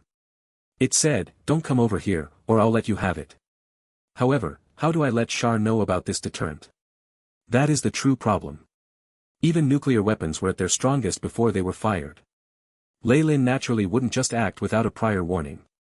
"Can you begin, Ley?" The proctor seemed to have misunderstood. "If you aren't sure about it, you can choose to give up. After all, your safety is of utmost importance." It had to be said that the proctor loved to protect ordinary human geniuses. "Oh, thank you. It won't be necessary." Leylin politely waved him off and directly connected to the shadow weave. Zzz, a layer of concentrated black smoke formed beneath his feet, slowly sketching the outline of a person. The proportions of the four limbs were perfect and in harmony, only its facial feature left fuzzy and indistinct. "Master," a hoarse voice was emitted from the shadow servant's body as he knelt down in front of Leylin. "This intelligence. It's the highest grade of shadow servant." The proctor smiled fervently. "Ley. Your complete assessment score is 1, you gave an exceptional performance." Whoa, the people below were stunned into silence. A long moment seemed to pass, and the cheers that erupted afterward were incomparable to the cacophony caused by someone passing before. After all, those before him had very barely passed, whereas Leylin had scored full points. Ley really is a brilliant person. Xavier looked at Leylin, who stood up on the stage. Everyone's attention was focused on the black-haired youth, and in his heart he felt slightly inferior when compared to him. "What's the matter?" Crowley casually patted him on the shoulder. "Although you don't have talent when it comes to controlling the weave and using spells, your personal strengths lie in other areas. The one who invented the rapid shadows was also a squib. However, who can deny his contributions?" "That's true. Even if I don't have a diploma, I still have the snakebite fist." Xavier inwardly thought to himself and clenched his fist. Seeing this scene, a trace of gratification flashed across Crowley's eyes. His high-ranked permit was hot off the press, and the government had strongly urged Leylin to stay. He said he needed some time to consider his options, using that as an excuse to leave. After that, he went directly to the shop for rapid shadows. He didn't actually need one to cast shadow spells, but he had to conceal that fact, so he ended up buying one. You want to buy Rapid Shadow 5.0? Please show me your permit. This was the same shop assistant from before, and there was a trace of astonishment in her eyes. He only had authority for the most basic model just a while ago. Now. Lei Lin calmly handed his new permit to the assistant. Once the computer attested to its veracity, her eyes were filled with fervent passion. It wasn't just this assistant, the others nearby were completely starstruck as well. Lei Lin didn't suspect in the slightest that as long as he took care, it was very possible for him to get his hands on everything. However, now was not the time. He ignored the bitter gazes directed at him from hiding, settling the payment for the device and leaving the shopping center. The gazes had never been a problem for him. Ding! Welcome to Rapid Shadow 5.0, customer.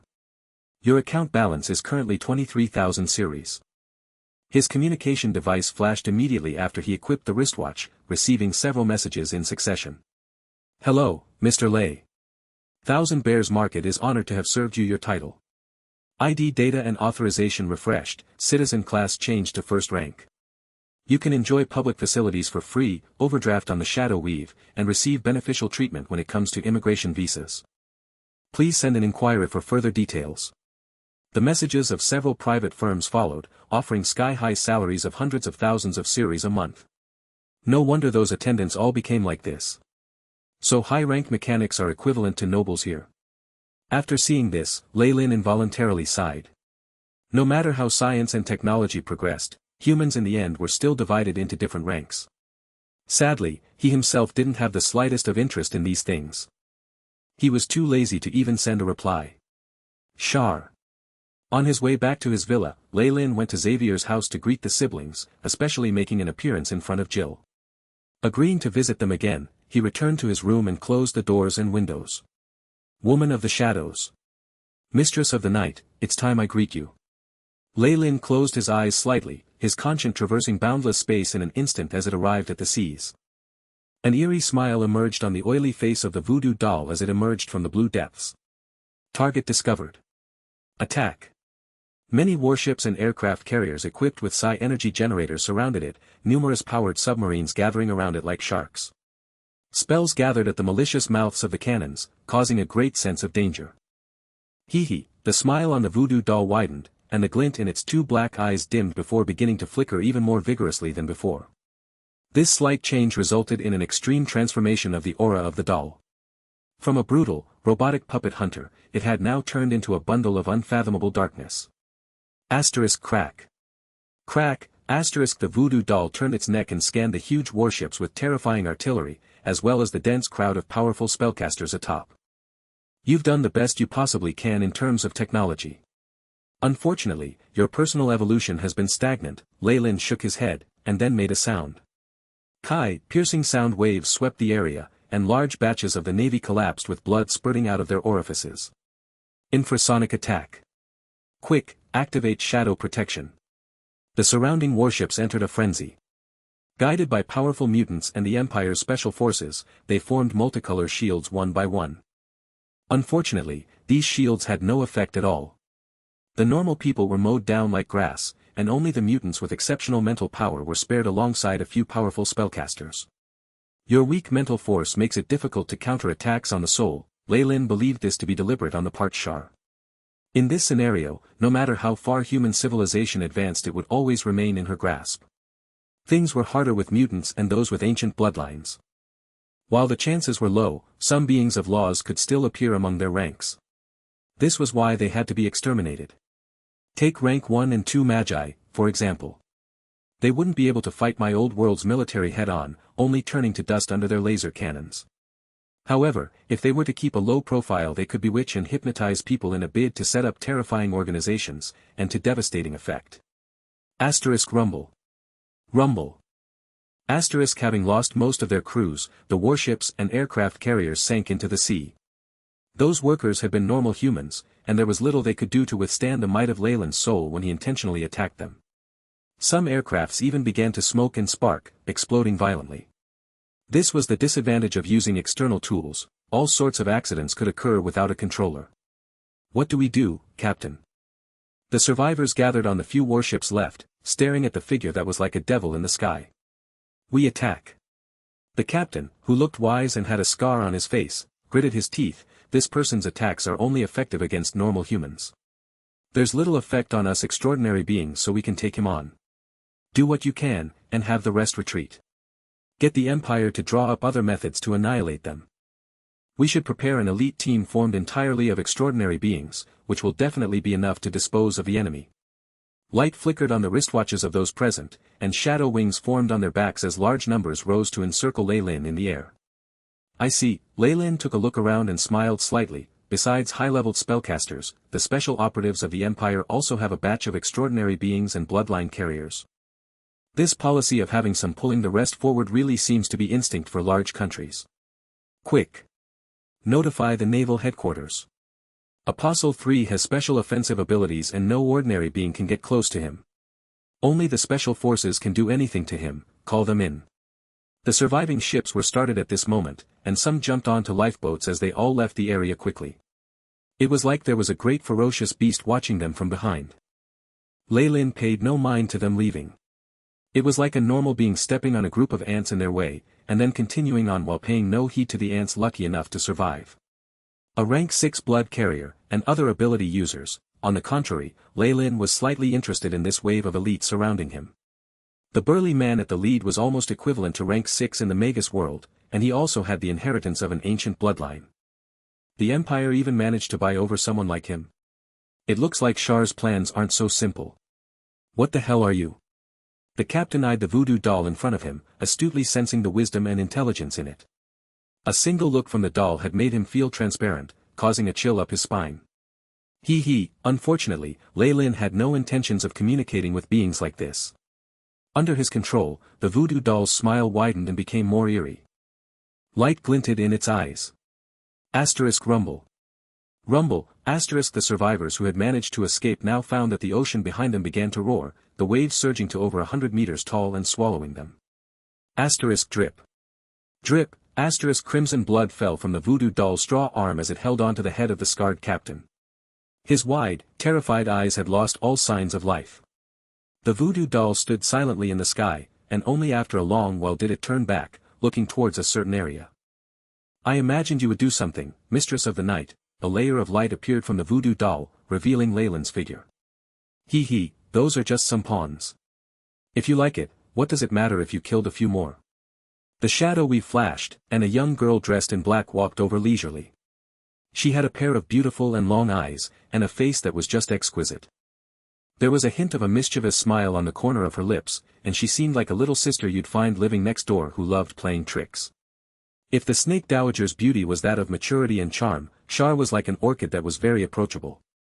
The Mistress of the Night sized Lei Lin up and down, eyes full of unconcealed curiosity. I thought the dowager would be the only one coming. I didn't expect she would invite you as well. The smell of this bloodline. Char's voice was like a clear spring, graceful and beautiful. The smile on her face grew bigger, and she held on to her belly as she started chuckling. Haha.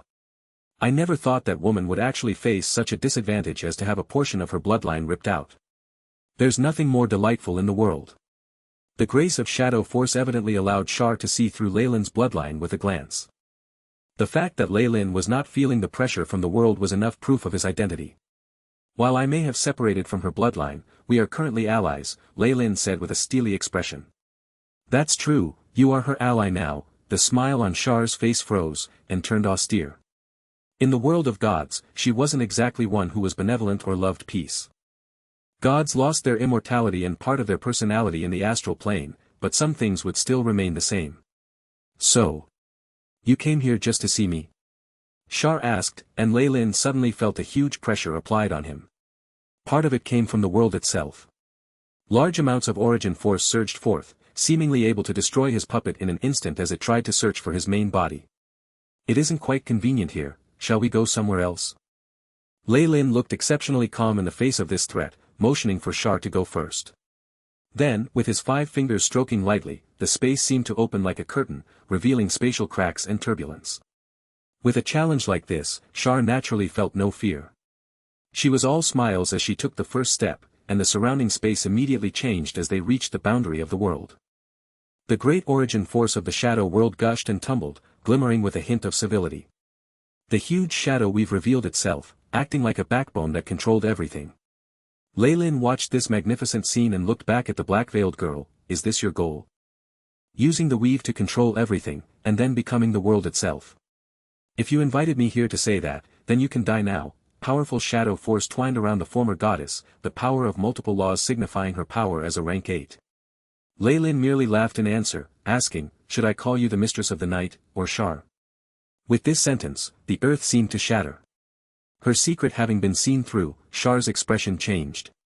You've been to the world of gods? She asked, a silent acknowledgement of her identity. Beings like her would not be so easily startled by quibbles, and since Lei Lin was already so sure she wouldn't be able to change his thoughts anyway.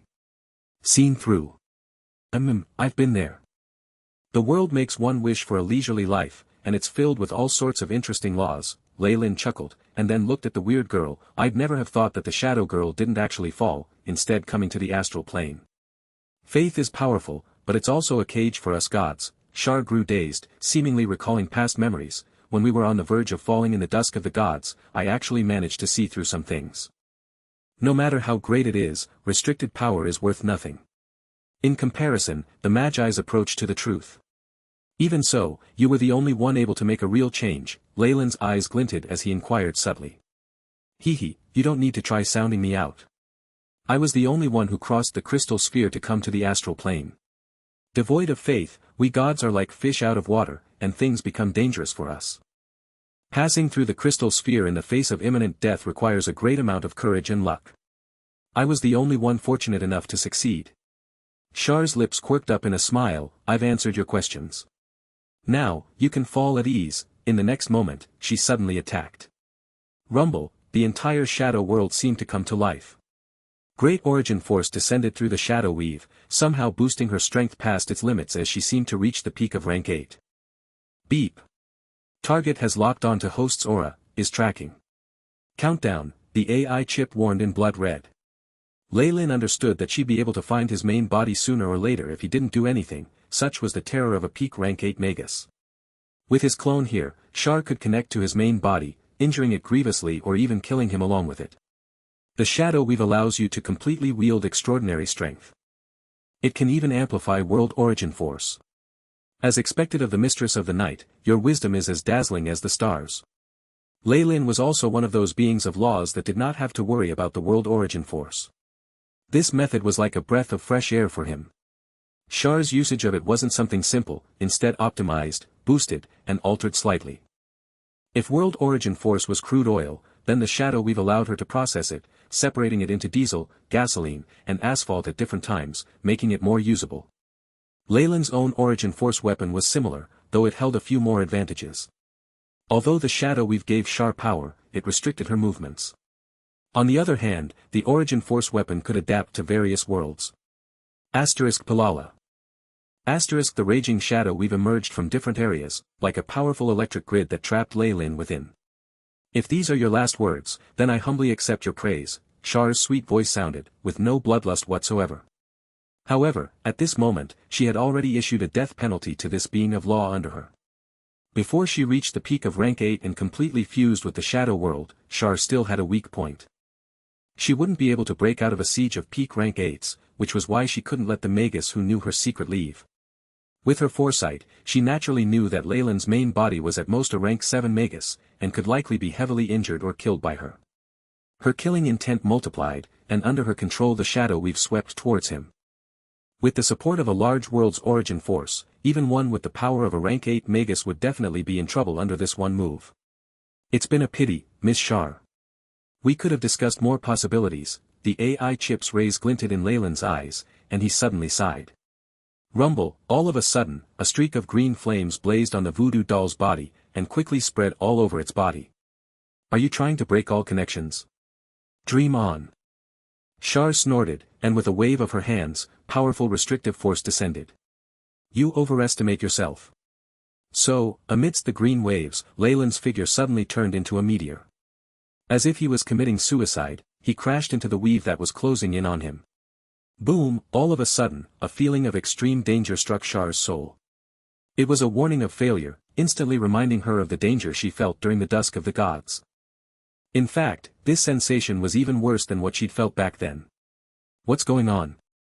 Shar suddenly retreated, numerous spell rays flickering on her body. Circles of origin force formed an armor that began to envelop her. In what had been a sea of origin force, within the palace, the girl in the crystal slowly opened her eyes, a trace of fear appearing on her expression. Buzz, turbulent. Immense. A conscience that had initially been in a deep slumber suddenly awakened as it descended. Whoosh, the shadow weave extended, causing the little green meteor to jump out of the siege and leave behind a bright curve in the sky before disappearing. Shar knew that the Magus had already completely destroyed all traces of the puppet, and it would be impossible to pursue him further. Now, however, her focus was on something else. What's going on? What's with this huge sense of danger that could harm my life? And the world will? Shar closed her eyes, as if interacting with the great shadow will. Only after a long time did she open her eyes. It sensed an aura dangerous enough to kill me. Shar bit her lips, looking serious. The more powerful a being was, the more afraid it was of death. This applied even more to her, who had been lucky enough to survive the dusk of the world of gods. What is it? A Netherese flying city? An extraordinary divine weapon? Or is it the earthen plate of destiny? All sorts of thoughts streaked through her mind, one after the other. Following that, she turned towards a region of the empire. Although she had not been able to pinpoint his location, she still found the general vicinity. All Snake, you've truly found a great helper this time, Shar sighed, her body merging into the shadows. A terrifying web of darkness encircled the region Lei Lin was in under her command, surging in the shadows. Thousand Bears City, within the bedroom of a villa. Lei Lin opened his eyes slightly as a trace of black lightning flickered in the room. Some of the threads that had tried to pursue him were disconnected and swallowed, dissolved by darkness. Only once the process was complete did he stand up, recalling his meeting with Shar. Most of her divine immortality has been converted, Lei Lin sighed with a hint of pity. The divinity was the most important part. Godly power of laws could be devoured completely and used in an instant, allowing a Magus to multiply their strength. However, the reverse was not true. Having changed, Shar was no longer a god. Even if Lei Lin devoured her, it would be great if he got even a fifth of the law of shadows. That small fight using his avatar had allowed him to determine Shar's strength. She was near the peak of rank 8, only a few steps away from the boundary of rank 9. This strength exceeded that of the Snake Dowager. If Shar had beings of laws helping her, even Lei Lin would have to consider retreat. Just like the wars between large countries in his previous world, these battles in the astral plane were all for profit. If there was little profit out of it along with the danger of injury or curses, nobody would want to fight. But it's too clean, the whole shadow world doesn't seem to have any other rank 7s aside from Shar. Lei Lin felt a deep chill inside. There were still a few beings of law under the Snake Dowager's rule. They'd made deals with her, allowing her to watch over them without worry. However, there were no auras of law in the current shadow world anymore. Shar is from the world of gods, after all. She wouldn't want her secrets discovered by other magi before she reaches the peak of rank 8, Lei Lin sighed. He had a feeling the rest of those existences had probably met their ends. The Snake Dowager should have discovered this by now, right? He pushed aside the curtains, his eyes seeming to pierce into the boundless starry skies and into another part of the empire. There was an ancient castle sitting atop a hill at the outskirts of a bright city. Such medieval structures had grown rare in recent times, becoming tourist sites more than anything else. A lady with a long black umbrella was leisurely walking across a shady pathway. She'd worn a coat of mink fur, and her tall black heels created piercing noises as they hit the ground. With her black silk gloves, she seemed elegant and posh. Under the headscarf was the face of a middle-aged woman. Her long eyes and lips were smeared with bright red makeup, giving her an enchanting look. The Snake Dowager had evidently learnt from the previous lessons, and restrained much of her charm. While her current figure was beautiful, it was not enough to create trouble and suffering for the country. Raindrops dripped onto the roads and created a lively rhythm. The soil was all muddy, yet nothing seemed to stick onto her high heels. However, as there weren't many people nearby, nobody discovered this startling scene. Kidnapping. Ali Lux, Jar Spectre, as well as a guardian of the mermaid clan, the Prophet Kali, the Snake Dowager's eyes held a trace of sadness. You should have chosen me from the beginning. She walked directly into the ancient castle, but the dozing security guard did not notice her at all. Intensely familiar with everything in the castle, she continued on her way and walked into the basement. She finally arrived in front of a wall. The dirt-yellow Manson stones were covered with the mottled marks of history. The likeness of a two-handled vase had been carved in there with simple skill. In Allsnake's name, the snake dowager bit her lip, a trace of blood appearing and piercing into the body of the wall. The entire wall seemed to collapse, revealing a pitch-black passageway. In the end, she arrived in front of a simple altar. There she saw fragments of ceramic, radiating an atmosphere of chilling horror with concentrated resentment. The grudge had materialized even after thousands of years. Jar's specter, so this is what became of your body. The snake dowager picked up a dirt-yellow fragment of the vase, traces of black patterns wandering on the surface as they let out hissing sounds. It seemed like 1,000 snakes were flowing over each other. Having gotten what she wanted, the snake dowager quickly left. The passageway was discovered by a cleaner later, becoming a popular tourist destination. Another bright and beautiful day dawned in Thousand Bears City. Xavier stretched lazily and sat up in bed. Oh dear, I didn't manage to get my license again. I still have to ask for money from my parents at this age. Shouldn't I hurry up and find some odd jobs to do? He kneaded his temples in worry as he put his clothes on. The Imperial University was expensive to go to, and normal families could not afford it. Xavier had grown a bit of pride over his life, and he didn't want to use up his parents' money after he grew to adulthood. Tiring jobs like waiting tables don't have high salaries. I should become a bodyguard instead. My physique was crafted well by the snakebite fist, giving me great attack power. I can earn in excess of 10,000 series a month. His self-confidence was greatly bolstered by his sturdy physique and willpower from training in martial arts. Several minutes later, he walked into the living room with toothbrush in mouth. He saw fried eggs, bread, and milk on the table, with a note stuffed under the plate. Jill's already gone to school. The scene of a little girl cooking breakfast from atop a stool appeared in his mind, and a smile blossomed on Xavier's face. Washing his face and rinsing his mouth, he sat down to eat breakfast and turned on the television. The television screen appeared in midair, broadcasting the clear and simple voice of a female anchor, "Welcome to the morning news. Let's begin with economy."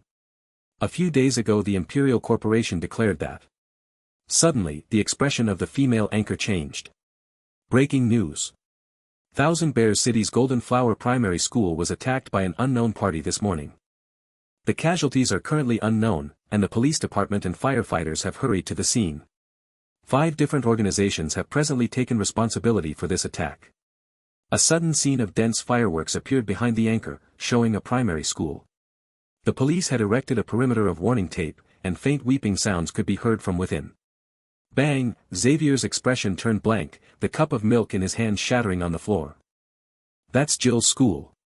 He immediately rushed out, pulling out the door with so much force that a hole the size of a fist was formed where the handle used to be. Has it begun?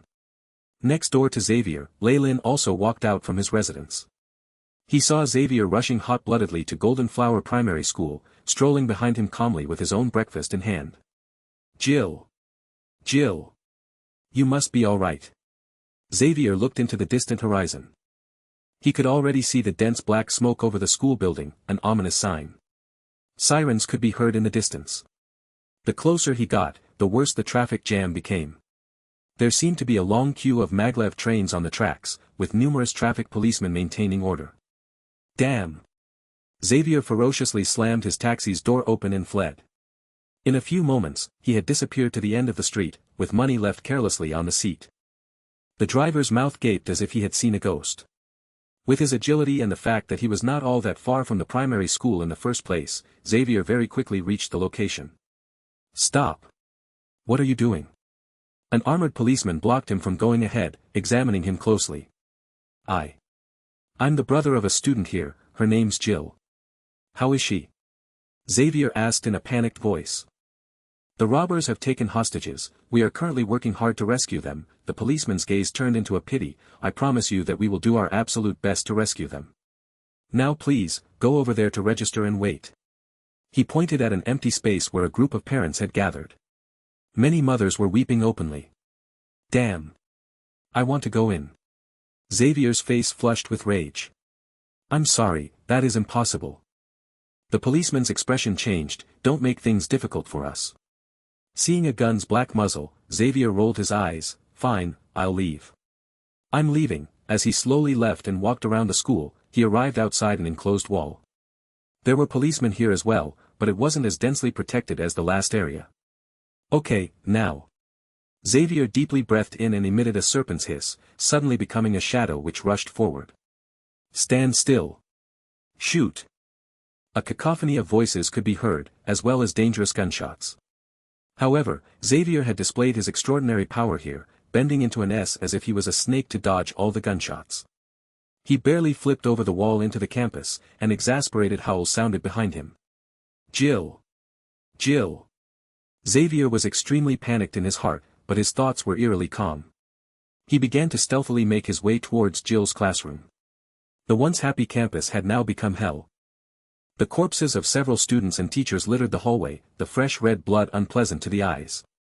It's impossible, Jill would not have fallen here. Xavier encouraged himself to move onwards, silently drawing closer to Jill's class.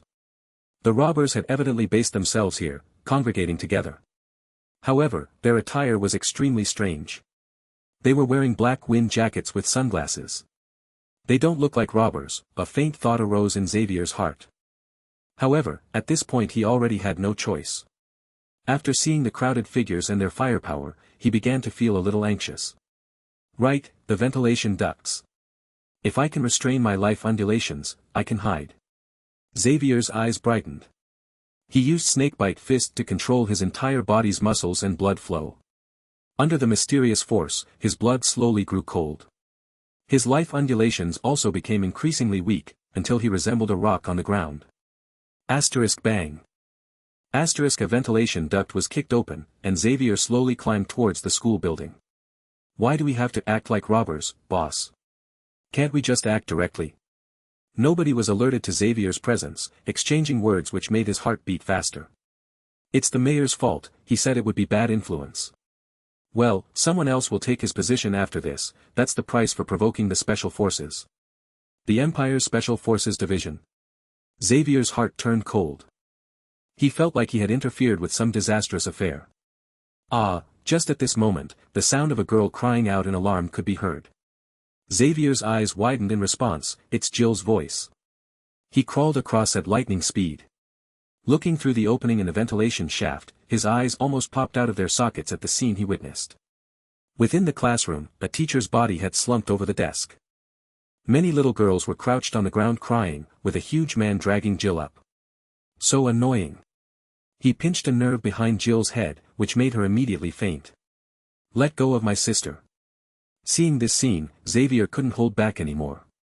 He jumped down from the ventilation shaft directly. Oh, so there was one left. The man in the wind jacket looked at Xavier and at the black apparatus in his hand. It's a shame he's too old. There's no value in nurturing and brainwashing him. Let go of my sister. Xavier roared as he charged ahead. However, he was blocked by a slanted-eyed youth with a pallid face. Heavy makeup was smeared on his face in thick layers, and he swiped his tongue across his brightly colored lips. Give this one to me, he seems rather amusing, he said with an evil expression. A rapid shadow wristwatch flashed with light, and a wall of shadows stopped Xavier in his tracks. All right, but pay attention to the time, the middle-aged man nodded. He threw Jill and two other girls over his shoulder and left. Damn it, damn it. Xavier's expression flushed a deep red. His arms suddenly softened, and like a snake with sharp fangs he shattered the shadow wall into pieces. Oh, a martial artist. I like it. Slant eyes seemed to brighten. I know from experience that trash like you can last a little longer, so don't disappoint me. Don't even think about stubbornly resisting. I've already surpassed high-rank mechanics and can directly connect to the highest layer of the shadow weave. Your martial skills are just a joke compared to high-ranked spells. SSS, a black shadow flashed past. Xavier reappeared in front of Slant Eyes, his fingers stabbing directly into his throat. Jar. How? Is this possible? Slanted Eyes fell to the ground in disbelief. Even if you have powerful spells, your neurons are still too weak. Your processing ability cannot keep up at all. Before you even cast a spell I could kill you over 10 times. Xavier rushed in. Jill. Jill. The deadly and vicious snakebite fist was now used by Xavier to a terrifying degree, and very soon the remaining kidnappers had their throats torn apart, dying in a gory fashion. He went up to the roof, but Xavier could only see an aircraft flying off in the distance. No, Xavier fell helplessly to the ground. I never thought that I'd be late. A sigh sounded beside him, and Xavier unconsciously retaliated. However, the powerful snakebite fist was stopped, and the other person spoke out, I'm not your enemy. I'm here to help. You. Crowley. Xavier recognized him and suspicion filled his face, why are you here? I'll explain later, right now we need to leave this place. Follow me. Crowley's expression was extremely solemn as he dragged Xavier and left the place. Still, Xavier shrugged off the man's hands once they reached a corner of the school. What exactly is happening? I said it before, I'm here to help. Crowley put on an extremely serious face, do you know the identity of those people who abducted your sister earlier? The Empire's Special Forces. Xavier spat out the name. Learning of this fact, all his hopes of police help had been dashed. They're lackeys of the Special Forces. There was a tinge of hatred in Crowley's voice, not only do rampantly kill adult bloodline carriers, they capture our children and brainwash them into becoming their own recruits. Bloodline carriers? Could it be? Xavier suddenly recalled the contents of his family's inherited book. I implicated all of you this time. You'd best give your parents a call, and let them avoid all risks, Crowley said apologetically. Wait, Xavier shrugged his hands. He'd learned too much today, causing him to feel dizzy. Who exactly are you? Why did you say, you all? Wariness crept in Xavier's eyes, and every muscle of his bulged like that of a leopard about to leap on its prey. I belong to the Bloodline Alliance, an organization formed to resist the Empire. Our activities in Thousand Bears City attracted the attention of the Special Forces, Crowley said slowly. You criminal ringleader. Before Crowley could finish speaking, Xavier sent out a punch that carried the phantom of a black snake. Hiss, the same giant snake serpent appeared behind Crowley. He punched out the same way, accompanied by the hiss of an ancient snake. Xavier's fist was caught in Crowley's palm, no damage done to either part. Snakebite fist. Shock filled Xavier's face. Only a weakling will resent others, and disregard the true target. Crowley let go of Xavier's hands, your gift in practicing the snakebite fist has far exceeded my expectations. Even those so-called geniuses would not hold a candle to you. Who exactly are you? Xavier stressed each syllable. Me. I'm known as Crowley, but my name is Xanier. Dearuz Xanier. Can you see the connection now? There was warmth in Crowley's eyes. Xanier. The ancestor that left us the snakebite fist. How? Doesn't that mean you're over 500 years old? Xavier's first instinct was disbelief. There are many things you don't know about the world. Don't be easily convinced of truth and lies. I don't hope for you to believe me anyway. What? Don't you want to save your sister anymore? Crowley smiled. How do we save her? Crow. Xavier stammered. If what Crowley said was true, then wasn't this man his great-great-great-grandfather? Crowley would be fine. Crowley smiled, and then his expression turned solemn. There is a Special Forces base outside Thousand Bears City. The young bloodline carriers they abducted will be detained in that place, undergoing a rigorous selection process before the best are sent over to the Empire. So, do you have the guts to go with me? Of course. Xavier clenched his fists and nodded his head with resolution. Bloodline Alliance. Lei Lin stood on the side of the street. He'd seen everything, including Xavier's conversation with Crowley. According to Xanier's words, this organization is the one that most bloodline carriers are gathered in. These are the descendants of existences who had wielded laws, but they are now reduced to this state.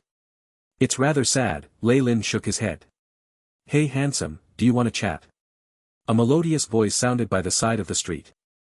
Lei Lin turned around, only to see a young lady whose earrings reflected the sunlight. It took him a while to think, but then he smiled mysteriously, sure. Some time later, the two of them were sitting in the partitioned room of a cafe. This place was rather exquisite in its design and service, and the couple's room was also good at isolating sound. The waiter served coffee along with snacks shaped like little animals before quietly closing the door. Lei Lin waved his hands, and a layer of blood-red light enclosed the room. Only then did he turn back to look at the beautiful lady. Snake Dowager. You actually dare look for me now? Aren't you afraid of being caught by the mistress of the night? Lei Lin already felt that this girl had been possessed when he saw her. The shadow weave could have easily discovered this connection of spacetime. It's alright. I'm using the chipped body of the jar spectre to contact you, the young lady smiled, flashing the phantom of a shattered piece of clay and revealing the power of laws within it. The jar spectre was in existence on the same level as me back in ancient times.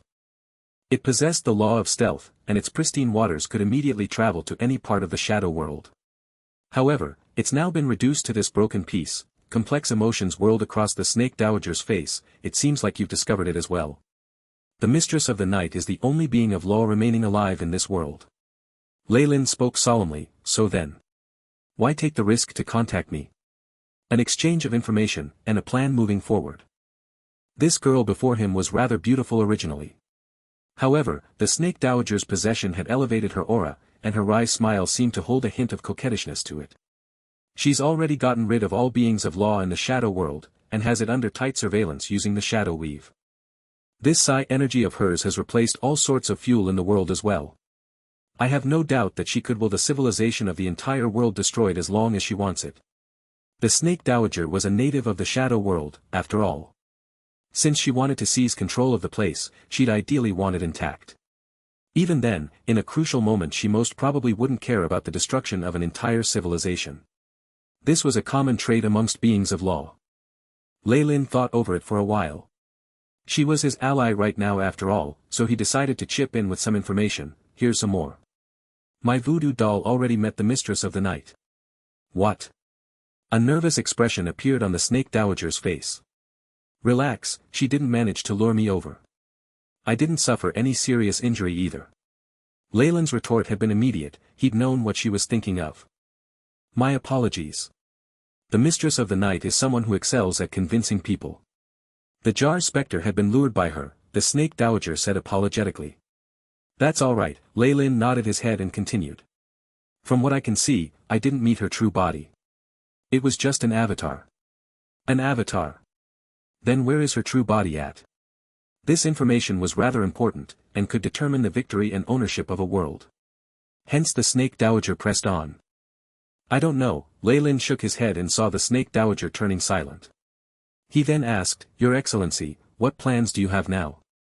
I'll first rope in the strength of the bloodline carriers, and there are several other things for me to do as well. The snake dowager bit her lips and pointed her finger out, forming a strange rune in the air. This is the imprint of the jar spectre. You can contact me through it any time, it can't be seen by the weave. All right. Leyland reached out his right hand, allowing this rune that looked like a jar with two ear-shaped handles to enter him through his skin. Beep. Host obtained jar imprint. Effects, able to converse with another imprint holder unlimitedly in the shadow world. The connection applies before all others in the world. Explanation, the ancient jar spectre's original body is a giant jar with two ear handles. Legends have it that the entire water source of the shadow world comes from it, and its two ears can listen to any information in the shadow world. I'll need your help in roping in the bloodline carriers. The beautiful eyes of the snake dowager looked at Leyland. I won't refuse. Leyland did not decline the request. He'd already set his eyes on the bloodline alliance anyway. The snake dowager left after smiling contentedly, only leaving behind a girl who'd fainted on the spot. Sigh. I still need to clean up this mess, how troublesome. Leyland shook his head and snapped his fingers. The young girl sat up immediately and looked at his eyes which contained no annoyance. After you wake up, you will forget. Attack. Outskirts of Thousand Bears City. Crowley had brought Xavier to a simple and crude building that was still under construction. Past a board that covered up the basement was a huge place. Flickering neon lights illuminated a place with a cold, hard, metallic luster, causing Xavier's palms to sweat slightly. This is the Bloodline Alliance's stronghold in Thousand Bears City. It's impossible for the two of us alone to attack a branch of the Empire's special forces ourselves, so we'll need some helpers. Come, let's introduce you. Crowley brought Xavier to a place that seemed like a little meeting room, pulling the door open.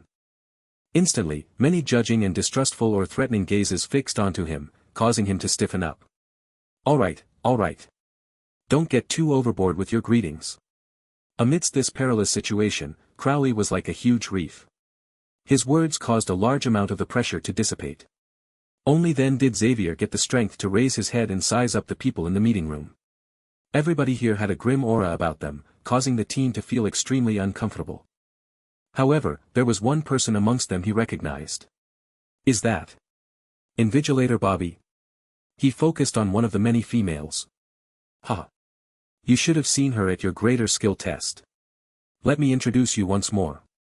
This is Bobby. She has the bloodline of the ancient enchanting witch, and she's also an official of Thousand Bears City. Crowley rubbed his nose. Be careful. This old woman likes to prey on young things. Who are you calling old, you smelly snake? Bobby twisted her slender waist as she approached Xavier. She was 1 head taller than him, and it gave him much pressure. Can you do it, kid? This isn't playing house, you really might lose your life in this operation. Xavier looked up at the roaring sea and gulped, before turning resolute. I must go. Ha! Don't underestimate Xavier. He's genius enough to have mastered the snakebite fist at his age. With an additional set of armor, he'll definitely be powerful. Crowley patted Xavier on the back. Mastery over the snakebite fist. The crowd began to get restless, and what followed next was Bobby's fearless laughter. How interesting. This is too interesting. He's not even 20 now. Considering his age, it can't have been all that long. She turned her waist and sized Xavier up and down as if watching a rare animal. She then shot a glance at Crowley with her slender eyes, the challenge and disdain within them obvious. Didn't you take 200 years to do the same thing? In comparison to him, what are you? Can we not discuss this now? Crowley could only surrender to this taunt that struck at his weak spot. Xavier, on the other hand, was shocked. Is the snakebite fist that difficult? Then why could I succeed in a matter of days? He now understood that what had happened to him was something unusual. He decided to keep it a secret. It was something that could not be made known. All right. Since he's gained mastery of the snakebite fist, he meets the requirements to join us. Bobby nodded and sat down. Let's continue what we were discussing. That's the kind of person she is. Try not to provoke her. Crowley awkwardly pulled Xavier to sit at a corner, no longer bringing up meeting anyone else. Based on our intel, the Empire's special forces have destroyed 4 or 5 strongholds of the resistance in Thousand Bears City.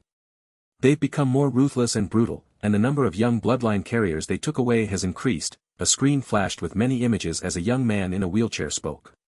A picture of Golden Flower Primary School caused Xavier to clench his fists. We can surmise that they must have faced a huge loss of sorts recently, so they're eager to get new blood. The young man on the wheelchair lifted his glasses, full of confidence. Thanks to them, numerous organizations are now willing to pledge their loyalty to us. Of course, it's on the condition that we destroy their base in Thousand Bears City and save their relatives. What's most important is that the other side is unscrupulous, to the point that even the mayor is disgusted. We can make use of this and break off their most powerful support from authorities. Do you understand the general situation now? Prepare to move out. Bobby clapped her hands, and people left the meeting room one after another. Only Xavier, Crowley, and a few others were left behind. You don't have a weapon yet, right kid? Come with me. Bobby placed her hands on her hips and brought Xavier to the young man seated in the wheelchair. Crowley spoke up from beside Xavier. This guy's called Genius, he's our organization's weapons and intelligence officer. Did you just say I'm smart? The young man called Genius burst into laughter, seemingly full of love for himself. However, Crowley and Bobby did not say anything, obviously used to his narcissism. Xavier noticed that this man was stuck with prosthetics from the waist down. He'd evidently suffered from some critical injury before, to the point that even the Empire's current technology could not allow him to recover. Genius maneuvered his wheelchair and arrived in front of Xavier. Speak. Tell me what you want. Even if it's the newest version of Rapid Shadow, I can get it for you. I haven't tried the high-grade Rapid Shadow yet, and I haven't even passed the licensing exam. The same goes for laser weapons. Xavier scratched his head in embarrassment. Then, Crowley and Bobby exchanged an awkward glance, but they did not speak. Just give me armor. Xavier had made his choice after some thought. After all, his greatest advantage was the mastery of the snakebite fist. Sturdy armor would greatly raise his battle might. Just armor. Don't you need anything else? How about tracking cannons? Or an external weave connection? Genius trained a piercing gaze on Xavier, as if measuring his body size. That's not necessary. All I want is something that can protect me well. The metal for my arms must be durable enough, and should not affect my movements. And for my legs, it's best that Xavier gave a broad outline of what he wanted and then looked at Genius. I've said a lot. Do you remember it all? Huh, it's no big deal. I'm Genius, remember? A projection appeared in midair as Genius patted his wheelchair, showing an outline of armor that was exactly like what Xavier had described. The only thing that matches your requirements right now is the Empire's Venom Snake armor. Thankfully there's one stored in the base. It can be used after some modification. Genius' hands moved extremely quickly. In but tens of minutes, Xavier was able to don his armor. He waved his arm and tested the flexibility of the arms for the armor, and then entered a stance of the snakebite fist. Amazing. But of course. Genius really is a genius. He used to be from the Imperial Research Institute. Anything he alters can be sold at astronomical prices on the black market. Crowley had changed into a black windbreaker. Are you ready? Let's leave. Of course, Xavier's fists punched out, creating dazzling sparks in the air. Jill, I'm coming to save you. The members of the Bloodline Alliance moved very quickly. In just half an hour all its fighters were surrounding a military base. That's the base of the Special Forces branch. Once the fight begins, Genius will move to break off all communication with the outer world. We'll have 15 minutes. Crowley sounded grim. Remember to be on time. Any later than that, and we'll have no other way. Once they move out from their garrison to encircle us, all of us will probably be completely decimated. 15 minutes. Xavier gazed at the base like it was a malicious beast and gritted his teeth. That's enough. Good. Well then, move out. Crowley raised an arm, and numerous black figures pounced out. In the next moment, a bright red alarm resounded in the base. Communications down. Ha. I really am a genius. Genius was in the basement of the Bloodline Alliance base, sat inside a huge machine with a silver helmet on his head. His eyes were full of an abnormal fervor. He hadn't just cut off communications. The military base's power had been taken down as well, causing the Special Forces base to quiet down. HSS. Xavier struck out with a right hand that was like a venomous snake tooth. Protected by his armor, he was like a humanoid Gundam as his fingers instantly severed the throat of an enemy. The venom snake armor weighed nearly 50 kilos, but to him it was almost weightless. Boom. Boom. Boom. Black figures were flung away one after the other. Xavier quickly charged out, his armored hands grabbing onto a fat bald man. Where's Jill? No, where are those primary school students you took today? Although his was covered by armor, Xavier understood that he was looking quite sinister. His fierce murderous spirit immediately caused the man to stammer. His body trembled, and a patch of wetness appeared on his pants. He'd actually lost control of his bladder. Just at this moment, a few black-clothed men charged over towards him, firing their laser weapons. The shots only left shallow marks on Xavier's armor, and in retaliation he struck them ruthlessly, causing them to crash into the wall, leaving huge depressions behind. Their bones shattered loudly, and it was obvious that they would not live. Speak quickly, or you're next. Rescue. I'll say it. They're in basement 2. The immense threat of death cured the fatty's stutter, and he spilled the beans in a hurry. Crash. Xavier tossed him to the side and charged down to the basement. Trash. You're all trash. An icy voice sounded, causing Xavier's heart to skip a beat. He soon saw a black-robed figure that made his eyes bulge in rage. It was the middle-aged man who had abducted his sister, and he was still wearing the same jacket.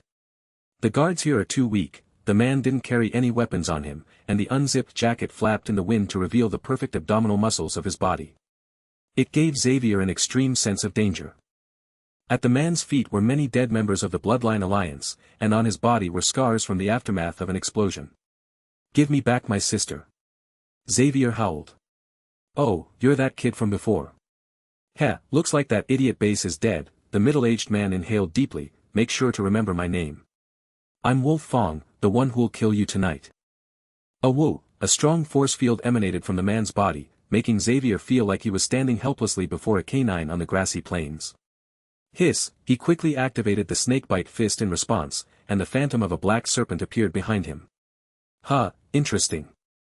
I'll be able to toy with you a little while longer. Wolf Fong's eyes brightened. Boom. However, the ceiling broke apart just as Wolf Fong was about to make his move, and Crowley descended to stand in front of Xavier. Go. I'll stop him. Thank you. Xavier rapidly disappeared into the passage, but Crowley and Wolf Fong no longer minded him. Kiki.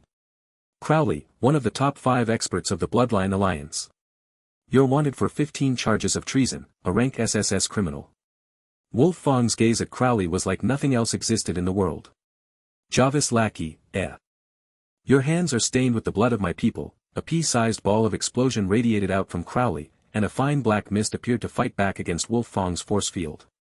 A black python seemed to emerge from within the mist, its vertical eyes glaring at Wolf Fong. Ha ha ha. Interesting, quite interesting. So that kid just now was your student. Or is he a descendant? Wolf Fong guffawed as he charged forward like a tank. The battle had begun. What is this? Having entered the room in the basement, Xavier was scared out of his wits at the sight he'd witnessed. Multiple giant nutrition pods littered the area, containing creatures of different species and even human beings. The humans themselves seemed to be from all age groups. However, even if these people looked normal, there was definitely something odd about them.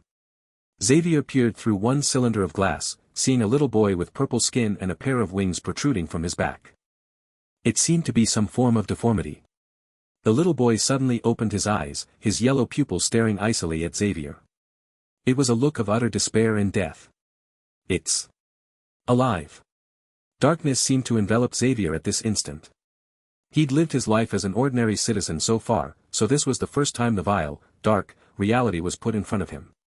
Seeing that there were live specimens here, Xavier suddenly got worried. Jill. Asterisk boom. Asterisk he destroyed a black mechanical lock, revealing an underground basement. A putrid stench emanated from within. Jill, are you there? Xavier opened one of the cages underground, but he only saw a few girls with unfamiliar faces.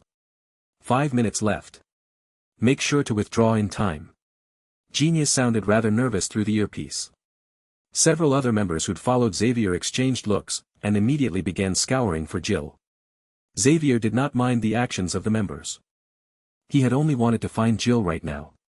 Get lost. Several Special Forces members were sent flying back and died miserably as a loud serpent hissed. This place was only a branch base, and it wasn't prepared for such a relentless ambush. It probably held more administrators than soldiers, so Xavier with his armor on was like a ferocious beast that swept away everything in his path. Underground room number 2.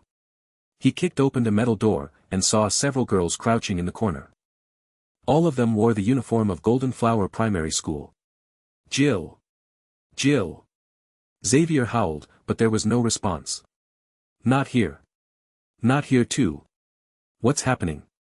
He forcefully picked up a researcher in a white lab coat, the strength in his wrist causing the man's face to turn red. Cough. The kids from Golden Flower Primary School that were captured today are here. The researcher's face turned purple, as he uttered several more words. However, some special specimens were just taken away, en route to headquarters. Cough, I told you everything I know, please spare me. Damn it. Xavier's eyes turned red, and he crushed the man's throat without much effort. Bang, the corpse fell lifelessly to the ground. Xavier then waved his hands and sent the little children running out of the room. Right now, he could only walk around aimlessly in the underground base. Enemy troops will arrive in 1 minute. Evacuate immediately. Genius voice sounded once again. He was extremely exasperated now, but Xavier seemed not to hear anything he was saying. What are you doing? You idiot. Bang, a fist struck Xavier's face, causing him to be embedded into the wall that had crumbled partially, but it had turned him clear-headed. Here. Jill. Not here. So what? You haven't found your sister. Bobby wore a tight uniform as he punched Xavier again, sending him flying out from the wall. He then stepped on Xavier. She's not dead, so as long as she's alive, there will always be a chance. But right now, you are very likely to die here before her. Yes. The headquarters of the Special Forces. I have to go there. Xavier's pupils suddenly blazed with flames. Thank you, Miss Bobby, also. How is Crowley right now? He's in trouble. Wolf Fong is Java's right-hand man, so he is very powerful. Only Crowley here can resist him, and their support troops came in faster than expected. The only comfort is that the other members in this base aren't strong fighters, so we already rescued a large number of people. I'll help him. Without further hesitation, Xavier jumped on his feet quickly, and ran at a speed that Bobby could not chase after. Sigh. Young people nowadays, without knowing why, Bobby smiled lightly. But very soon, she surveyed her surroundings. What are all of you waiting for? Hurry and evacuate. Take everything that can be brought away, and destroy the rest. I want the sins of this place to be burned away by fire. Asterisk pit-pat. Pit-pat, asterisk droplets of fresh blood fell of the ground, accompanied by heavy panting. Crowley looked at the 3 deep gashes on his chest, and at the blood pouring profusely out of the wounds. Wolf Fong had managed to expose his bone. Ha! How is it? A top expert of the Bloodline Alliance only has this much ability. Wolf Fong laughed maniacally. His shirt had been ripped open, and his aura began to converge, forming the phantom of a wolf behind him. Experts like them were far faster than normal human beings. Unless one could cast spells instantly, a rapid shadow wristwatch was of no use at this level. You're a bloodline carrier as well. Why betray your kin? Crowley asked, panting. You haven't seen the might of the Empire, Wolf Fong squinted. You'll never be able to imagine the kind of existence that backs it up. Compared to them, I am but an ant. Ah. You already lost the heart to improve yourself as a practitioner. Crowley swayed, as if he was going to collapse at any moment. It doesn't matter what you say now, because you are going to die here today. Wolf Fong struck out, and a powerful gale accompanied his strike which looked like the jaws of a wolf. Wolf Fong punch. Hiss, a black figure stood before Crowley and a snake hissed loudly, but the black figure was sent flying back. Kid, you actually dare to return? Wolf Fong looked at Xavier. Hurry and leave. You aren't his match. Crowley looked extremely worried now.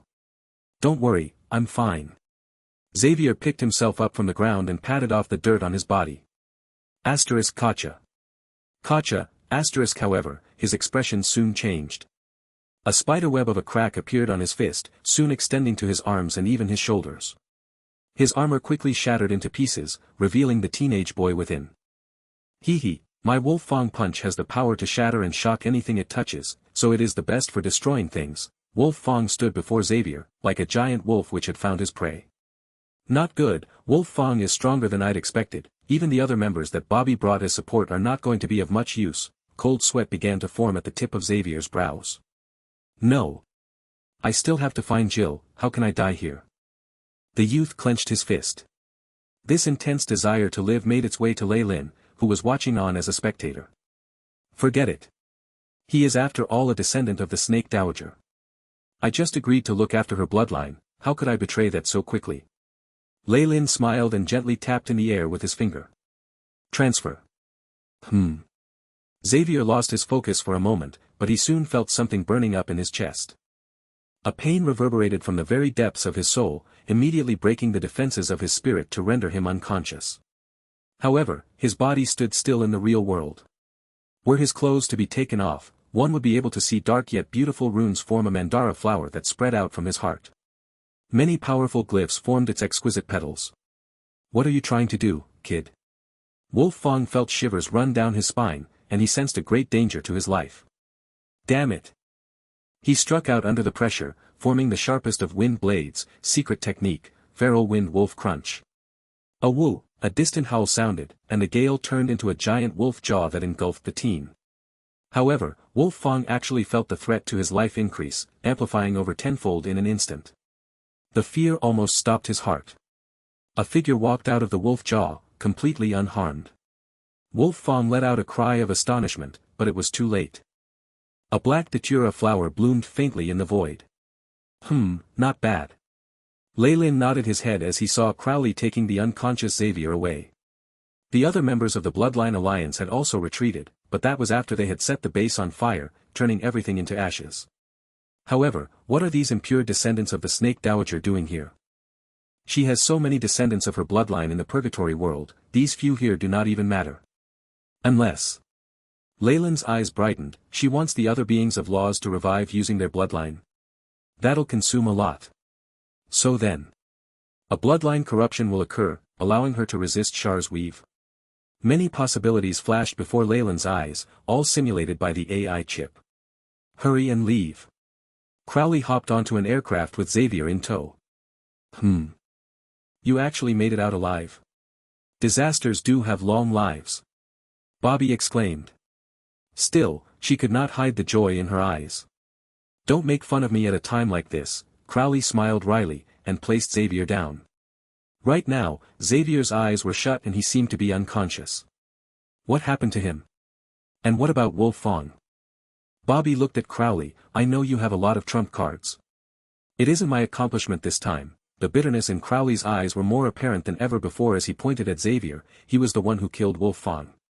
If not for me, I'd have wound up dead. Impossible. Many members of the Bloodline Alliance exclaimed in astonishment. Even Bobby was stunned for a moment before she began to look at the youth lying on the cold hard floor. You mean? He killed a powerful figure of the Special Forces, Java's right-hand man. He eliminated Wolf Fong. There's a limit to how much you can joke. I hope I was joking as well, but the fact is undeniable. Crowley's face turned stern. I sense the power of our ancestor awakening within Xavier's blood. Have any of you felt it? The power of our bloodline has increased, especially in this short period of time. A bloodline carrier could only obtain strength from their bloodline, and their position and status depended on the purity and concentration of their blood. Bloodline carriers would thus weaken from generation to generation, and it was rare for a descendant to surpass their ancestor. However, they had all felt their powers from the bloodline increasing. This was extremely abnormal. What are you trying to say? Bobby looked at Crowley as she retracted her smile. It's just a feeling. A huge revolution is soon approaching, so special occurrences are to be expected. And there's also a genius like this kid. Crowley exhaled deeply. Hey bros. If you're talking about a revolution, I have something here that might interest you guys. Wanna have a look at it? Genius figure was projected from the ceiling. What is it? Bobby frowned. It had better be something useful, if not I'll put your eyeballs up your ass when we get back to the base. I swear. Genius covered his right mechanical eye with his hand as if he was afraid, but then his expression turned serious. Hee, I'm not joking. Look at this. While you guys were invading the base, I discovered several things that would send the entire world into chaos if they're revealed. Genius hurriedly transmitted some information after seeing the distrust in their eyes. A top-secret document carrying the Imperial seal quelled their disbelief. This is, the light on the screen reflected off Bobby's face, revealing her shock. It seems like we need to make a trip to the eastern seas before heading for Carolyn and the headquarters of the Special Forces, Crowley said slowly, extremely solemn. A giant propeller along with the chatter of multiple people combined with the noises of shifting items shocked Xavier out of his sleep. Only then did the feeling of a devil possessing his body disappear. Where is this? Xavier asked blankly. He could barely recall a fight against Wolf Fong with Crowley, but he had no memory of what happened next. Don't move and don't try to get up. The skin on your back will be torn apart. Genius turned around his wheelchair, patting the healing pod Xavier was in. How is it? This is the latest version of the healing pods from the Empire, able to cure even rank 7 to rank 10 diseases. I even added the beautifying feature, no need for thanks. Oh okay, it seems like Crowley is safe, Xavier sighed, finally sensing a large sticky substance on his burning back. What's happening outside? Are we shifting? Shift, oh god. You can actually hear that from inside the pod. What frightening senses, Genius gasped before he closed his eyes, causing Xavier to feel like he would be dissected at any moment.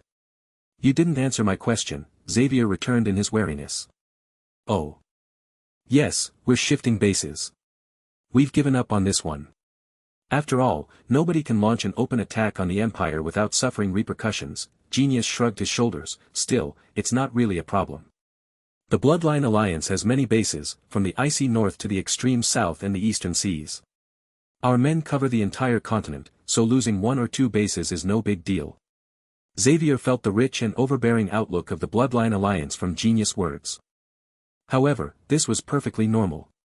Bloodline carriers possessed extraordinary power, able to achieve great things no matter where they went. Generations of existence had allowed some bloodline families to amass a huge fortune. Even with the establishment of the Empire causing the power and outreach of bloodline families to dwindle, they still possessed astounding might. Although it was extremely difficult to openly resist them, creating a dark organization and growing in strength was no problem. Oh right, I need to go to Carolyn. Jill's been taken there. Xavier's expression suddenly changed, and he struggled to get up. Just that movement caused excruciating pain to travel down his back, having him wince from the pain. Cold sweat dripped down his body. Relax, calm down. You know how much effort it took to rescue you. Genius' long fingers hurriedly moved on the keyboard, but he still had the time to chat with Xavier. However, you are also rather good, huh? You killed Wolf Fong but only suffered 40% damage to his body.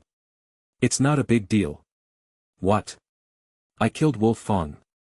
Xavier's eyes went wide open, before he looked at his own chest. The white skin there was filled with the energy of life, and there were no longer any signs of runes on it. The Datura flower had disappeared. Did I really do it?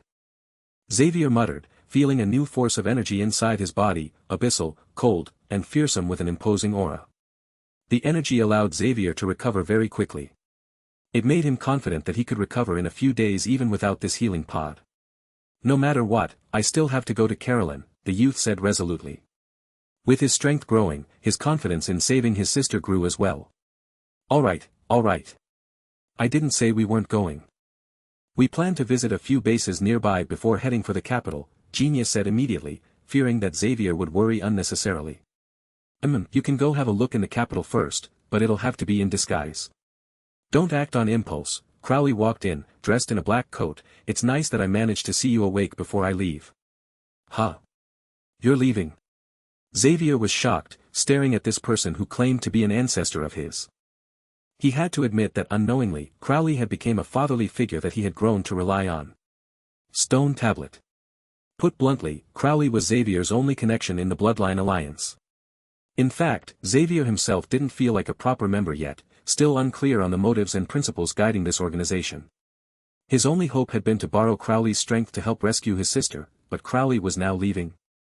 How would he be able to ask for assistance from the Bloodline Alliance and gather intelligence for his mission, even deploy troops to rescue Jill? But why? Jill is also Xavier gritted his teeth. Because there's something even more important for me to do. There was a look of determination on Crowley's face. Don't worry, I entrusted Jill's rescue to Bobby. Follow her advice in the future. You're leaving just like that. On the aircraft runway, Bobby looked at Crowley, who was geared in full body armor. A finger was twirling her hair behind her ears, and she seemed lonely and uneasy. I have no other choice. This concerns the life and death of all humans on this world. You know what the world is getting swept into. We cannot run away or hide from it. Crowley looked at Bobby as his lips moved, finally only being able to utter a single word, sorry. I knew it.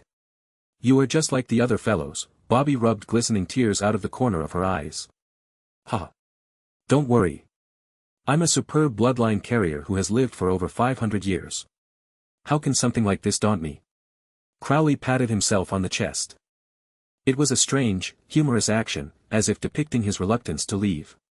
Will you accept me after I return from the Eastern Seas? Scram, you old geezer. You're several hundred years older than me, don't try to be an old bull eating young grass. Crowley turned to Bobby one last time before the aircraft left. She was stood still, her lonely figure like an extremely beautiful sculpture. Sigh. I thought Bobby would immediately agree to wed you, and become a widow immediately, a muscular brute with a skull-patterned bandana said in a nonchalant manner. Scram. Are you cursing me now? Crowley scolded the elite soldier inside the aircraft. He then looked at the man before he started laughing. He soon turned solemn. Comrades. This incident does not concern just the lives of the Bloodline Alliance. Instead, it involves the life and death of the entire world. Thank you. Even if the people do not realize our contributions today, our spirit will stand forever proud for eons to come. Who cares about that much? Yawn, a doll-like girl yawned, revealing a cute pair of canine teeth. There seemed to be even some blood on her crowns. No matter what, we must destroy the Empire's wishes at all cost. Isn't that what we've been doing all along? Many people agreed with the girl's words. If that's the case, Crowley cleared his throat, let me introduce you to one of the Empire's secret plans in the Eastern Seas, codenamed Project X. Keep in mind that this matter is of utmost importance, not something the Bloodline Alliance can handle alone. We've already sought help from the Coven of Witches, the Knights of the Round Table, and the Martial Arts Association. Crowley's words caused the rest of them to sink into silence. Just like the Bloodline Alliance represented the remaining power of bloodlines, the Coven contained the remaining magicians of the Shadow World. The other two groups also represented the inheritances of different fighting styles. Put plainly, they were the remaining underground forces in the Empire. What was the Empire planning that these four forces had to come together to fight it? The people in the aircraft soon turned silent as they listened to Crowley speak. The more he said, the more serious they became, and the worse the shadows on their faces turned. Tens of thousands of meters under sea level, at the bottom of the eastern seas. A monster was swimming past this place, its ability to survive the sea pressure that could kill most others a testament to its might. It could transmit infrasound from near its eyes, causing many marine creatures to die immediately and become its food. Puff. Just a whistle produced a whirlpool in its jaws, powerful enough to destroy an entire island. The suction caused the surrounding fish and mosses to be sucked into its huge maw, expelling a large amount of water and only leaving behind fresh food. The creature did not seem to be satisfied with this meal, as it moved even deeper. A casual swipe of its tail was powerful enough to cause a tsunami on the sea surface. This was a metalback whale. These creatures were the kings of the eastern seas, ruling over it since ancient times. If not for the massive burden of their huge bodies, they could have advanced to become beings of laws as powerful as rank 7 magi. It was extremely lucky to avoid the scans of the Mistress of the Night back then. However, things were different now. The various cities near the eastern seas had passed down legends of a sea devil king through the generations, and the advancement of science had managed to reveal the metalback whale's weakness. Rumble, a psi-energy submarine appeared here, larger than even the whale. 2 psi-energy webs appeared on its sides, launching a snare with powerful high-voltage currents that paralyzed the beast.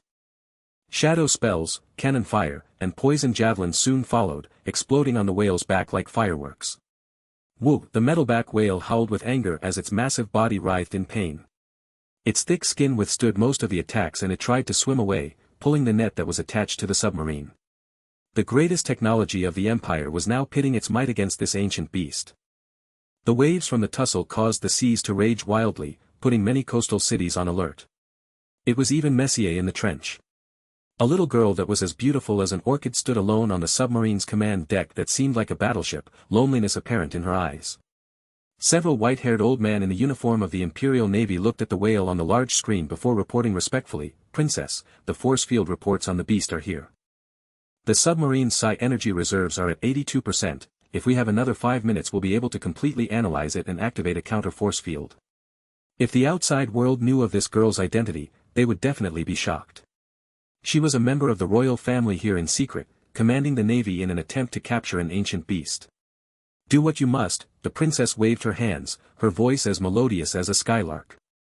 Moments later, the metalback whale's force field was broken, and blood spurted from its body.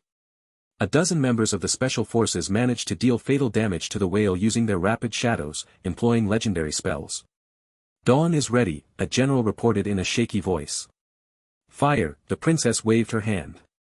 "BZZT," the shadow weave within the eastern seas whistled loudly, its energy surging into the psi-energy submarine. Everyone in the region felt their rapid shadows fail for a few minutes, jamming up the company's customer service hotline afterwards. All of this energy from the shadow weave combined with the psi-energy of the submarine to devastating effect. A beam of light that seemed to be able to split the earth in half pierced through the whale's massive figure with a speed faster than light, before piercing through the surface of the sea and through the skies. Everyone in the Empire was able to see this beam of light, and it even attracted the interest of astrologers. Long live the Empire! Oh, great Empire! The screen showed the metalback whale devoid of all life, its aura weakening. The troops and officers all cheered in victory as the corpse began to sink deeper into the ocean. This is the strongest power of the Empire. "I wonder if it can," the princess muttered before sending another command, "begin preparations to dive and salvage the loot. All mutants are to be dispatched." This order was carried out meticulously. Evidently, the imperial family had a stronger hold over its citizens than most people thought. They were extremely concealed in the shadows, and their reach was extremely expansive. The innards of the metalback whale were like a small world with its own ecosystem. Many marine creatures lived inside its body. However, after this sweep of the Empire's troops, none of the marine creatures met a good end. To put it in other words, after the metalback whale died, their fate was already decided. "I found it." As the information was passed down, a scene appeared on the screen. Inside that whale's body was a large island, floating amidst the creature's gastric juices. On the island was a black stone tablet, and the mottled words written on it depicted traces of history long forgotten. Project. Eons ago, the snake dowager who came from the rivers of Sanur governed the world. All beings and various kingdoms of bloodlines thrived and flourished under her rule. The words on the stone tablet were extremely old and archaic, but the princess could understand their meaning. The information wasn't conveyed by sight or conversation, but through another medium entirely. Still, this wasn't the most important bit of information. The center of the tablet recorded a monumental change in history, until one day, when the mistress of the night arrived. She ousted the snake dowager, destroying the rule of bloodlines. She established an empire atop corpses, shifting behind the scenes to control the empire into fulfilling an unknown desire. Anyone from the imperial family would fly into a rage at the blasphemy and untruths in this tablet. This princess, however, had a strange expression on her face. It was a mix of joy and anticipation, perplexement and fear, a mishmash of various complicated feelings. The newly built empire had obtained glory, and the light of civilization shone brighter than the stars. However, the mistress of the night was not satisfied with all of this, she needed more. I foresee that she will mercilessly purge the world of bloodline carriers, replacing the humans with another being before finally turning the souls of these people to the same color. The only way for salvation is. The princess forced herself to look away after reading this part. She'd felt a pressure from the shadow weaves around her, an imposing dignity representative of the mistress of the night. However, she still sighed deeply in her heart. This relic of the Eastern Seas, the Dead Sea Scroll, a powerful prophecy foretold by the blind prophet Ari, left behind to save the world. This book of salvation is the only ray of hope, and it is no longer in the hands of those insurgents. Seal this stone tablet under a restriction of Class 5S. Anyone who acquires this information will be put to the death, the princess ordered after smiling bitterly in her heart. Class 5S. This attracted surprise from the people around her. Even the commander-in-chief of the empire did not have the authority to access such information. Do what I say, the princess stated icily. The shadow weave rippled, the imperial token in the princess' hands showing that her word was law. The several old marine generals looked at each other in the eye, but could only carry out the orders helplessly, we obey. What was more perplexing was that they, together with the mutants of the special forces, did not see anything special about the stone tablet. To them, the stone tablet was filled with strange drawings, just like the doodles of a child. They simply could not make anything of it. However, something that had the princess come personally with a submarine that could even destroy an ancient creature was no ordinary matter. Not knowing is also for your own good, the princess smiled wryly as she watched the figures of those old generals as they left. The more she knew, the more she sunk into despair. The entirety of the empire was controlled by someone working behind the scenes. And that too for tens of thousands of years, creating the imperial family and issuing the state policies. Even the most stupid of beggars would not believe a joke like this. However, the princess knew that it was the truth. Furthermore, she could not resist the powers of the mistress of the night. That was an overweeningly strong existence, her might incomprehensible. Beep, a connection request from the Empire streamed in at this moment, and a soldier appeared on screen. Your Highness, he bowed with utmost respect before taking out a token, I have new orders. Speak. The princess retracted her helplessness and weakness in front of outsiders, stuffing it behind a mask of cold might. Urgent command, the submarine has been recalled, along with the loot from the mission. The rest of you need to head towards the demonic islands, killing the insurgents gathered there. What happened? Tell me clearly. The princess knew that even without the prowess of this battleship, her subordinates would hold the upper hand against those rebels. However, she'd never think that the emperor would pass such a pressing decree. We have just received news that our research facility in the eastern seas has been breached. What? Are you kidding? There are garrison troops protecting that area.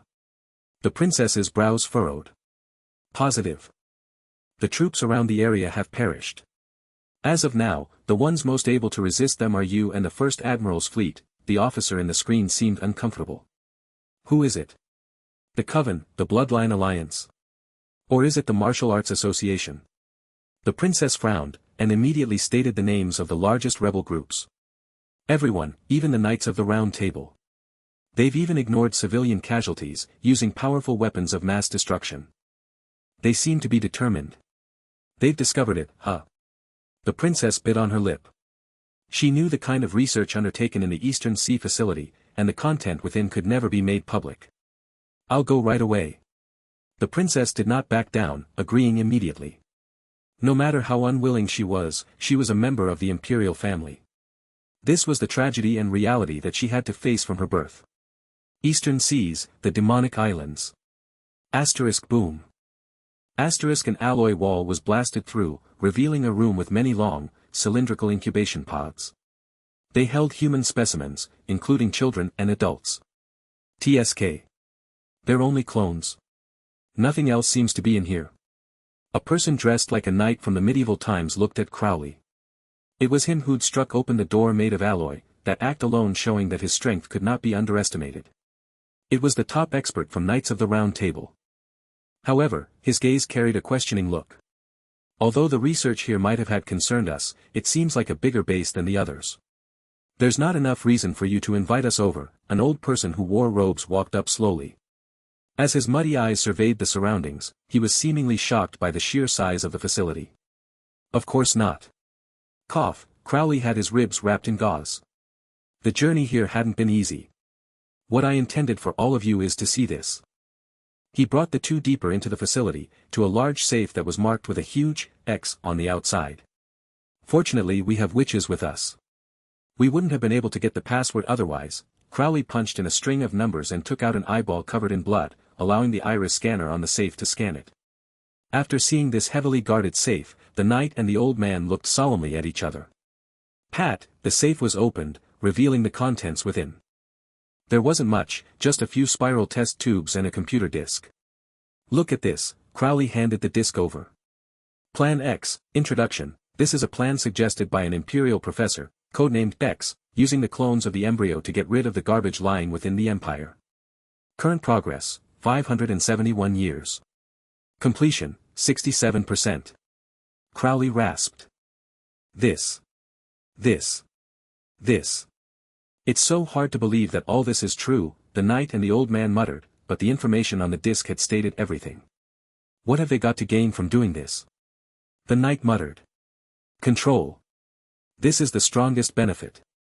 Through controlling these clones and the reproduction of these embryos, they can ensure that our descendants will no longer have any extraordinary powers.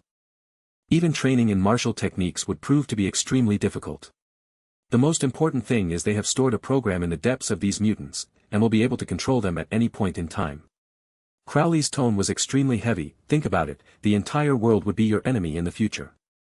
All of your neighbors, your friends. Cold sweat dripped down the foreheads of the knight and the old man.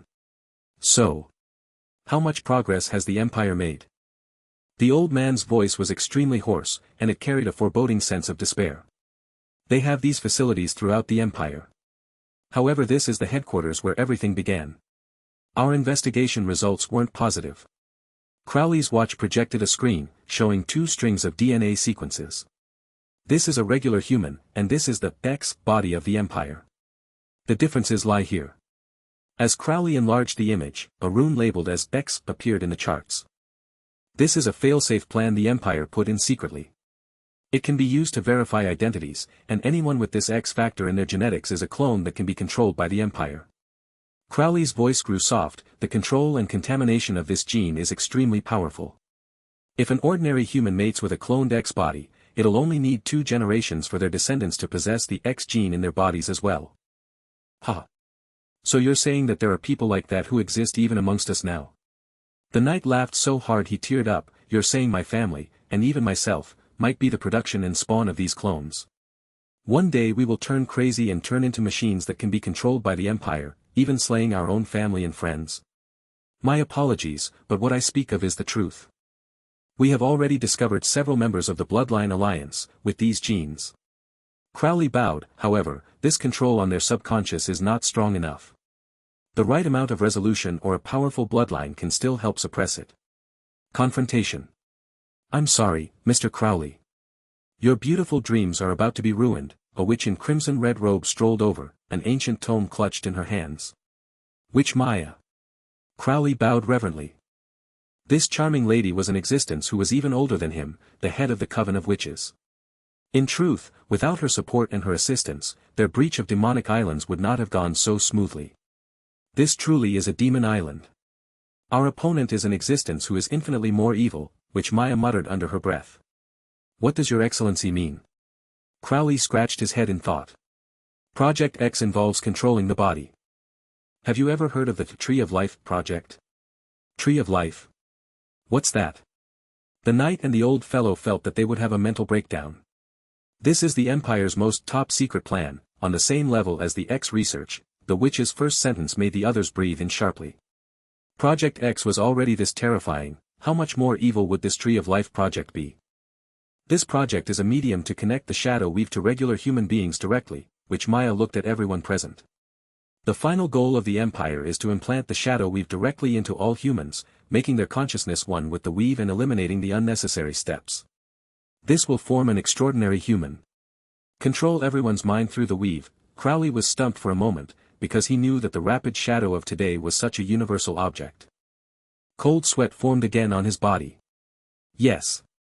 Project X is to remodel the human body, and the Tree of Life project is to remodel the mind. Once their plan succeeds, the entire empire will become one being. Furthermore, as long as they wish, any civilian would immediately become a powerful assassin. The citizens will turn into the most elite, indomitable army. Maya's voice was still as calm as ever. No one knew how much she had sacrificed to obtain this piece of information. This. How much? What have, Crowley and the others present all possessed extraordinary ability. Nothing was more unbearable to them than having their bodies and minds taken away. Insanity. Madness. This world is going berserk. The old man from the Martial Arts Association mumbled. Crowley was genuinely concerned that he would face a mental breakdown soon as well. We have to defeat them and overthrow the Empire's rule. The knight swung his sword downwards, forming a huge trench on the alloy floor. We need more members, and to form a larger alliance. I believe that many will wish to join us once these projects are leaked. Crowley hurriedly suggested. Suddenly, Maya spoke. I see the omen of death on your faces. Would you please clear up our doubts, Your Excellency? Crowley asked in earnest. Maya's eyes turned white as she screamed in an ear-piercing tone, everything that you are doing will surmount to nothing. You will never be able to overthrow the Empire, much less the existence that stands behind unless you can find the Book of Salvation left behind by Ari. It's a prophecy. Crowley's eyes lighted. We still have a chance. No. Suddenly, Maya let out a cry of anguish and collapsed to the ground. Your Excellency. Your Excellency. Crowley hurriedly went forward, but he discovered that her life force was declining rapidly. The Book of Salvation is already gone. I see blood and flames of destruction in the future. Maya grasped onto Crowley's robes as white bubbles frothed from her mouth, before she started to spurt blood. Wait. Let me heal you, Crowley fumbled. No. It's too late, listen carefully. Crowley could only stop his movements due to the powerful strength from the witch's clutch. I see it. That shadow, and the return of the primordial ruler. Great serpent, suddenly, Maya's body jerked, and there was no life left in her. Which Maya? Maya, Crowley was flabbergasted. He would not believe that the leader of the witches, the pillar of the rebellion who had lived much longer than him, had just perished like this. However, although he was in denial, the cold, lifeless body that suddenly seemed extremely old confirmed the fact. Rumor has it that a prophecy exceeding one's strength will sap away a witch's life force. Maya's drunk from the river of life before, and her bloodline would give her at least 1,000 more years of life, the old man from the Martial Arts Association mumbled. How powerful is that existence that someone as long-lived as Maya would die just like that? The knight shivered in his armor. He stood in front of the corpse, giving the witch a knight's salute. Witch Maya. Although you have come to pass, the flames of resistance will never be quelled. Let us inherit your dying wishes, and stop this evil empire. Crowley clenched his fist, right. Project X and the Tree of Life project. The Empire must never succeed. If they manage to rule this world completely, we'll all be eradicated immediately. There's no need to wait until then, an icy voice sounded out. A sharp blade appeared from the shadows and pierced the Martial Arts Association head immediately in the chest. Blood splattered as the voice's owner revealed himself, a man dressed in military uniform. The Chief of Special Forces, the largest lackey of the Empire, Jarvis. Crowley gritted his teeth and looked at this person who came. He wanted so much to tear Jarvis' body to shreds with just his gaze. Officer. Enemy ambush. The Navy and the Special Forces. They're extremely powerful. Beep. Beep. A flustered voice sounded on the transmitter on Crowley's collar, but it disconnected very soon. The sender had most likely been killed. You're extremely lucky, we are killing you under the orders of the Princess of the Empire. So much glory, isn't it? A sick, maniacal laughter came from Jarvis. Suddenly, Jarvis darted backwards and avoided a powerful fist. Tian Can, you damned geezer of the Martial Arts Association. Not bad, you were able to dodge my shadow pierce, Jarvis snorted, looking at the old man with a blade in his chest seeming fine. I've mastered the source of chi, my body holds no weaknesses. Tian Can patted his chest, a small glow appearing from within to mend the hole. I knew you wouldn't die this easily, old man. The knight called out excitedly. Yeah. Steel Man of Knights of the Round Table, Tian Can of the Martial Artists Association, and also Crowley of the Bloodline Alliance. You guys are all criminals with a large bounty on your heads. Explosions rang out continuously, and it seemed like the Empire's forces were slowly approaching the area. What was more terrifying was that at least a dozen members of the Special Forces had already entered this area stealthily. Intense fights broke out everywhere. Jarvis. Don't be delusional. Do you know of the Empire's projects? X and the Tree of Life. Even you yourself will be sacrificed in the future, Crowley tried to persuade him again. These matters. I knew of them long ago. Suddenly, Jarvis' eyes turned bloodshot. Massacre Domain. A blood-red force field with a suppressive aura was emanated, engulfing Crowley and the other two leaders. I am different from you guys. I will be able to obtain eternal life once my consciousness is merged into the clone. Right now, it's time to rid of useless trash. Jarvis wrapped himself inside a black shadow. A mountainous beast charged out towards them from behind him, breaking the limits of speed and strength. Crazy. This person has gone crazy. These were the thoughts Steel Man conveyed to Crowley when their gazes met. Leave him to this old man. The two of you should hurry to support out elites on the outside. Asterisk bang. Boom, asterisk Tian Can walked forward with both arms behind him. He blocked the path of the beast quickly but calmly. I have never fully unleashed source of chi, I can finally do it today, Tian Can muttered, as a violent gale of an aura burst forth from within his body. It was almost as powerful as Jarvis' skill earlier. Asterisk Kacha. Kacha, asterisk the clothes on his body were ripped into shreds as his muscles bulged. The veins on his body seemed like fat, squirming earthworms. In just the blink of an eye, this old man had turned from a skinny figure into a 3-meter-tall giant with murky green skin. Roar, the giant stretched both of his hands, deflecting the claws of the black beast. The two entered a deadlock, causing the area to tremble violently. Hurry and leave, young men. I'll leave saving the world to you. Crowley and Steel Man were enveloped in a warm gust of chi, sent outside the massacre domain. The words of the old man still rang in their ears. Don't. Crowley had detected an ominous feeling from the words of the old man.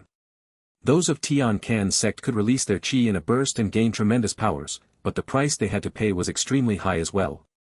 This was especially so when it was performed by someone so old. Crowley immediately thought of Maya. Didn't she too expend all of her life force before she died? What's more? I may look young on the outside but I've lived for over 300 years already. I should be the one to sacrifice myself. Damn it. Crowley clenched his fist as blood dripped down from his palms. Hey. Don't let Tian Can's sacrifice go to vain. The situation outside is even worse. Steel Man pointed ahead. Those outside were still stuck fighting. Crowley could see many of the Empire's elite troops covering the surroundings, carrying the Imperial banner. Meeting. The members of the Imperial family are here indeed. They even brought the personal bodyguards of the Imperial family. Crowley thought of the information gathered by the Bloodline Alliance. The Imperial family of the Shadow Empire usually kept a low profile, but the strength that they had hidden was extremely powerful. Their personal bodyguards could cast shadow spells instantly, and amongst them were many mutants and bloodline carriers. We're in danger today. The two of us could even die here. Are you afraid now? Crowley looked at Steel Man. Ha! Cowardice does not exist in the commandments of a knight. Steel Man's answer was extremely heroic. A layer of white light glowed on his armor, forming a second layer of defense. Flames began to burn on the knight's sword. Faced with such a perilous situation, Steel Man had evidently used a secret technique. Then, let's begin to break through the encirclement. Crowley ripped open his coat, revealing a scar-ridden upper body.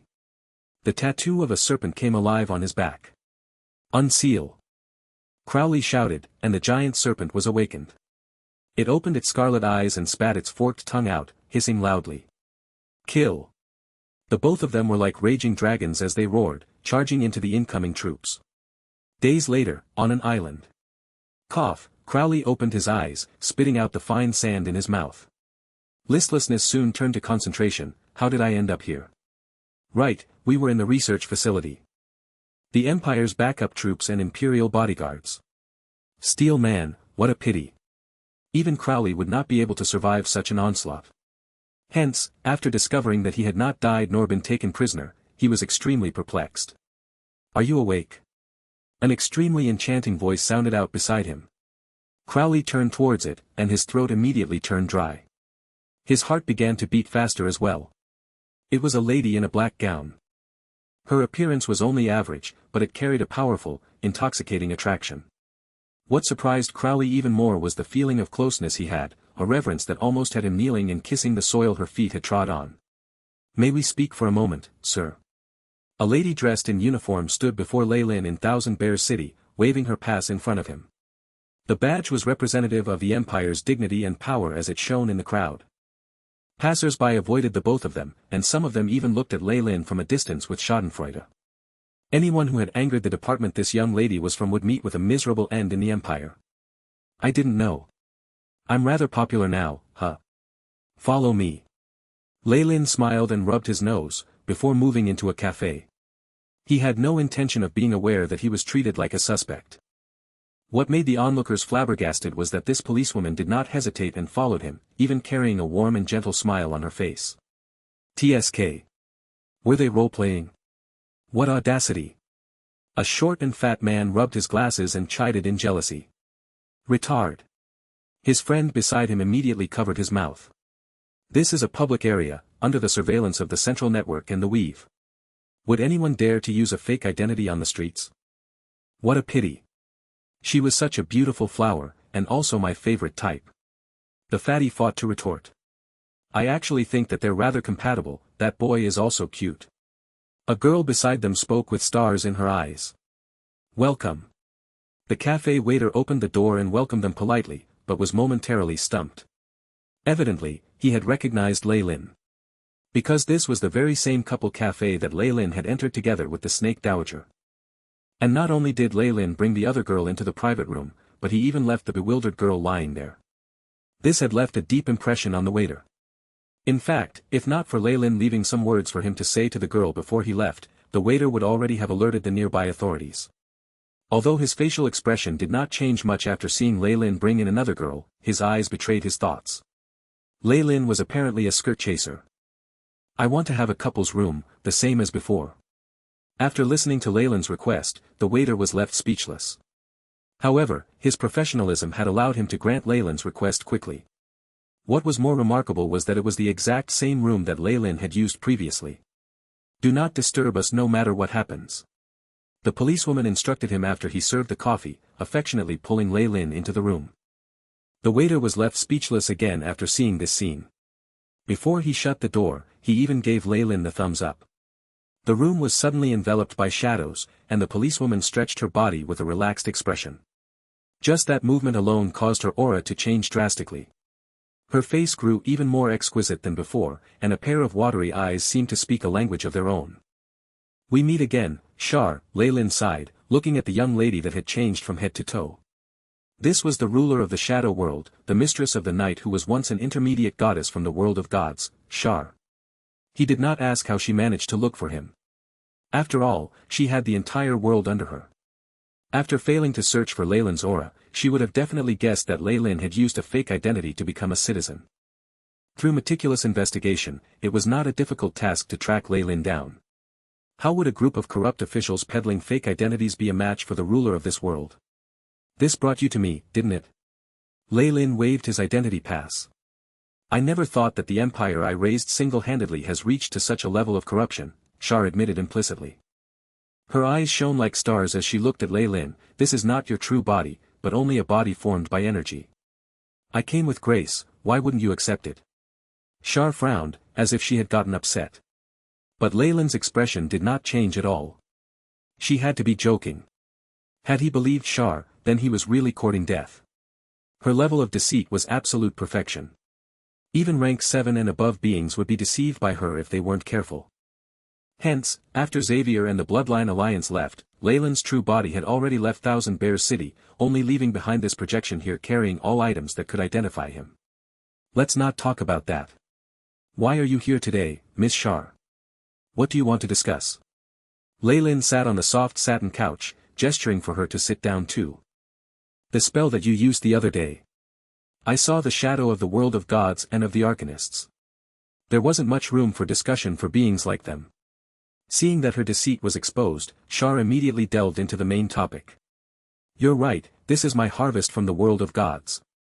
Lei Lin admitted. Shar sat beside him in a reserved manner like a virtuous lady. Just the white skin on her hand was extremely alluring. After hearing Lei Lin's reply, Shar's face changed for the worse, seemingly affected by his words. It was apparent that the fatal strike had left fear in her heart, and she felt extremely uncomfortable. However, Lei Lin did not mind it at all. He actually used a more unbridled stare and observed this female goddess in front of him. He had to admit that Shar's body was extremely gorgeous, especially that strange temper of hers that added a layer of wildness. Many males would want to subdue her. Moreover, he'd showed this trump card to Shar on purpose, using it as a deterrence that would allow him to gain the upper hand in the discussion. It was like a country which possessed nuclear weapons speaking to one without. This confidence and dignity caused Shar's expression to change. I caught a whiff of the Snake Dowager's aura. You have met her before, in this place. Shar digressed, looking at the place where the Snake Dowager once sat. Yes. We're allies, it's necessary to convey information and news. Lei Lin did not avoid the question, and even stressed on the word allies. So then, what kind of price do I have to pay for you to break away from your alliance with the Snake Dowager? I believe that I am a better ally than her. How about we share the origin force of the Shadow World? You have the bloodline of the Shadow World, the origin force will definitely be extremely beneficial to you. Shar immediately stated her price. Even more shadows had now enveloped the room, sealing the room tightly. Lei Lin had even sensed a seal from the world's origin force. Shar was being extremely careful. After having a great chat of over 2 hours, Lei Lin left the cafe under the envious gaze of the waiter. Break the alliance I have with the Snake Dowager. Lei Lin shook his head. He had signed a bloodline pact with her, and Dreamscape itself bore witness to it. Although his nightmare-absorbing physique was perfected, his powers would definitely reduce if he went back on his words. It was something that Lei Lin did not wish to see right now. So, the best way is for Snake Dowager to relinquish her rule as well. After all, I am a peace lover. Lei Lin Shameless gave himself a righteous tag to his name. Scheme. High in the skies, a semi-plane had been opened up temporarily. Lei Lin's main body opened his eyes within, seeing the mark of a two-eared jar in front. A trace of laws burst forth, activating the imprint. The jar specter was a being of laws who'd existed since the era of the Snake Dowager. Rumor had it that it could hear sounds from all over the Shadow World, regardless of who it was. The Snake Dowager had made use of this fact, collecting its body's fragments and turning them into imprints that could be used for secure communication. The pitiful end of this being of laws allowed Lei Lin to learn of Shar's methods. All Snake. The mistress of the night has already found Thousand Bears City, and my main body has already left. He gave a summary of what had transpired and quickly received an answer. Imperial Capital Carolyn, this is the place where everything ends. By the way, I've obtained 2 very interesting things. Want to take a look? Without waiting for an answer from Lei Lin, the Snake Dowager impatiently sent 2 documents to him. Oh. Project X, and the Tree of Life Project, huh? Lei Lin stroked his chin, reading through all the contents in an instant. Shar's playing with fire.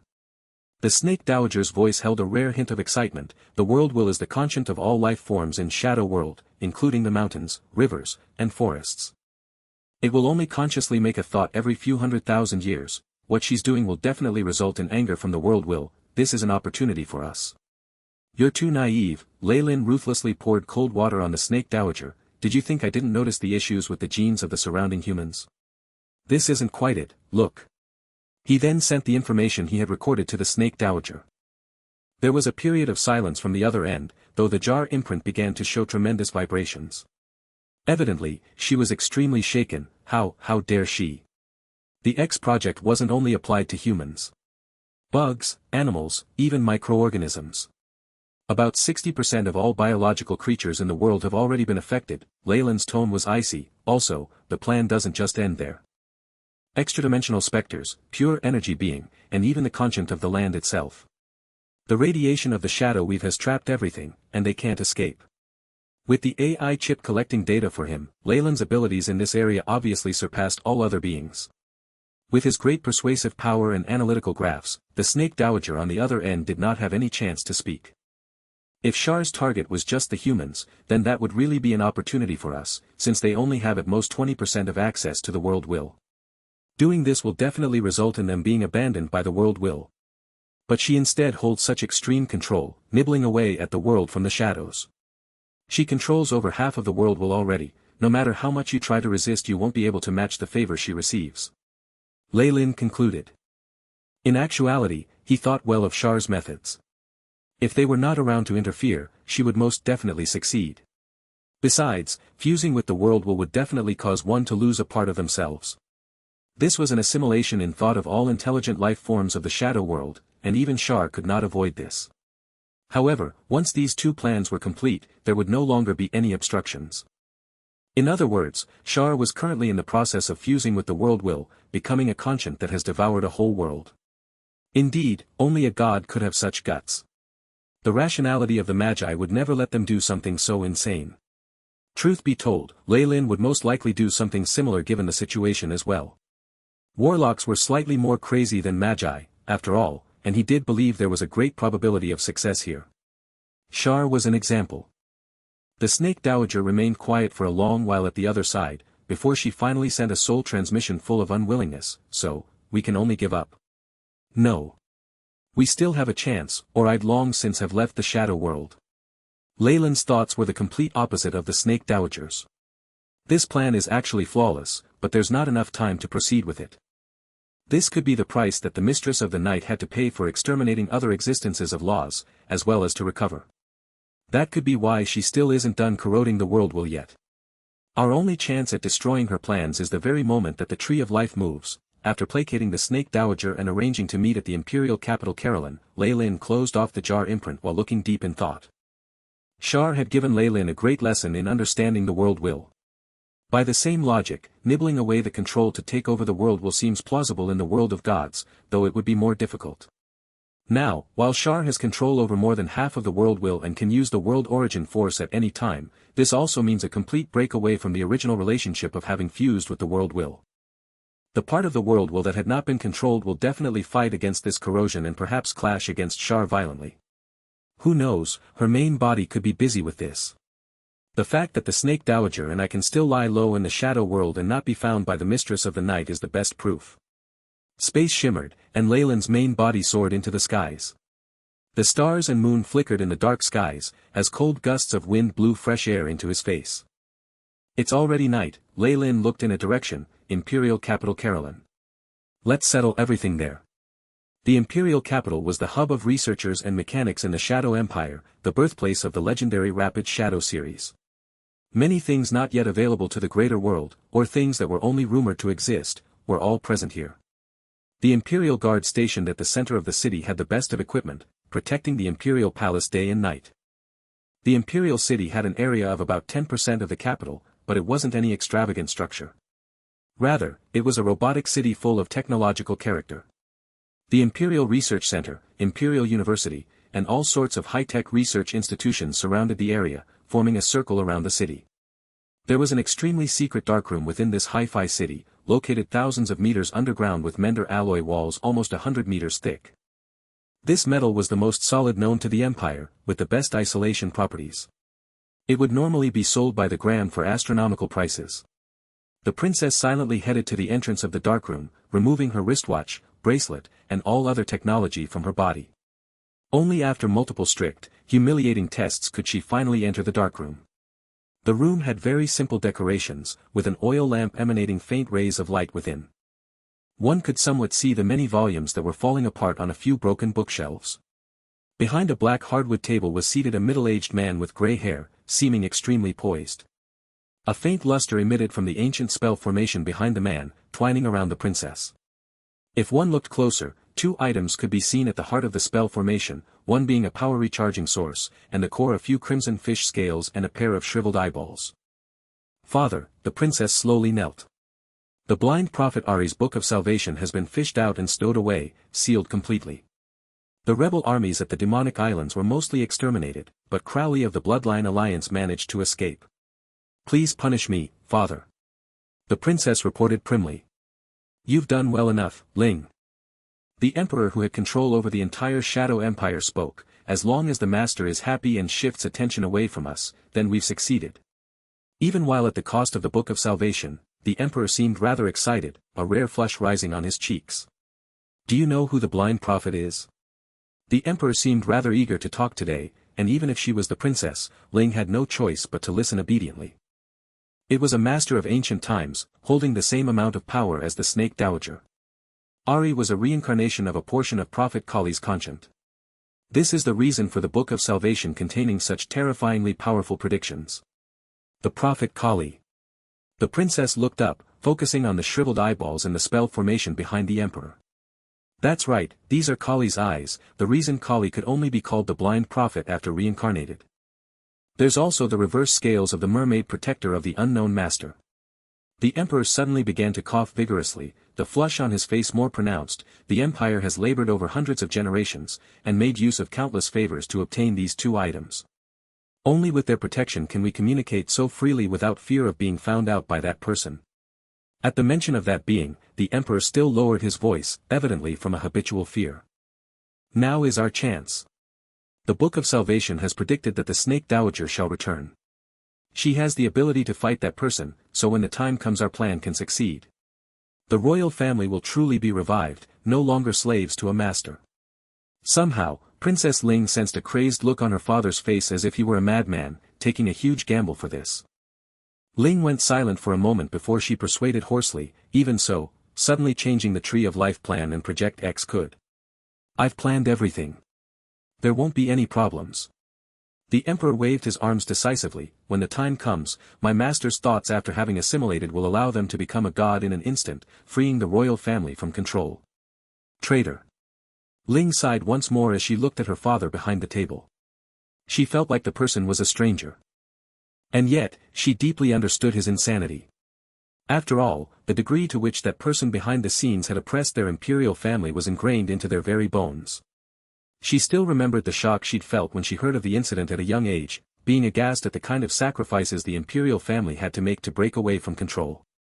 More crucially, her background and bloodline only allowed her to stand in the same faction as her father. That master intends to control everything, turning the whole world into something that belongs to her alone without caring for the ants seeking refuge in it. In her heart, Ling could only smile with helplessness. The only thing she could do now was to dedicate her all to bringing this project to fruition, to helping her father. It was a horrible feeling, like she was piloting a broken canoe in the largest of seas. No, it was much more terrifying than that. She understood that if the other party were to strike first, the whole imperial family would be destroyed in a moment's time. Perhaps they knew about it long ago but didn't pay much attention. Humans didn't care much about ants fighting either. Ling tried to console herself internally.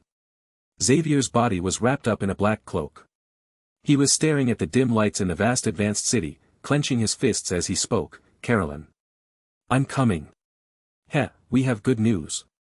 Genius came over, seated in his wheelchair. Our branch members managed to pull your parents out safely, they're currently en route here as we speak. Oh. That's great, thank you Genius. Xavier sincerely gave his thanks. Ha. You don't have to be grateful to me, this were all Sister Bobby's orders. Genius glanced around him like a thief, moving closer to Xavier and whispering, I didn't expect that she cared so much about Crowley despite how she acts aloof on the surface. Asterisk bang. Asterisk a ray of heat brushed past Genius' ears, caught by Xavier with his bare hands. It was an extremely hot piece of stones, the edges of which were about to melt. The next one will be aimed directly at your smelly mouth, Bobby said in a cold voice. I got it. Genius made a gesture of sealing his mouth. He then pointed at Xavier's palm, trying to shift attention towards him again. Look. Xavier's improved again, he said with an exaggerated expression. Indeed, Xavier looked at his palm, the surface of which was covered in a layer of fine black scales that were emitting a dark light. He'd earlier relied on this protection to be unscathed as he blocked Bobby's attack. This terrifying improvement. It's growing faster and faster, Xavier muttered. He could feel his bloodline roiling every day as his body strength leaped up. Yes, it is good. You're about 70 to 80% as strong as that smelly snake now, enough to be dispatched as a trump card. Bobby was dressed in military uniform, and she arrived to stand between Genius and Xavier. Is there any news from Crowley? Xavier asked Genius. Our communication with the Eastern Seas has been severed completely. The last we heard, they met with an attack by the Imperial Guards in the vicinity. Their luck is terrible, to meet a core member of the Imperial family nearby. Genius shook his head. The latest news from the Three-Eyed Crow says that the Empire's troops released a public list of rebels who were eliminated in the encounter. Which Maya, Steel Man, and Tion Ken from the Martial Arts Association. The good news is that there's no information about Crowley right now. However, the deaths of 3 leaders was enough to intimidate the other forces. After all, only after thoroughly understanding how strong these people were would they be able to know how terrifying the Shadow Empire was. We can't say anything about Steel Man and Tion Ken, but Maya wasn't killed by the enemy. I've been in contact with the Witch Association. She should have been killed by a dangerous prophecy. She already arranged everything and selected her successor before she left. Bobby shook her head. Witch Maya could be considered a person of repute. So it seems that she already had a premonition while heading towards the Eastern Seas. Why did she head there after knowing what would happen? Genius touched his jaw. Beep beep, suddenly, one of the handles on his wheelchair opened and revealed a screen with a blinking warning light. Blood Nest, Blood Nest. We're Transport Fleet 3. We're facing an attack from the Special Forces near the Black Onyx Lake. Requesting assistance. I repeat, requesting assistance. Blood Nest. Blood Nest. The current situation of the other party was extremely precarious, and red light flashed intensely on the screen. Aren't my parents on that fleet? Xavier clenched his fists, causing a trace of powdered stone to fall from the gaps between his fingers. Hateful. I'd originally thought that saving Jill could allow us to have a family reunion in the capital. His pupil slightly turned red. He rushed out immediately. I'm leaving. Such a troublesome little brat. I hate being a babysitter the most. Bobby cursed. Genius, prepare a rescue team according to Transport Fleet 3's situation. Soon after, her silhouette suddenly changed into a hurricane and she followed behind Xavier. Sigh, all of you are the same. Why is the one staying behind always me? Genius sighed, and following that a layer of the earth beneath him suddenly split apart to reveal an elevator. Following Genius sighing, the layer of soil beneath suddenly split opened and revealed an elevator. A few kilometers of travel later, a large base surfaced in his eyes. Everyone, attention. An urgent rescue mission is in operation. Seated in the central control room, Genius spoke with a serious tone. The whole base turned orderly in a moment's time. Most members of the Bloodline Alliance owned an untainted citizenship record, thus receiving an advantage when in the face of the Imperial's inspection. This time around, the transport fleet had been disguised as a tourist bus, littered with young children and elders. Outsiders wouldn't link them with the enemy, so their guard would be reduced. Unfortunately, a problem arose this time around. When Xavier rushed to Black Onyx Lake, what he saw was 3 overturned tourist buses, and the flames on the body of the tourist bus sign seemed to be laughing at his incompetence. Looks like they were all taken away. They should have met the capture team of the Special Forces, not the extermination team. There's still hope for their survival. Bobby rushed to Xavier's side and grabbed his shoulders, apparently warning him not to be rash. With a large number of policemen sealing the scene, they couldn't be sure that there weren't any Special Forces members lingering in secret. Biting his teeth, Xavier managed to squeeze out one word, all right. As the two of them slowly left, a middle-aged man blocked Xavier's path. Young man. It seems like you need help. Jarvis. Bobby suddenly cried out in puzzlement, and Xavier's own subconscious reaction was to attack. Snakebite fist activated suddenly, and a sharp cry sounded out as he shot forth. After all, with all the current propaganda, Jarvis was synonymous with the devil to the Bloodline Alliance. Shadow arm. The middle-aged man's arms flashed rapidly, as two black metal arms extended from behind him to form a cross that managed to block Xavier's attacks. "I'm not Jarvis. You have to believe in me right now." The man's way of speaking could convince people. He pointed at their surroundings, where Xavier's actions had attracted the attention of the neighboring police and a few observers. "Let me handle this." The man walked to the policeman with a smile, showing them an ID and speaking a few words. They turned to leave, and he saluted them. Is that sufficient to show my sincerity? If I had any bad intentions, all I had to do was shout," the man laughed bitterly. "Indeed, you're not Jarvis. However, such high-level rapid shadows are only used by the army, and they have unique ways of masking their identities. I'm afraid you're nothing better." Bobby snorted coldly, but she didn't immediately leave. "Follow me." The middle-aged guy laughed bitterly, leading the way and bringing the two of them to a secluded place. Bang! An electronic ball was suddenly suspended from his hands, emitting a layer of translucent energy that isolated the area. "With that taken care of, we can speak at ease," the middle-aged guy took the initiative to explain. Right now, Xavier has also discovered a slight difference in this man. Although he looked quite similar to Jarvis, the graying hair at his sideburns showed that he was obviously older. "That's the shadow pulse jammer developed by the army. You're a military official," Bobby said with certainty. "Add former to that. I was once the head of the anti-air team at headquarters, but now I'm just a glorified retiree, an unemployed uncle." He laughed bitterly once more. "Let me introduce myself. My name is Clive, I'm Jarvis' older brother." We do have intel about a Clive. However, why would you abandon the Empire and your little brother to help us?" Although Bobby obviously wanted to rope in the other party, she knew how terrifying it was to have someone with ulterior motives hidden beside you. Her eyes were thus filled with vigilance. "I naturally intended to be loyal to the country at first. But then I retired, and I used my previous connections to get the Project X plans from Jarvis. I have to prevent that from happening." Clive's face was filled with sincerity. "To meet again. They plan to eliminate ordinary human beings with genetic manipulation, using the Tree of Life to control their minds and turn the whole world into a puppet. This wickedness. It far exceeds even the worst cruelties the ancient empire ever inflicted on its people." There was a look of righteousness on Clive's face. Some of the military who had access to project details couldn't accept it. "We formed a secret organization, uniting our forces to resist the decadence that has taken over the imperial family." Clive turned redder and redder as he spoke, his voice growing higher in pitch. Without the protection of the pulse jammer, they probably would have attracted attention. Although she more or less believed the other party, Bobby still sneered as she crossed her arms. "It's a pity that your brother doesn't know about this." Hearing that mentioned, Clive turned helpless as his expression filled with sentiment and grief. "Jarvis. He's another one of the reasons I established this rebellion. Take a look at this." He pulled a golden necklace off his neck, the locket attached to it in the shape of an oval shell. A family photo was within. There were 3 boys in the photo, 2 of them looking like Clive and Jarvis. "This is our third brother," Clive said, pointing to a red-haired boy standing at a side. He was the shortest of the lot, wearing a checkered black and white shirt.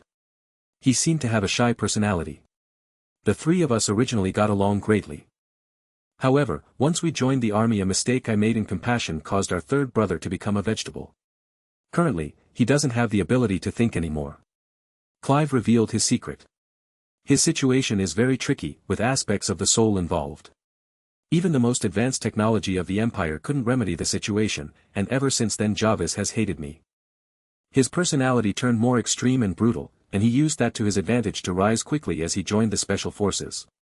Not knowing why, Xavier suddenly felt like both Clive and Jarvis were quite pitiful. "What does the death of your brother have to do with your loyalty towards the Empire?" Bobby asked acutely, and then she covered her mouth. "Could it be because of the X project?" "No. It's the Tree of Life orchestrated by the Empire." Clive seemed determined in his betrayal as he casually spoke of classified information. "The project aims to use magic via rapid shadows as a medium, using immense pressure to directly implant the shadow weave into humans.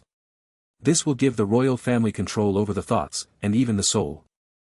Ultimately, all humans in the shadow world will be integrated into a hive mind, forming an extraordinary existence. This is why Jarvis is royal to the Empire. The Tree of Life is the only hope for our brother to recover, the resonance of extraordinary power that comes with the implantation of the shadow weave able to bring him back. On top of that, the Empire promised to hand over some autonomy to the souls of the higher-ups, which is why some of them are still loyal. An empire they control, with no public opinion or resistance to worry about, letting them do whatever they want. To some of them, this is heaven. Clive revealed a mocking smile. You should be entitled to this as well, right? Wouldn't it be great? Once it happens you brothers can live happily together once more, Xavier couldn't help but ask. Clive suddenly hesitated for a moment, then he caressed the pendant in his hand. My only wish is to see my little brother recover. For that, I'm willing to sacrifice everything. However, he certainly wouldn't want to wake up to such a dark world. He breathed out a long sigh. I erred once, but I do not wish to do so again. Are you willing to join hands with us in our fight? Your reasoning is flawed, Bobby said with disdain. However, just as Xavier thought negotiations were about to break down, she continued, however, an undercover agent from the Empire could forge a more flawless background. I believe you, for now. Of course, our people have clashed so often before that they currently hate each other. It's impossible for us to act in tandem, at most exchanging information for now. Bobby's analysis was very reasonable. After all, the resentment between the Bloodline Alliance and the Empire wasn't just a matter of a day or two. I agree, Clive nodded after a while. So. This is what I need to know. The Bloodline carriers on the Starry tourist bus, including the old and young, where were they sent? Silver Mountain Research Institute, close to Carolyn. These are the coordinates. Clive sold out the special forces without hesitation. Perhaps he wanted to use this to win Bobby's trust in the first place. It's a training and logistics center for the special forces. They were hit pretty badly recently, so they're most likely collecting fresh blood to train. The chances of survival are very high. A few on our side also have passwords to a few crucial entrances. Xavier's eyes lit up as this was mentioned, and he grabbed Clive's arm. What about my sister? Is Jill inside there? Jill. I'm sorry, I've never heard of this name. Clive politely retreated. However, if your sister is young and was sent to the Imperial capital, it means that her innate talent is extremely high. There's a great chance that she was sent there. That's great. After receiving the news, Xavier resolutely clenched his fist. Jill, Mom, Dad. Soon, I'll be there soon. He said in his heart. If you need any more information, just head over to the capital's Golden Purple Flower Road, building 377 there to look for me. The boss is a disabled man, all you have to do is say open tulips and he'll naturally understand what you mean. Once everything was explained, Clive quickly stowed away his pulse jammer and gradually vanished into the darkness. Bobby and Xavier waited in place for a moment before the communication device on Bobby's collar rang out. The target's left, sister. There's no traces of an ambush in the vicinity. Very well, let that old man leave. He does indeed have some sincerity. Send the rescue team over. Silhouettes that formed a sparse encirclement slowly emerged from the surroundings and made Xavier jump. Earlier on, if Bobby had felt that the other party was lying, would Clive most likely have received a shot in his head? Contact Genius. One of the members immediately half-squatted, revealing a transmitter. Bobby inserted a disk Clive had given her into the device and sent it to Genius. Genius. This is the map of the Silver Mountain Research Institute, along with a few passcodes. Eliminate their firewall, and paralyze their base within half an hour. No problem. I am a genius after all. The youth on the screen looked like a ruffian, and pity and grief surfaced on his face. Damn it, why did you give me all these passwords? I can hack them myself. I thought I had a good opponent, but now it's like I'm using cheats. Scram. Bobby hung up the transmission and turned to look at Xavier. So, what now? This is the Imperial capital, with the most powerful guards in the country. Do you dare to do something big? What's there to be afraid of? Xavier suddenly shouted. In fact, he had indeed felt afraid. However, with his family members trapped inside, he had no choice but to go. When Bobby brought the elites of the Bloodline Alliance to attack the Silver Mountain Research Institute, what she saw was completely unexpected. There was no heavy guard here, instead a base that had been ruined. What happened? Has someone gotten ahead of us? Bobby's face filled with surprise and uncertainty. Other than the Bloodline Alliance, she could not think of another force that had the guts to be so rampant. The Coven. But there are no traces of magic attacks. The Knights of the Round Table or Martial Arts Association. Right now, with the deaths of the majority of their elites and important figures, they can't even care for themselves, much less others. Clive. There is no beneficial reason for them to do so. Possibility after possibility was crossed out of her mind. The fighting traces are quite recent, and the enemy seems to be a small force or even a single person. A scout came back to report. The Empire will respond soon. We must evacuate as soon as possible. I agree. Bobby had yet to reply when a black silhouette walked out of Silver Mountain Research Institute. Numerous alerted gazes suddenly disappeared after looking at the familiar appearance of the other party, and Bobby released a pleasant cry. Crowley. I swept away the special forces, and arranged for the bloodline carriers and captives to be sent to safety. I stayed behind to wait for all of you, Crowley foolishly laughed. However, Xavier felt that the air around him had changed drastically. The pressure from his bloodline, especially, made cold sweat emerge on his forehead. His body was expressing a continuous desire to just surrender.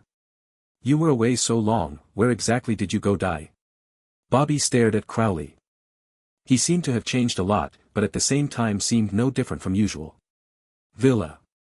Let's discuss this after we leave. The story is quite bizarre, almost like a fairy tale. Crowley touched his head and laughed bitterly. Also, I'm working under a mighty lady right now. If you meet her, remember to. Never mind, I doubt you'll need me to tell you. Crowley. Xavier rushed towards Crowley. I. Without his knowledge, the words had gotten stuck in his throat, he couldn't spit it out, and his face turned red in embarrassment. I rescued your parents. However, a trace of regret surfaced on Crowley's face. I couldn't find Jill. I'm sorry. All right. These are all minor details. Let's leave this place immediately. Contacting Genius, Bobby slapped the head of the depressed Xavier and shouted, the Imperial Guards will surround us in 5 minutes. Get a move on, let's break out. Imperial Capital Carolyn, inside the palace. This is the recording from the attack on the Silver Mountain Research Institute, Ling reported to her father, pulling out a projection of Crowley surrounded by shadows. This man named Aragon, the graceful master of the Shadow Empire who had graying hair, was filled with serenity. The Imperial Army's lack of a result or the significant losses encountered by the special forces weren't of much importance to him. Hand these issues over to the garrison and military to handle. Your only goal right now should be the project. Understood. A faint trace of reprimand could be detected from Emperor Aragon's tone. I understand, Ling complied, and she went on to another report. I found another suitable body that resonates with the project. Oh. Let me look at it now. Emperor Emperor's fervent attitude was so frightful that even Ling felt fear. I ordered the special forces to bring her here, and a series of tests revealed that the purity of her soul is extremely high. She can completely withstand the effects of the eye array and the converter. Ling presented an image of a curled-up young girl in an incubator, traces of tears still on her face with closed eyes. This was Xavier's sister, Jill. Very well. Ha. You've done well. Emperor Aragon did not care about the other party's origins nor her suffering, looking at the data and research results. The joy was evident on his face. She's the 12th, and with that the foundation for the Tree of Life project is complete. You've done well, Ling, no wonder you're the daughter I dote on the most. Emperor Aragon aimed to dominate the conscience of the extraordinary being formed by the Tree of Life, obtaining the power to fight the control of the Mistress of the Night. However, such a thing was very difficult to do, especially with the complex emotions arising from so many humans. He wouldn't be able to digest all that power himself. Thus, he had to establish a few transfer nodes to absorb a significant amount of insanity and evil, making the process much easier. Research showed the Empire that the soul refining array required 12 females with extremely pure souls, the kind only present in young children. It would allow them to call upon their strength to purify the evil. As for what happened next, and whether those souls could withstand the tremendous pressure or dissipate under the load, Aragon had no need to consider it. After all, these young ladies should actually be excited to sacrifice their lives for such a significant cause. It took a while for the Emperor to subdue his excitement. However, the first sentence he spoke afterwards shocked everyone. Find a chance to make a report to that fellow. The Empire's preparations are complete. He managed to hide his emotions from the outside world, and not even the Empress or his other daughters could realize that anything was unusual. This was a fundamental requirement for one to become an emperor. Why bring me here? Xavier asked Crowley, looking in puzzlement at the man. Ever since he came back, this man in front of him had been acting quite strangely. The atmosphere around him had become more daunting, yes, but it also seemed like he'd acquired another master. Bobby had ended up bringing him out of the base to confront him directly. Sigh, Crowley scratched his head, smiling bitterly. Some things you only believe if you can see them. Rest assured that I won't harm you. In fact, if we manage to get that person's assistance, the chances that we'll be able to save Jill will grow tremendously. Are you serious? Xavier's face filled up with disbelief. I'm your bloodline ancestor, and have lived for longer than 500 years. I will not harm you. With this issue being brought up, Xavier could do naught but roll his eyes in secret. Crowley soon brought Xavier to the entrance of a red villa at the outskirts of the imperial capital. This is an estate I purchased during my travels. It's written to the accounts of a housekeeper and my progeny, so it's very safe. Crowley's voice contained a prideful tone. My master, the great lady I serve with all my heart, is currently within. I feel something abnormal. Xavier felt like his legs had gone soft, and he tried to leave.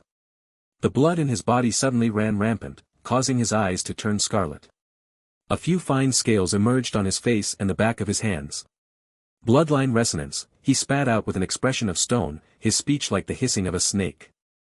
The red villa in his line of sight had turned into a blood-red whirlpool, attracting him to no end. His free will fought back without break, but his resistance was growing weaker. He almost entirely gave up. All right. All snake, stop oppressing your juniors the first time you meet them. You did the same thing when I first met you. Just as Xavier couldn't hold on any longer, a voice broke the pressure on him. The villa returned to normal in his eyes, as if what he'd just experienced was but an illusion. Wait, I know this voice. Xavier turned his head, only to see a cloaked Lei Lin wielding a black staff. Lei. Why are you here? He'd had a deep impression of this man who displayed astonishing ability during the greater proficiency test. Hello. Long time no see, gentlemen. Lei Lin laughed as he avoided Xavier's question. Wait. He is very suspicious. Unlike Xavier, Crowley was deeply vigilant against Lei Lin. However, this attitude flipped completely as he heard something, and he turned humble as he continued, Welcome, mighty existence. Mistress Snake Dowager is waiting for you inside. All right. Lei Lin did not exhibit any courtesy, immediately treating Crowley like a servant as he passed his hat and staff to the man. Following Crowley's lead, he arrived at where the Snake Dowager was. Your Majesty. The Snake Dowager nodded her head, and Crowley automatically moved to her side like a proper servant. Everything about her was so alluring, allowing her to become the center of attention regardless of where she was. This, Xavier's eyes were wide open and bloodshot. His heart was beating so rapidly blood was leaking from his pores. This feeling. Why? That is the Snake Dowager. She's the origin of your bloodline, so you'll enter such a state whenever you meet her. The only way out is to become a being of laws, breaking away from her control completely, Lei Lin explained with a smile. Are you trying to play tricks on me right now? The Snake Dowager threw Lei Lin a glance. Still, even when she flared up she contained amazing charm. Crowley turned away immediately, as if he knew that he'd make a fool of himself if he continued looking. All right. Crowley, take my descendant downstairs, I'm aware of why you're here. I have something more important to discuss with Lord Lei Lin right now, the Snake Dowager ordered. To Crowley and Xavier, the instructions from their origin of bloodline held the utmost importance. They would follow through even if it cost them their lives. Crowley saluted to the Snake Dowager and Lei Lin, supporting Xavier as they moved out. Lei Lin and the Snake Dowager were left alone in the place. This is the first time out real bodies met in the shadow world, no? If the Mistress of the Night discovers us, this is probably a great chance for her to solve everything in one go. Lei Lin had a joking smile on his face. However, just after he spoke those words he showed a startled look, and seemed to fall into thought. Every action performed by a being of law had a far-reaching impact on the world. Even the words they spoke would be prophetic. Of course, the possibility that these prophecies came true hinged on many other factors as well, especially considering similarly powerful beings. Her hold over the shadow world is quite weak right now. It allowed me to do quite some things. The Snake Dowager blinked her watery pupils, and her gaze seemed to ripple with endless flirtation. I followed the plan as well. The Coven of Witches, Martial Arts Association, and the Knights of the Round Table have been suppressed, and at the same time I leaked some inside news to them. They should be rushing towards the capital right now, although I don't know how much use they'll be. Taking the initiative. The Snake Dowager was exceedingly protective of her descendants in the shadow world. She'd even especially asked Lei Lin to suppress any possible chaos in the organizations with extraordinary strength, guiding them to the capital. Lei Lin could sense something strange from this. I and a few others are the source of all the extraordinary power in the shadow world, so these descendants will be quite useful. That was how the Dowager explained it, but before she could finish speaking Lei Lin's expression changed. The entirety of the shadow world began to howl out, and a huge net of purple and gold materialized all over it, full of an enchanting beauty. The origin force of the world is boiling. What is the Mistress of the Night up to? The Snake Dowager muttered. I'm afraid she wants to deal with our allies, and also pull us into her trap. Remember my prediction just now? Lei Lin now looked grim. Have Trial's Eye and the others been discovered already? The Snake Dowager wrinkled her beautiful brows, and then straightened them out. That doesn't matter. Even if the Mistress of the Night is just one step away from the peak of rank 8, Masa and the rest are also beings of laws. If she truly has the guts to walk out of the shadow world, that'll be a great opportunity for us. Lei Lin shook his head. I'm sorry, but I still stand by it. If she chose to act, then she should be rather certain that it'll work. It's better we stay hidden. At this point he'd grown some respect for the Mistress of the Night. The courage to leave the shadow world whose origin force protected her was really something, even if it was only an avatar. After all, this avatar of hers would hold most of her power. The moment it fell, Shar would fall into a condition similar to or even worse than Beelzebub. Currently, outside the shadow world. Under the illumination of the boiling sea of origin force, Shar appeared in her black gown. She took one step forward, and the astral plane formed the most resplendent of pathways under her feet. It allowed her to reach the astral plane in an instant. Rank 8 strength erupted out, merging the auras of several laws together as it suddenly swept past a gigantic black mountain in the astral plane. Asterisk crack. Crack, asterisk a solid mountain the size of a small plane was shattered instantly by this strength, and the black dust generated from it devoured by the shadows. From the outside it looked like Shar had a massive black hole in her hand, sucking in everything without even a speck of dust left behind. I've got you. Shar smiled like a flower all of a sudden, her jade-like fingers pointing at a grain of dust that hadn't been absorbed. Space trembled violently, and a hidden plane opened up slowly amidst golden radiance. Trial. Justice. Judgment. The golden light seemed to form a song of praise, forming a rune in the shape of a large, vertical pupil. The mysterious rune flashed as it exited the semi-plane, the power of light and electricity surrounding it. Trial's Eye, the final judge. Why are you going against me? Shar's own body seemed to grow in the face of this giant eye that seemed to span the entire astral plane. She was eventually a head taller than the eye, bringing with her the pressure of an entire world. I guard contracts and enforce rules.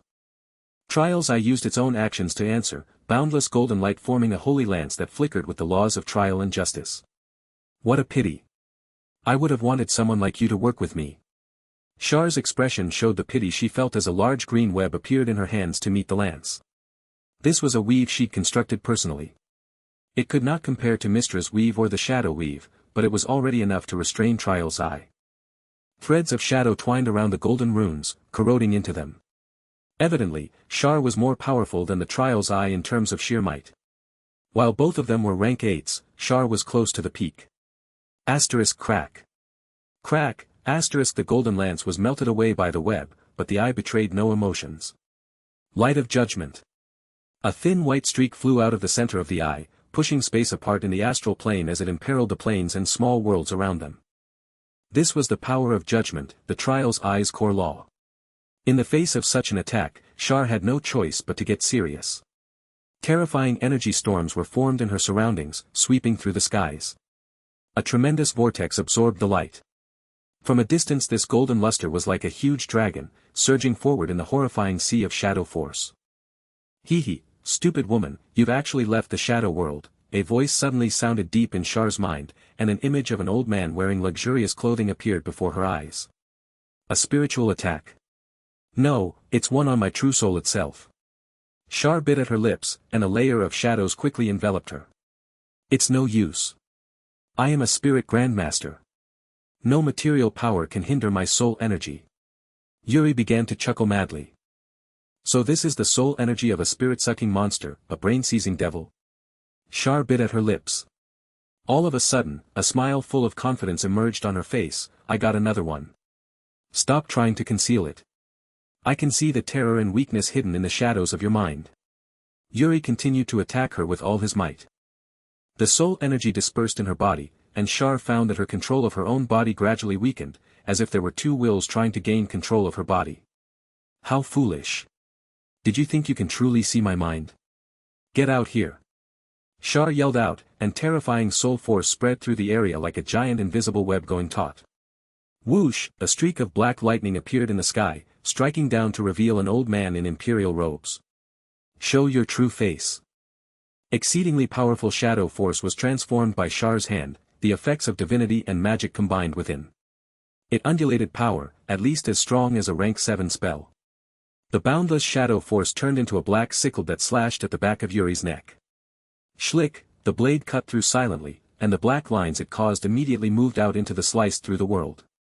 Yuri's body melted away, and the luxurious imperial robes immediately fell and turned into a pile of ashes. The body that was like molten wax regathered to form a new figure, that of a terrifying spirit-sucking master with tens of thousands of heads. Numerous tendrils hung down from these heads, making it like a willow that was even larger than a plane. However, at this point, 100 of its heads had all exploded at the same time, causing smelly yellow pus to flow out. Evidently, Shar's attack had injured its main body badly. I judge you. The light of judgment broke out of the vortex during Shar's exchange with Yuri, arriving before the former goddess. A luster that could melt worlds away was blocked by the black clothing, but Shar's right glove turned to powder as a look of pain emerged on her face. One could not help but pity her. She was outside the shadow world, no longer supported by its origin force. She was strong enough to have the upper hand against a single rank 8 existence, but fighting 2 would be difficult. As for 3. Unless she was a peak rank 8 or had a specific advantage that targeted the enemy's weak points, that would be impossible. A bundle of darkness slowly squirmed until it was underneath Shar, abruptly opening its mouth wide open. Kiki. I like the shadow force on you very much. Masa's voice sounded out, making her move upon Shar once she noticed the former goddess was injured.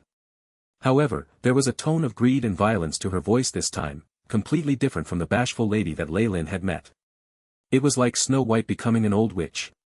Masa came from the dark world, and she was enamored by the law of shadows. Her understanding of the law of darkness gave her a natural advantage over Shar. 3 rank 8 existences were surrounding Shar in a triangle. The situation seemed to be a complete deadlock. Whatever it is, this isn't the shadow world anymore. You're alone, and there's no way you can contend with the 3 of us. Yuri's 9,000 or so heads emitted powerful spirit undulations. Let us all attack. I want this woman's main body's brain. Inform all Snake, have her rush over with Lei Lin. That's the most dependable method. Trials I shook, separating a tiny golden eye from itself that suddenly dropped into the shadow world. Within a red villa, the Snake Dowager and Lei Lin were standing on the balcony. Their expressions changed as they saw a golden meteor fall to the ground. The aura of the jar imprint. So it can be used this way too, Lei Lin nodded, finding that he had learnt something new. The golden light split in 2, entering the eyes of the Snake Dowager and Lei Lin, allowing them to know the events of the astral plane as if they'd experienced it themselves. Seems like there's a great chance of them winning, now that Shar has given up the reinforcements from the shadow world. What do you think? Lei Lin glanced at the Snake Dowager with a half-smile. I actually have the same thoughts as you do. Shar isn't someone so easy to deal with, so she must have some plot. I'll send down the order to have them all retreat immediately. The Snake Dowager's beautiful eyes moved, the words that she said stunning Lei Lin slightly. There's no use. Masa needs the shadow laws to make up for her own darkness. Yuri is also very envious. In a situation like this where things seem to be going so well, your suggestions will still, Lei Lin shook his head. Advance. No matter what, we should at least try. If not, our future plans will be more difficult to enact. The Snake Dowager smiled wryly as she whispered a few words into the jar specter imprint. 2 beings of law looked towards the sky from a balcony in a red villa, their gaze piercing across the horizon as they peered into a cosmic battle. The Snake Dowager turned her head suddenly and asked Lei Lin, say. What is Shar scheming? Lei Lin rubbed his chin. It's very hard to kill a rank 8 even if they're not strong at battles. They're very tenacious, and even heavily injuring an opponent at that level is a great accomplishment. However, Char's different. She has extremely wild ambitions, so her goal won't be so simple. Her greatest power is the support of the Shadow World and Shadow Weave. Leyland's eyes brightened. Could she pull all her enemies at once into the Shadow World? If that's the case, Trial's Eye and the other two would be in danger of dying. Snake Dowager pondered further, but she shook her head eventually. That's impossible. Don't you know how hard it is to set up a teleportation formation for rank 8s? Moreover, once Trial's Eye and the other two discover that they're being teleported, they'd be able to interfere in a moment and cause the teleportation to fail. The more you think it's impossible, the more I think it isn't. They'd believe the same thing, and let down their guard. Leylin rubbed his chin, his eyes filled with wisdom. There's more than one way to do this. If you want to get to a mountain, you could also have the mountain move to you. You mean, the Snake Dowager's expression changed, we have to let them know immediately. I'm afraid that it'll be too late. Leylin shook his head helplessly, yet his eyes portrayed a very strong interest, such craziness and bravery, counting it all in one bet, this is indeed the mistress of the night. Rumble, the sun in the sky began to roar under their gazes, radiating even more light and heat than before as it seemed to expand continuously. At the same time, earthquakes and tsunamis burst out everywhere in the empire. The earth split apart, revealing deep gorges in the ground as every single harbor was flooded. Destruction reigned in but a few seconds. And this was only on the surface. Someone gazing upon the shadow world from the astral plane would see it come alive, as if breathing with life. All Snake asked us to leave immediately. She says there's danger. The Trial's Eye's enormous body floated in midair, and its eye that was as large as a world continuously flickered with lightning. There was a faint image of Char's reflection within. Char was like a black lotus now, beginning to wilt under the attack of the other three. What? We just have to endure it for a little longer. Yuri and Masa disagreed. These two would reap enormous benefits from Char, hence they did not want to give up this easily. I'll take our alliance into account. 3 helping hands, and I shall leave. The Trial's Eye made its decision after considering the request of the other two. Okay. Yuri and Marcia looked each other in the eye as they gritted their teeth and agreed. This damned Snake Dowager, we could have made the mistress of the night perish if she were to join us at the start. Masa's spirit was extremely vengeful in the darkness, harboring a grudge against the Snake Dowager. Suddenly, she stopped talking. No. Something's wrong. My soul. Why is there a shadow overcast on my true soul? What? Yuri was shocked as well, even if he was a specialist in souls. He racked his brains as he peered deep into his abyssal true soul, using all his might to see the same shadow on his. It was extremely eerie. I'm a soul specialist, but a shadow was cast on my true soul and the barriers broken down without my knowledge. Yuri screamed in anger. A foreboding sense of danger crept over his true soul once he discovered this shadow. It was something that could kill him. Not good, let's leave. Only now did they agree to the Snake Dowager's suggestion to leave. Lacking. Very lacking. As beings of laws, your ability at detection and usage of laws is extremely inferior to that Magus and all Snake. They would never be confused by my soul shadow. Also. Don't you think it's too late to leave? Char waved her hands from the middle of the 3, it has begun. Boom, the shadow world surfaced up into the vast astral plane, its borders writhing continuously as they seemed to breathe with origin force. The borders of the shadow world suddenly expanded, its boundaries a terrifying monster that devoured everything. The parts of the astral plane around it, the spatial storms, rifts, meteors, and even small planes, were all devoured. How powerful was the shadow world? It was the strongest world in the astral plane apart from the Magus world and the world of gods. As the monstrous borders began to expand, the dimensions beside it were annihilated. It had already grown half a fold, and these existences of laws had undoubtedly come within its bounds already. Without the strength to fight against the entire sea of origin force, or the ability to cover half the size of the world in an instant, there was no way these people could escape their fates. A tide of world origin force formed, tens of thousands times more destructive than a tsunami. The shadow world had consumed 4 beings of law in an instant. The expressions of Yuri and the rest changed instantly, because this swallowing came with suppression. Even if the shadow world used up a large amount of its origin force, it was still a powerhouse. It had great reserves that allowed it to suppress rank 8 existences at will. Under the powerful intent of the world, all origin force, vitality, elements, energy particles and everything that contained energy in the shadow world separated from the three beings. They could only rely on their own reserves, but the laws they wielded were suppressed as well. They grew many times weaker than before. Advancement of a world. You actually forced the shadow world to advance. This is crazy. Wouldn't the shadow world be afraid of its origin force being depleted? Why would it allow you to do this? The trials I sent a message. The shadow world was a large world. An attempt to expand once more would put it on par with Dreamscape. Nothing good would come of doing such a thing without sufficient energy. Most of the world would turn desolate and barren. And now the shadow world had forced an advancement.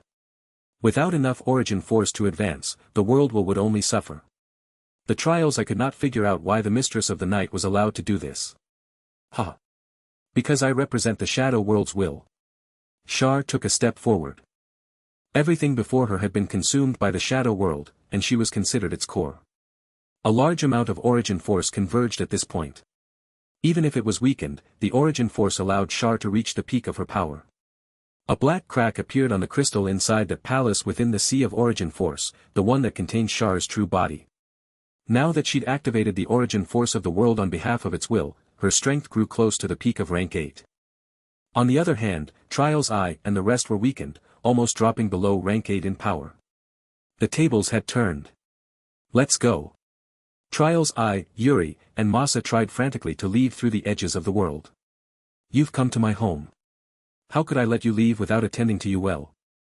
Glee spread on Shar's face, and she moved her hands like a master of the zither. Chi. Chi, the true form of the shadow weave revealed itself, different from the one she'd conjured before. This weave permeated the entire shadow world, using the support of origin force to allow even the commoners of the empire to cast spells. The three beings of laws were like fish in a net. Repelled by the origin force, they were like caged beasts. I've caught you guys. Shar walked up leisurely, and smiled with a wide grin. So what if the origin force would be depleted? As long as the three of you are sacrificed, most of the origin force would be replenished, wouldn't it? It is indeed a world advancement. Protected by an invisible barrier in the Red Villa, Lei Lin sighed. Those three are in danger. We warned them of the trap early enough. At least one of them should be able to escape, the Snake Dowager said with indifference, only able to predict the future. Masa has the least chance. After all, her element is suppressed the most. Outside of this world she can control shadows with darkness, but within the side switch. Even if Shar doesn't manage to catch the other two, Masa will not escape, Lei Lin added as he stroked his chin. Chess piece. The contract requires us to rescue them. You're not getting ready to move. The Snake Dowager stared at Lei Lin with her beautiful eyes. The power of law surrounding them was weakening, their powers being chipped away. This was the penalty for violating the agreement. Still, it didn't contain any malice or deliberate harm, only causing a slight drop in power which Lei Lin could handle. Not now. Shar has control of the situation, and within the shadow world itself she's currently invincible. Lei Lin heavily shook his head. Shar was a shrewd goddess, with a plan to solve all her problems in one fell swoop. She would surely have her ways to handle Lei Lin and the Snake Dowager, so if they rushed forward now they would effectively be falling into her trap. Even the Snake Dowager had no choice but to be prudent when facing this crazy and savage goddess. I feel the same way, the Snake Dowager sighed. But then, she was startled by a layer of large black clouds that covered the skies. Crimson lightning flashed as a precursor to a rain of blood, and a bloody storm fell upon the shadow world. Lei Lin could feel the entire world cheering within the rainstorm, the depleted world origin force recovering before it fell below dangerous levels. The Snake Dowager suddenly sighed, Masa has fallen. I felt the annihilation of her true soul. Shar's cunning and power had obviously exceeded her imagination, causing her to lose confidence in her plan. A second rainstorm struck not long after. The intellectual creatures of this world could feel grief and pain in a terrifying roar that resounded from the rainstorm. Mistress of the night. Allsnake. You. Yuri couldn't manage to escape either. Trial. Trial. Trial. A golden light shone through the western skies after Yuri's death, and phantom vertical eye appeared in midair. Violent lightning tore through the shadow weave, and the huge eye instantly split into two. One was surrounded by the shadow weave, while the other took the chance to escape the bounds of the world into the astral plane. The trials I managed to escape, but with serious injury. Lei Lin sighed, 2 fell, and 1 escaped with heavy injuries. 3 existences of law lost their power in a split second. Such effort and scheming is truly worthy of the mistress of the night. Crack, the imprint of a jar shattered in the snake dowager's hands. She furrowed her brows as she told Lei Lin, I just received news from the trial's eye. It plans to return to the purgatory world, and won't be coming back. Seems like it suffered heavy injuries. Lei Lin nodded, fear lingering within him. The trials I have been quite unlucky this time round. Of course, compared to the other 2 who fell, it could be considered lucky. However, with a lack of preparation to advance the world itself, this would be suicidal behavior on the part of the world will. We can conclude that Shar has more than 50% control over the world. The snake dowager nodded imposingly at Lei Lin's conclusion. The advancement of a world was no joking matter.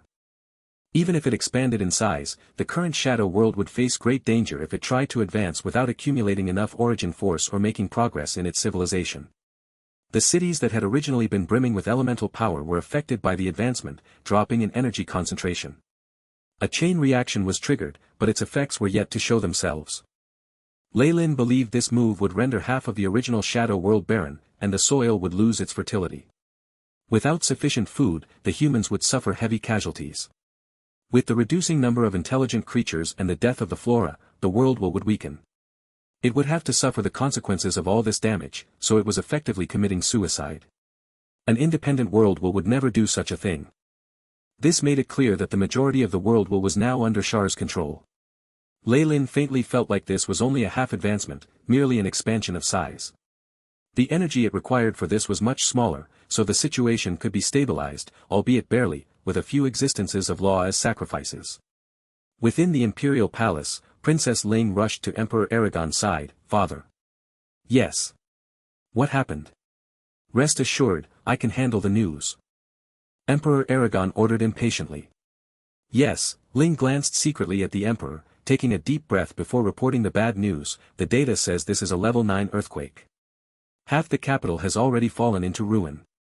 We don't have data about the other cities yet, but the situation there isn't looking good either. We've lost contact with several coastal cities that have experienced both earthquakes and tsunamis. Estimates say more than 10 billion citizens were affected, and the damage extends throughout the empire. It poses a fatal blow to our economy, and experts are saying that the famine and plagues that will follow are going to exhaust our food reserves. In the worst-case scenario. Ling couldn't continue speaking, but her trembling voice already made everything clear. This disaster was enough to destroy the whole empire. Huh, Emperor Aragon instead calmed down after hearing the news, his laughter like that of an injured wolf. Great master, are you prepared to abandon us? Aragon's bleak expression ultimately turned into madness. Ling. Don't you think it's best chance now? No matter how hard we try to remedy the situation, the whole empire won't be able to avoid the fate of destruction. We might as well do it ourselves. Ling silently pondered over the matter. Indeed, what her father said made sense. This terrifying disaster would be the root cause of the empire's destruction anyway, but if the Tree of Life project was initiated, the entire empire could grow immortal and wipe out the rebel existences. Moreover, that voice at the end, you heard it as well, didn't you? Emperor Aragon's eyes sparkled. The All-Snake has returned alongside an unknown existence. This follows the prophecy left behind in the Book of Salvation by Ari. That indeed is an astonishing power.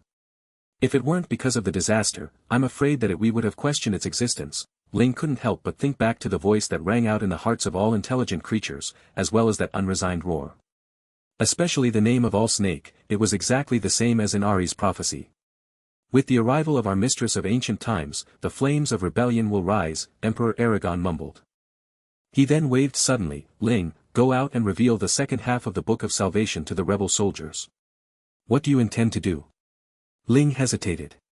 The existence of a rebel organization was no secret in the army.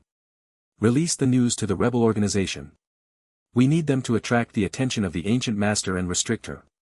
We might earn enough time to complete the alternate Tree of Life. Aragon's eyes flashed with cunning. To scheme against multiple existences of law at the same time was like dancing on sharp knives. I shall obey. Ling left after a moment's hesitation. Outside the secret chamber, she moved to a high platform where she could see the entire capital in a mess. Even with the protection of advanced technology and the shadow weave, half the city had been destroyed. More than 10 million people were wandering the streets aimlessly and crying. It had a serious impact on social security. Even though the Empire's special disaster relief team backed by its wealth could appease millions, the scale of the disaster greatly exceeded even their limits. Alas! Is such a beautiful and glorious empire in its twilight? What awaits us at the end of this path, total darkness or the light of dawn? A single tear dripped down her face. Night time. Leyland and Allsnake were seated in a hall, enjoying a candlelight dinner as Crowley waited on them from the side with humility and respect. Mistress. Crowley had received some news from the Bloodline Alliance. People from the Bloodline Alliance have contacted me hoping to receive your guidance. Do they know of our existence? Leyland wiped his lips with a white napkin. He felt like the technological advancement of the shadow world had spilled over into their culinary skills. Yes. Bobby's saying a member of the rebel soldiers gave her a part of the Book of Salvation that details Mistress's existence. The prophecy says you are the one true savior. Crowley said with excitement. Blind Ari? The snake dowager gently closed her eyes, seemingly trying to sense something familiar yet strange. This prophetic power, is she a reincarnation of the prophet Kali? So, what do you plan to do? Leyland laughed. Their dinner done, Xavier tidied up the table and placed a chessboard on it. He was dressed like a waiter. What do you think? The snake dowager gazed at Leyland. We're currently the king and queen. Leyland pointed to the core of the board, the most important cards. We shouldn't throw that away so easily, instead sending some pawns first to test the waters. Having said that, he picked up a pawn and moved it one step forward. Motion. Indeed. The snake dowager looked at the board and nodded before she turned towards Crowley. You are henceforth my representative, able to command all rebel forces. Dark red bloodline force formed a serpentine black eye that surrounded Crowley, causing his strength to rise several degrees once more. Yes, mistress. Your will is my command. Crowley knelt down. You go follow him, Leyland told the slightly fervent Xavier. Really? Thank you, master. Xavier hurriedly responded. The unbearable pressure had made him subservient somewhere along the line, especially now that he was in the presence of two of these terrifying existences. You served us well, so here's a tidbit of information. Your sister is currently inside the palace as well. Try harder, kid. Xavier hadn't left yet, and this news caused his body to tremble as he picked up his pace. Once the two of them left, a strange atmosphere enveloped the surroundings of the villa. What do you think of their chances of success? The snake dowager broke the silence. She stretched her body, causing Leyland to smell a unique scent that caused his heart to skip a beat. Leyland opened his mouth after a moment of silence. Project X has been in progress for so many years, and a big portion of the natural world has been taken over. The Shadow Weave's influence has also permeated the whole world. Our opponent can choose to act at any time. Instead of leaving the button in the hands of the Mistress of the Night, why not have the subordinates detonate the bomb in advance? Isn't now the best opportunity? It was impossible for the Mistress of the Night to have taken care of 3 existences of laws without paying a certain price. The opponent would definitely be weakened, so the chances of their success were much higher.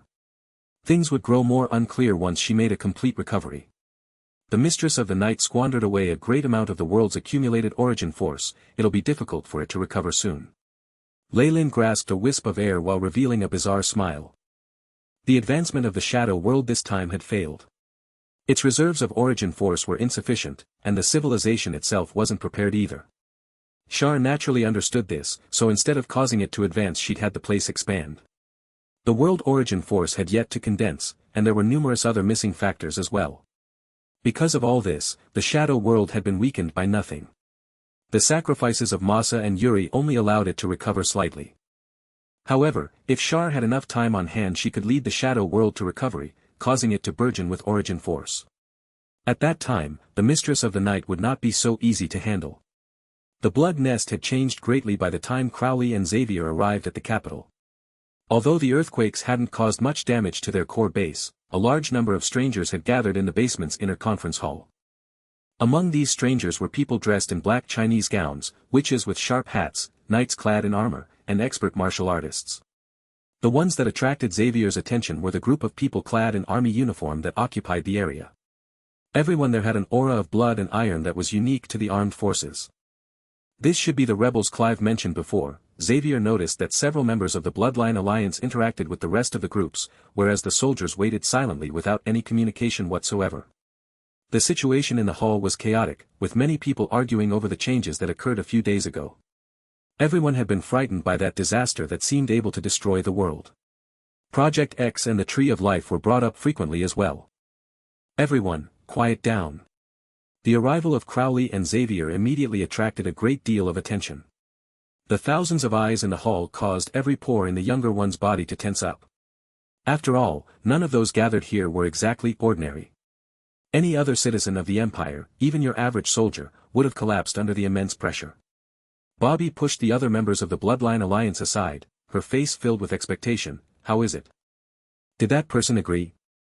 No, but she didn't reject us either. Crowley shook his head. The ancestor appointed me to act on behalf of her will to overthrow the decadent empire. Without their assistance we won't be able to resist the mastermind behind the empire. Clive shook his head from within the group of levels. Only the higher-ups of the empire truly understood how terrifying the mistress of the night was. With her support, the imperial family held absolute power. If not for the threat of Project X and the Tree of Life, these soldiers would never have done something so arduous and thankless as rebelling unless their brains had gone haywire. What age are we in right now? To believe the existence of ancient myths based on some prophecies? Isn't that ridiculous? A questioning voice sounded out from the crowd, attracting numerous opinions in favor of the ridicule. Although they all held extraordinary powers themselves, they still had their reservations about ancient myths. This is a treasure the Empire retrieved at the cost of their largest submarine. The Book of Salvation was left behind by the blind prophet Ari, and we managed to decipher the prophecy. As all souls become one, the day of doom approaches.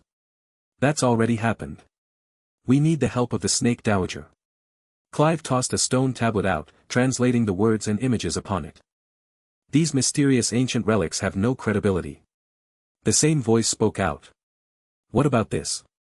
HSSSSSS, a terrifying hiss resounded in the massive hall, and turbulent bloodline energy formed a gigantic chimera made up of over 100 different snakes, seemingly covered by various grotesque scales. This bloodline. Many of the bloodline carriers in the Bloodline Alliance descended from the Snake Dowager. Looking at this scene, they'd immediately knelt down. They felt the will of their ancestors surround Crowley, his bloodline causing them to swear allegiance by instinct. As the origin of their bloodline, the Snake Dowager could subdue Crowley and the rest with but a wisp of her aura. Such was the absolute control of a higher bloodline. It afforded more power than any spells of the soul, and it was impossible for the weaker bloodline to break out of their superior's grasp unless they managed to extract the source of their bloodline from them. However, Lei Lin was the only one in history who'd managed to do such a thing. He surpassed the energy limit. He broke through the rumored energy limit just like that, someone else muttered, and everyone changed in complexion. Crowley looked down upon the kneeling bloodline carriers like he was an emperor. The so-called energy limit was propaganda created by the Empire. Technology and the Shadow Weave could only do so much, and they hadn't been able to pass a certain threshold. Because of that, they'd called this threshold the energy limit. The Empire's strongest energy weapons were only equivalent to a peak rank 6 Magus in power. Nobody had broken through that barrier. And yet, Crowley managed to break through that rank with mere borrowed power. His body and spirit had been transformed by the Snake Dowager, increasing his capabilities to the peak of rank 6. With the help of the temporary authority from the Snake Dowager he could use some bloodline power to pass the bottleneck and become a half-step rank 7. Although near rank 7 strength still left him having to kneel down in front of other beings of law like Lei Lin, Crowley was now undoubtedly the strongest person in the Empire. He opened a path up with ferocity and violent imposition, instantly finding the fellow who'd been speaking all along. Do you have any opinions? Strong winds blew to accompany his kingly demeanor. No. Not at all. The person who spoke was a youngster with dyed hair and pierced ears. In the face of the terrifying pressure, he couldn't even speak properly. Boom, the floor shattered, and Crowley's silhouette instantly appeared in midair. The hall overflowed with the arrogant and overbearing aura of the 100 snakes, and the other bloodline carriers felt it difficult to even breath. I'm the best proof of her existence. Her help allowed me to break through that so-called energy limit, entering a new realm. Crowley gazed upon everyone from above. Furthermore, that existence agreed to stop the mistress of the night mentioned in the prophecy. Can all of us not even handle the imperial family? He roared in a loud voice. Everyone here is aware of the existence of the two projects. Thus, now it is time for us to make a choice. Die loyal to that empire, or join me in rebellion. Initiation. Crowley's oratory wasn't particularly outstanding. It neither caused their blood to boil nor attracted their attention. By all rights the speech was a failure that couldn't even fool little kids. Fortunately, he had great assistance. The Shadow Empire's recent actions had enraged the heavens and the peoples. Project X and the Tree of Life project were too widespread, affecting everyone, be they nobles, peasants, or prisoners. The upper class couldn't be blamed for instigating a rebellion. If someone was disturbed in the comfort of their home by a stranger who told them they were but clones who would be assimilated to a whole, and that they'd become complete idiots, it was only to be expected that they'd grow mad. This was just a disaster occurring in broad daylight. Although this wasn't really the fault of the imperial family, the others would still lump them together. The empire had already disparaged the Bloodline Alliance and other organization, causing great distrust from the public. Now it seemed like they were psychopaths plotting to bring about the end of the world. This situation endangered ordinary citizens and government officials alike. Rebel funding grew greatly, developing further. If they'd planned such a huge counterattack on the outskirts of the empire before, they would have been killed by the imperial guards who came knocking on the door. Now, however, things were different. The refugees who's jumped ship felt bitter as well. They had to support the rebel groups with all they had. What would assisting the empire achieve? Good politicians would never believe that the empire would leave their souls free after assimilating them into the whole. As a result, it could be said that the empire had given birth to the rebel army. Down with the empire. Overthrow the empire. Under the pressure of death, the heads of several major organizations had quickly reached a consensus. Excellent. Seeing the many faces flushed with righteous indignation, a smile bloomed on Crowley's face. He pressed a button, and a map was projected behind him. This is the imperial capital. Unlike before, the city was now devastated. The surrounding regions had been thrown into disarray as well. We only have one target this time, the imperial palace. We have to thoroughly destroy the core of all evil. Crowley vehemently clenched his fist. There are at least 300,000 troops surrounding the capital on normal occasions, not to mention the police and the special forces. We'd never be afforded such an opportunity in that case. However, General Clive, I will only say two things. The gray-haired Clive was filled with bloodlust, and like a true military man he didn't mince his words. Firstly, the horrific disaster hurt the army greatly. Many soldiers are still participating in the relief efforts, and their information network has been broken up. While us old fellows who are held in some prestige cannot incite the troops to march with us, temporarily stalling them won't be an issue. Second, as a result of a lack of support for the royal family, our people have already maneuvered themselves into key positions, including several major transport hubs and the Ministry of Defense. Hearing Clive speak, the eyes of the audience came alive. With so many favorable conditions stacking up, they finally saw a glimmer of hope for success. We can't delay. Let's plan this operation out immediately. Bobby said. She then glanced at Crowley. We should also designate a chief for us. Carolyn, within the imperial palace. Emperor Aragon was sat on his throne, glancing down at a rare scene of numerous royals enjoying a sumptuous dinner in one place. The Empress was here, alongside his several sons and daughters, the Secretary of State, the Minister of Maritime Affairs, and the Minister of Defense. Which of these people is truly loyal to me? Emperor Aragorn suddenly felt a sense of melancholy. He completely lost interest in the wine within the crystal flask. Father. Ling walked in just then, dressed in military uniform. Jarvis was following behind her like a loyal dog. She performed a salute before making her report. The special forces learned that the Bloodline Alliance is conspiring to attack the palace. Empire Aragon's brows twitched, and Jarvis immediately knelt down. I can vouch for the credibility of the news with my life. Sigh. These are truly troubled times. Aragon put down the crystal flask, massaging his brows with his right hand in helplessness. The entire hall was silent, as if they could only hear the heavy breathing of their monarch.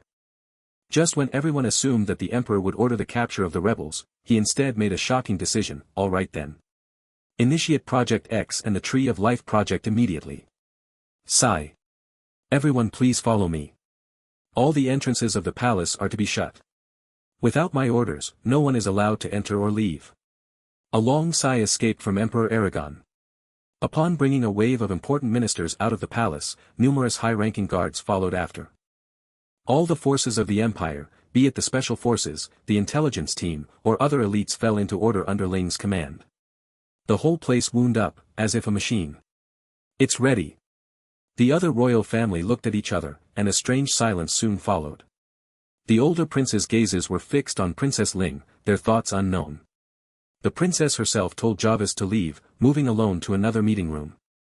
A few miserable cries sounded out, and complete silence followed them. I didn't think that the Minister of Defense would have betrayed me. Ha, and to think he was my best friend. Emperor Aragon walked out a few minutes later, sighing as he used a white handkerchief to wipe the bloodstains off his body. My path is destined not to be understood by others, but I have no choice. Emperor Aragon couldn't help but sigh as he looked at the only child to whom he could entrust this task.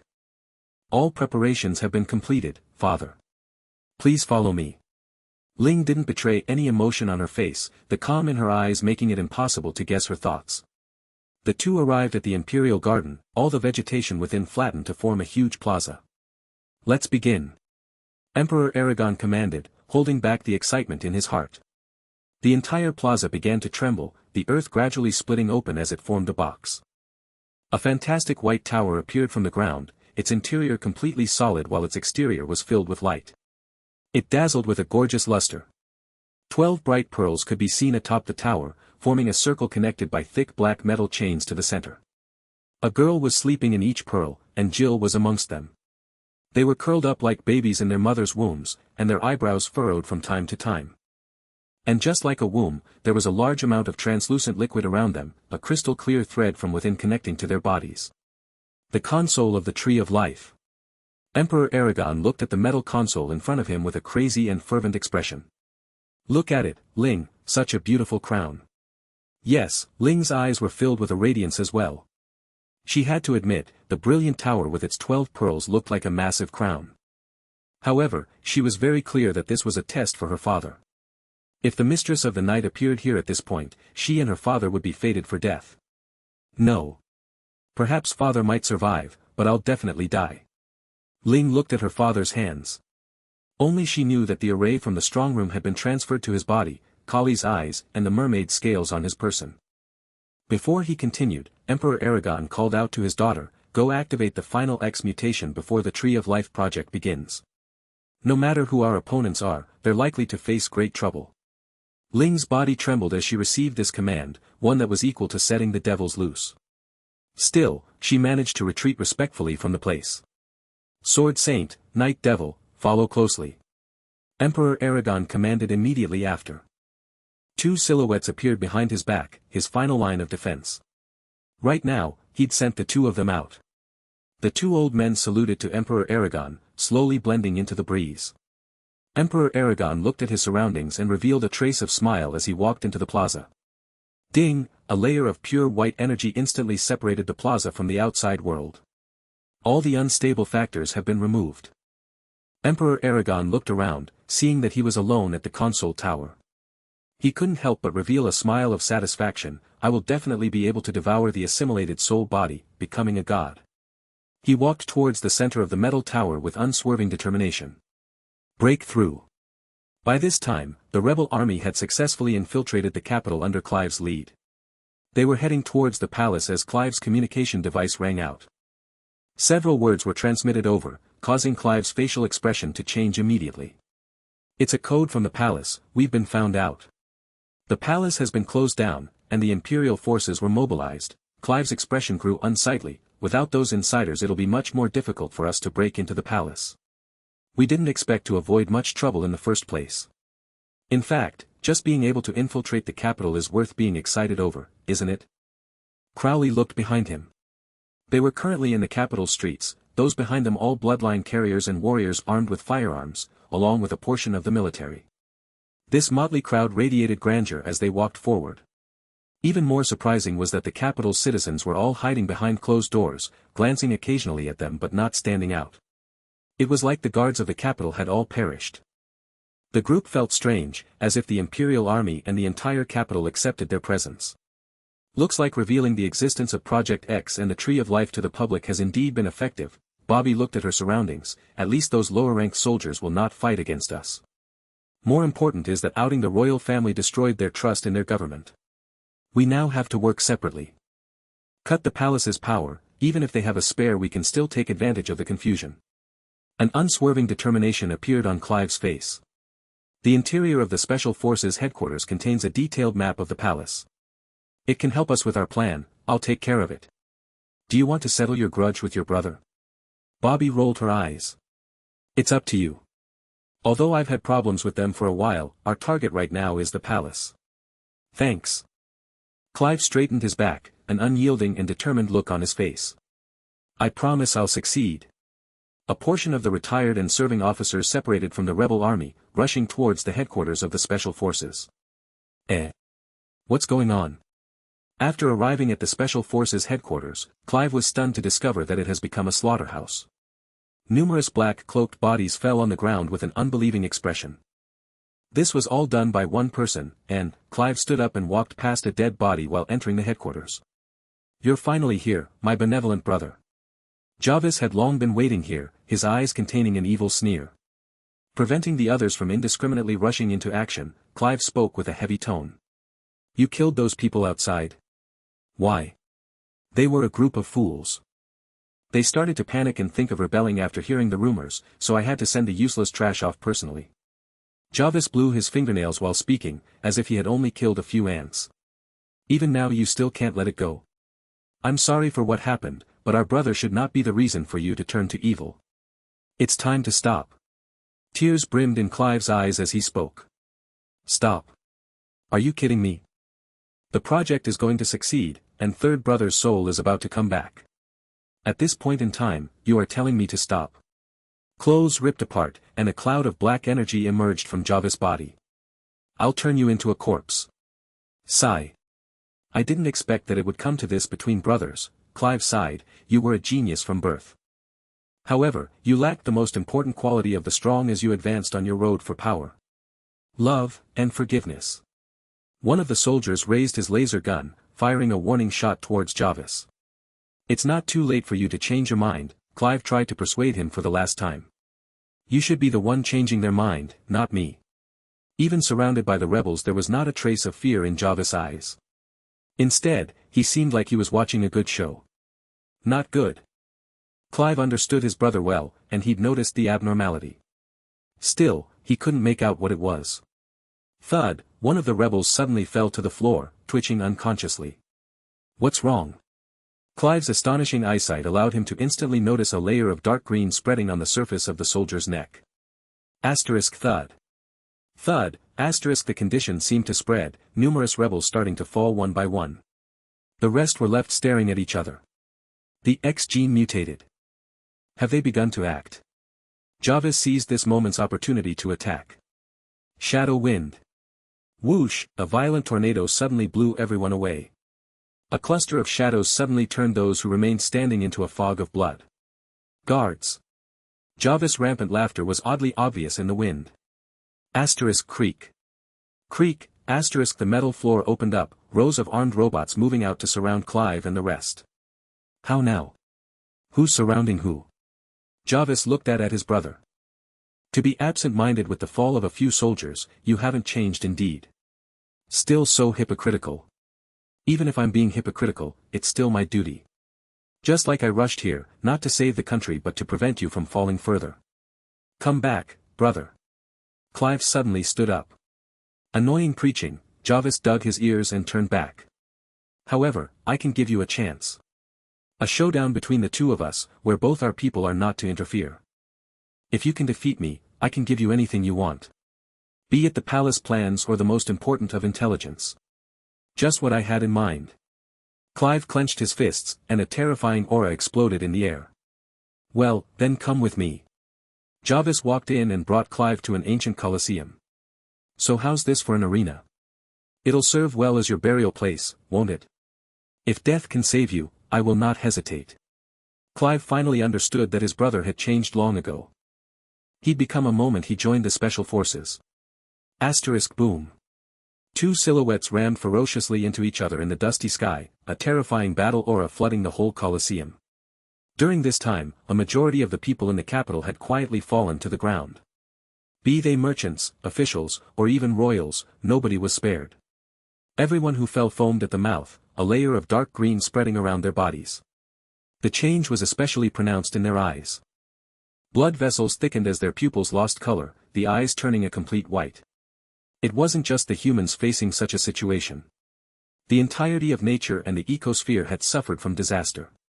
A majority of insects and other small animals broke out with the symptoms immediately, while those with larger bodies soon followed. The dark green spots spread continuously around their bodies, finally forming a huge mark, the letter X. X gene. This damned empire, they really did dare to act. Crowley looked in fury as his men fell to the floor without end. Still, it was the soldiers, martial artists, and knights that suffered the heaviest casualties. The protection of extraordinary power allowed the Bloodline Alliance and the Coven of Witches to escape the calamity with minimal losses. With Project X activated, the Tree of Life won't be far behind. We need to break through the palace as soon as possible and get rid of the evil. Crowley gazed at the huge capital. The masses that were crying due to the previous disaster had received another blow, half of the city dead silent while the other half screamed. The X gene had spread through more than 60% of the population. About 60 amongst every 100 people had fallen under the Empire's control the moment it activated the program. It seems like they've only lost their mobility and consciousness. They might still be saved. Bobby released a sigh of relief. No. Don't you feel like this is suspicious? Crowley's facial expression was instead imposing. Look at the current situation. Doesn't it look as if the Empire is purging their original consciousness to pave the road for the Tree of Life's activation? Report. Just then, a liaison officer ran over. Our front lines have reached the palace, but the enemy robots are holding us back. We're currently in a stalemate.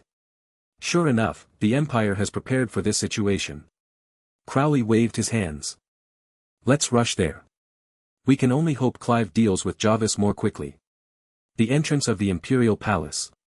Xavier, who was in the midst of battle, suddenly noticed the defensive force field of the palace weaken, the robots losing the radiance in their eyes. A pleasant smile surfaced on his eyes. Clive succeeded. Everyone, rush in with me. The morale of the rebels rose instantly. Although the Empire had a reserve energy source for moments like this, they didn't have the time to switch. Their defense was suddenly broken.